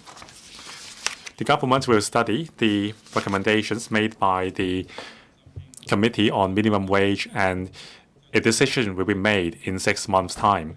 We have been calling for a yearly review mechanism so that there will be a reasonable adjustments mechanism to ensure dignity for grassroots workers. We hope that the safety net will be enhanced further. The other major measure in relation to labor protection is the adjustment to the definition of the 418 requirements or the continuous contracts requirement. After years of discussion, there has been a consensus between the staff side and the management side. Despite the discrepancies in views, finally we can reach a consensus. Now, the major concern we face in the labor sector is the shortage of manpower. We have been emphasizing that we cannot rely on the long term on importation of labor in the long run. We have to enhance local labor supply. We thank the government for launching the re-employment allowance pilot scheme suggested by our union. I've moved a motion on helping the elderly and the middle-aged people to be re-employed. Now, this re-employment allowance pilot scheme is a response to that. The scheme is yet to come, but when I talk to my constituencies, many people are eager to know how they can apply for the allowance scheme. Some even said that they are now enticed to come back to join the labor markets despite years of hiatus. I'm pleased to see that the government has accepted the suggestions made by the HKFLU. We hope that the threshold can be made lower and more flexible so that more people will rejoin the labor market. Now, at the same time, these people who are poised to rejoin the market are worried about the expansion of labor importation scheme. They are afraid that they would be outcompeted by foreign laborers, and also that their remuneration package would be undermined by their coming. Now, a lady from a grassroots family told me that she has encountered a lot of difficulties in finding a job, and an employer even told her that he is not eager to employ people locally. He is waiting for the foreign laborers to come, so he's not eager to hire her. Some kitchen workers told me that after the Chinese New Year holiday, the labor markets would be even worse for them. Now, we have to work on the premise to protect employment for local labor. There should be a threshold that if unemployment rate rises or if there is a decline in wages for certain trades, maybe we have to suspend the importation of labor. We want to have an exit mechanism for the supplementary labor scheme. It is a shame that the policy address didn't mention that. I hope the government can provide a clear roadmap for the exit of labor importation schemes. What's worse is that there is no groundbreaking mechanisms to protect labor. Now, with the gig economy on the rise in places like Spain, the government has set up mechanisms to protect platform workers under the gig economy. We are lagging far behind. The Labor and Welfare Bureau is only conducting a research, and it takes another year for any safeguards to be put in place. I hope the government or the Labor and Welfare Bureau can be more proactive in dealing with this problem, despite not getting a mention in the policy address. Another larger issue is over-exertion at work. Now, we have often seen cases of fatality at workplace because of overexertion. Now, according to a U.S. survey, among the cities with the most serious overexertion at work situation, Hong Kong ranked second. Now, the HKFLU has surveyed 564 workers from 6 sectors. Well, 40%, only 40% of employees work below 48 hours per week. Now, for the worst cases, the workers work more than 75 hours per week. It shows how serious the situation is in Hong Kong. Working long hours for a prolonged period may cause various ailments, including cardiovascular or cerebral diseases. For more serious cases, it may be fatal. According to a UN survey in 2021, people working more than 51 hours per week is 35% more likely to get a stroke, and also 70% more likely to die from ischemic heart diseases. Now, according to the Labor Department survey, between 2018 and 22, there were 131, 138, and 139 and 160 fatality cases for reasons beside chronic diseases. There is a rising trend of fatality at work for overexertion, and most of the cases were in relation to cardiovascular diseases. Now, there is no statutory standard to measure the compensation for overexertion at work. In Japan, there are lots of policy measures to put safeguard against overexertion. In 2014, there was a policy to define overexertion at work and fatality. For cardiovascular or cerebral diseases caused by overexertion at work, or suicide because of mental stress, then if the worker has worked overtime for 100 hours in the previous month or 80 hours in the previous 2 to 6 months, the worker would be defined as a case of fatality because of overexertion at work. Now, there has been a series of publicity measures to that end, and there has been a drop of fatalities because of overwork in Japan. Now, in Hong Kong, people are unhappy because of the unduly long work hours. Now, the government should legislate to regulate work hours and define overwork. Now, on OSH, this year we have seen a rising trend for serious industrial accidents.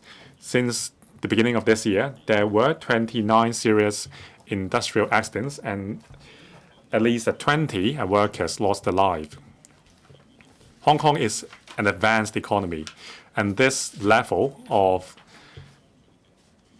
accidents is unacceptable. Now, in the policy address, there are 2 related measures. First, the trade that covered under the rehabilitation pilot scheme for injury at work has been expanded. This is something that I have been calling for personally for many years. And also, there will be an update to the code of practice for bamboo scaffolding safety. This is also very good. Now, I recognize the government's efforts in improving OSH. Although it receives not so much mention in the PA, the bureaus have been working very hard to reduce prevalence rates of industrial accidents. Construction industry is a sector with the most accidents. Now, the Buildings Department is going to amend the ordinance to impose duty on contractors to safeguard workers' safety. I support that. And also, I support enhancing the penalties to make it compatible with the seriousness of the crime. But prevention is always better. The government should step up enforcement and inspection At the same time, we have to ensure that the safety management system at construction sites are being implemented fully. We have to help contractors to promote a safe working culture, and maybe mandatory measures have to be put in place. The government has been promoting the smart construction safety system more than for construction projects with a value of 30 million or more, it is mandatory. But the implementation is poor. There are a lot of subsidy schemes available, but still the industry is slow to take on the system. So I think there should be more supporting measures. I shall submit. Thank you. Mr. Benson Look, President, in early February this year, I submitted an oral question concerning pro-birth policies. A decade ago, because of the government's passive mindset, we now have to catch up on housing supply. The same applies to birth rate. Now, if we are still passive in dealing with the declining birth rate, then we will not have enough young people to support our economic development. I have been calling upon the government to pay attention to the declining birth rates in Hong Kong. I give a like to the principal officials for taking swift and direct actions against a declining birth rate, as well as its challenges. A series of measures have been put forward in a combination punches approach. The measures attracting eyeballs include the newborn baby bonus of $20,000 and also increasing the financial incentives for home-based carers. Many people ask me whether the $20,000 incentive is sufficient to encourage people to give birth. Well, I think the newborn baby bonus is a token of thanks to pregnant women for them to buy supplements or buy new clothing for the newly born infants. It is a financial incentive, but also a token of thanks. Now, the newborn baby bonus or the issue of giving birth is a buzzword among young couples. Many people are pondering when or whether to give birth. Well, this measure is a good prompt. Now, about accommodation and housing, it is another consideration behind birth choices. Now, pro-birth measures are only the initial step to address a declining birth rate. We need a combination package to address the issue. Now, I have invited some young people to join a focus group on helping young people to get employed and get a home. Now, some told me that they would only consider giving birth when they have their own home. It was also discussed in the council about the importance of housing for young people. Besides starting a family, a home is also a security of a form of retirement security. Now, because of various reasons, some young people would choose to queue up for a PRH unit. But of course, we want them to move upwards. To do that, they have to rely on their own ability to get a good pay. But if they want to have their own family, they need to spend a chunk of their salary to pay for mortgage. Or they would become working poor if that's the case. And when they retire, the MPF they have accumulated would be insufficient to maintain the living standard. Well, no one wants to lose their home when they retire. As Mr. Louis Long sometimes says, People can afford the monthly mortgage payment, but they cannot afford the down payment. The down payment is the issue. That's why at the focus group we tried to come up with ways to fix the issue with the down payment. So the BPA and I will continue to look at this issue. And this idea is to use MPF savings for the down payment. Can this be part of the package of measures to help young people get on the housing ladder? Working with young people means looking at the immediate issues and also the future problems involving studies, career, entrepreneurship, and home ownership, so that we work with our young people. I will speak in greater detail on youth work in the next session. Members, I will adjourn the meeting at around 6:30 p.m. Ms. Nixie Lam. I thank the government for the childbearing measures in the policy address. There are a range of such measures in the PA. It sets out a direction to encourage childbearing. This shows government attention to the low birth rate. It also shows policy support to create an environment more friendly to childbearing. I want to focus on getting people to have children in their best reproductive years. Let's look at the medical side of things. Of course, it's best to have children while young. But that's the best case scenario. But let's look at the socio-economic factors. Can that work? For the medical profession, they think it's best for a woman to have children before the age of 35. Otherwise, they become aged pregnant women and they have fewer eggs. In 2022, the median age of the first marriage for women, that was at 32.9 years old. When a couple struggles to conceive and they go to a public hospital, from queuing to the first appointment, that takes 18 months. There are other issues. The cap on conception is 40 years old, so it wouldn't work for me. I'm 41 now. So how many years are left for a woman?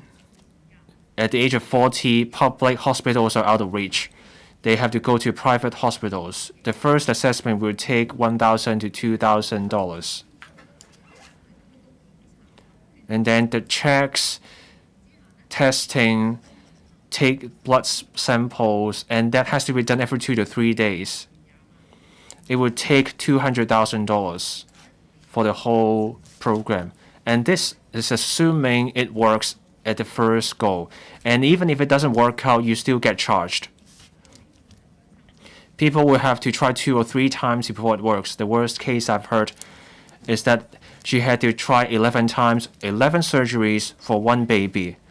11 times of IVF, in vitro fertilization, means injections, at least 1 injection per day. After the pregnancy goes ahead, there will be hormone injections, blood thinner, endless blood sampling.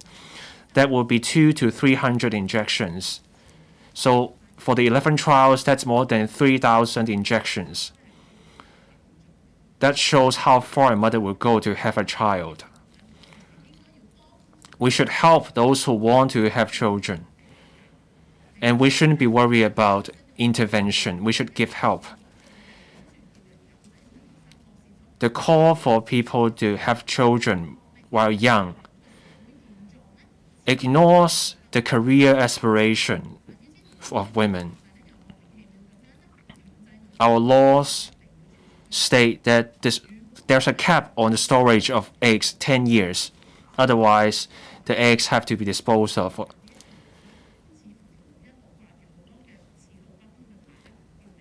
There are many no-go zones for women. It's as if it's asking women to give up. A good package of measures will need to support young women. Early tests like AMH ultrasound for womb let young women find out about themselves. We need risk-free tests, prenatal checks. We need to let young women get prepared first. After an egg is stored, rules need to be simplified. The social atmosphere weighs on family decisions on childbearing.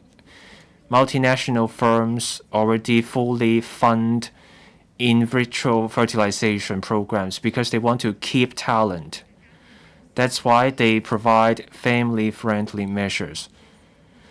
So over here, we support the better measures on childcare, community nannies, etc. But at the same time, the government should take the lead and ask the large firms to provide flexible hours and work from home arrangements. And for small and medium firms, the government should give them tips on how to create a family-friendly workplace. And then we can have a family-friendly Hong Kong, and then women will have the peace of mind to go ahead with having children. Let's get to child rearing. They say raising a child is a challenge. The DAB survey shows this. 32% of those unwilling to have children worry about bringing up a child. They worry about the difficulties in bringing up a child. So for family education, we need to do more. The mother and child clinics, parents have to wait 2 or 3 hours and they're just there for an injection or taking the weight. During the parents' wait, can we give them information so that parents can get better informed? Children grow up. There are new things for parents to learn. So aside from booklets and text-only information, new ideas need to be adopted so that parents can get access to updated information. I will speak on youth issues later. Mr. Scott Leung. Thank you, President. I will speak on housing policy. Starting from 2013, there was an expansion of the scheme to the secondary market, so that became known as the HOS Flat White Form Scheme for Secondary Market. It has been well received. In 2019, 2021, 2022, each time there were more than 100,000 applications for 3,000 to 4,000 flats, but only half of the slots were taken up. That has to do with the short mortgage default guarantee period. So people couldn't get a mortgage even when they find the flat they want. In the new policy address, there's a measure on relaxing the mortgage default guarantee arrangement, including extending the period from 30 to 50 years. That way, buyers can get mortgage with longer tenure. So that with premium unpaid, the flats will see faster turnover. This merits support. And the Housing Authority has endorsed new measures for primary market flats like the GSH flats and tenant purchase scheme flats. The mortgage default guarantee period will go up to 30 years. The repayment period will be extended from 25 to 30 years. In the secondary market, mortgage default guarantee period will go up from 30 to 50 years. For would-be buyers, especially for the white form flat buyers, buyers will get mortgage loans of longer tenure. For flats with unpaid premium, flats will also see faster turnover. This responds to people's cause or aspirations for homes. In Mr. John Lee's election manifesto, he said he would offer more slots in the white farm secondary market scheme so that more people can own their homes and create this housing ladder. In 2013, or rather since 2013, we have seen more slots, but in the last 3 rounds, the slots has remained 4,500. Now there will be longer mortgage guarantee period. Would-be buyers will have a better chance of finding a flat they want. So the government should consider providing more slots for this white farms secondary market scheme. In the 2018 policy address, the government adopted the Housing Society's idea about flat-for-flat scheme for seniors, for those aged 60 or above and they have owned their flat for more than 10 years. Without paying the land premium, they can sell their flat on the secondary market and they can buy a smaller flat to speed up the turnover of the flat. This pilot scheme received 25 applications. As at March this year, 21 approved, 6 has seen the transactions completed. For one case, the buyer managed to buy a smaller flat on the secondary market. The scheme is still going on. The number doesn't look promising because there's a small number of eligible landlords. This scheme merits our support so that senior owners can get amount of money for retirement. This can also speed up or rather increase the supply of larger flats. The white farm secondary market scheme provided the spots, but it fails to provide the incentive for landlords to sell, the owners to sell their flats. There are 30,000 flats on the market. There is huge potential. The Housing Authority should learn from the Housing Society. For flats with premium unpaid, the flat should be able to be sold and then the buyers can buy another flat to speed up the turnover of flats. That way, subsidized sale flats can better meet people's housing needs, and then this can form a separate market. Hong Kong will thrive only when young people thrive. Studies, career, entrepreneurship, and home ownership matter. But the subsidized sale flat schemes fail to provide measures on these 4 points. We still just have quotas. For family applicants and to singleton, the ratio is 9:1. In the new PA, there are measures to encourage childbearing, such as priority flat selection. This merits support. But there's nothing on support for young people's home ownership. In some schemes, for singletons, young people especially, we can have specific slots. We can have more ratio for singleton applicants so that the ratio becomes 8:2. So that there is upward mobility in terms of housing ladder for young people. Now, continuing to boost quality. For urban redevelopment, there will be a study to use the CBD in Kao Yi Chao to promote redevelopment through public-private partnership in all districts. This can speed up urban renewal. The government should make greater use of new development areas to increase the per capita living area. For subsidized sale flat area, we can have a areas floor. We should have more larger flats so that seniors can stay with younger family members. For PRH units, the per capita living area should be no smaller than 7 square meters to give people better homes. Apart from NDAs, in redeveloped housing estates, we should have larger flats in these in situ redevelopment areas. The government should also consider subsidized sale flats so that some units can be rented or sold. Now, on stamping out poor quality subdivided units, there were 220 residents living in 110,000 SDUs, mostly concentrated in Sham Shui Po, Yau Chin Mong. Some SDUs are in poor conditions. The PA proposes a task force on tackling the issue of SDUs. This will address poor quality SDUs. I support this. Achieving this involves many aspects. We need to ensure safety, hygiene, safety. Many SDUs will be affected. The task force should take an orderly approach to stamp out the units. There needs to be the right priority. And for SDU land plots with units that don't meet the target, there should be support for these landlords to give them a chance to do better. And before we have the public housing units, we need to ensure stable housing supply.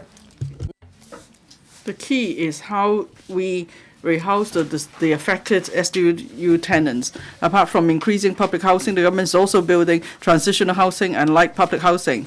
In future, there will be about 50,000 units that are temporary or transitional housing for use. And then in annual progress report of the long-term housing strategy, the government will be able to build about 410,000 public housing units in the next 10 years. And about 280,000 units are rental units.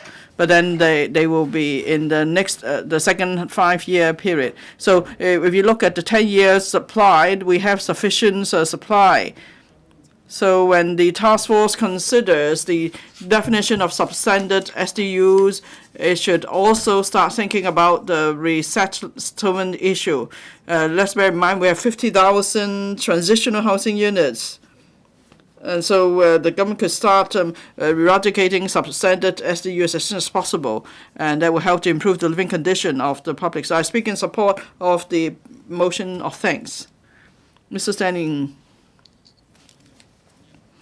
President, I'd like to speak on housing and land issues. I also speak in support of the motion of thanks. Now, we don't have sufficient land and housing supply, so property prices are high and housing costs are high, and people are not able to live well. The PA proposes addressing the long-term short supply of housing. So the key is about increasing land supply. Well, it's not that we don't have sufficient land in Hong Kong, it's just that we're not developing enough land. And also, as developers are accruing land, and then we have the high land premium policy of past government, and there are also bogus environmentalists who always oppose development. I agree. I'm glad to see that the housing issues consider priority in improving people's livelihood. In the PA, we're told that there is sufficient supply to meet the needs in the next 10 years. And the government shouldn't be complacent. It shouldn't just it shouldn't stop looking for more land. The government should start building a land bank. It should resume land, and so there won't be any constraints arising from lack of land supply. The government needs to be able to take charge in housing production and land production. Now, by 2048, in the next 30 years, there will be 7,000 hectares of land for housing. So that means the government could build a land bank with about 1,000 hectares. The latest figure shows that there will be 3,370 hectares of spade-ready land in the next 10 years. So that's an additional 90 hectares compared to the last forecast, and that's in line with our expectation.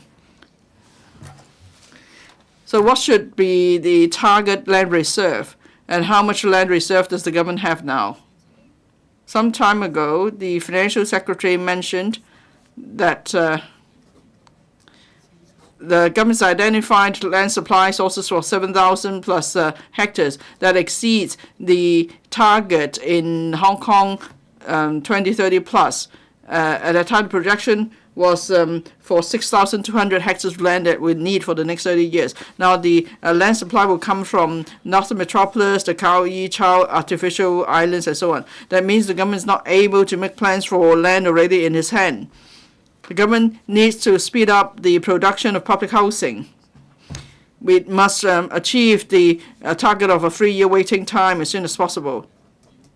And by 27, the waiting time, there's a lady with depression. She called me. She felt helpless that the waiting time for public rental housing was 5 years. And I have another letter from a resident from another person on the waiting list living in Shao Kiwan. The household has been living in SDUs for 7 years. They express discontent with the government's, of the Department of Housing inaction. So we need to speed up supply. We need to streamline the application process so that we could speed up the whole waiting time. Now, SDU tenants living in appalling condition, the PA proposes to set up a task force on tackling the issue of SDUs, and I welcome that proposal. But can they really speed up their work? Can they compress their timetable? So they could come up with some measures to improve SDU as soon as possible. And also they will eradicate SDUs. I've said on many occasions, we need to increase the supply of public housing so the government has the resources to resolve the SDU problem. So I speak. Mr. Chen Pui-Leung. Mr. John Lee, the Chief Executive, delivered his second policy address last year. The theme is a vibrant economy for a caring community. He's put forward many policy initiatives. I think this policy this pay represents a breakthrough that will promote development. It is a demonstration of the results-oriented governance style. And then the PA actually also takes on board the views and public sentiments. Now, I'd like to speak on new energy, transport, and so on. Traffic and transportation is the second largest source of carbon emission. For example, taxis, buses, lorries, and so on. They are the main sources of roadside pollutants. They account for 90% of vehicle emissions in Hong Kong. So the government needs to take the lead.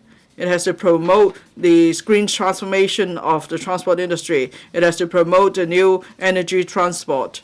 I'm glad to see in the PA that in the first half of the next year, there will be a roadmap and timetable for promoting the transformation to green transport.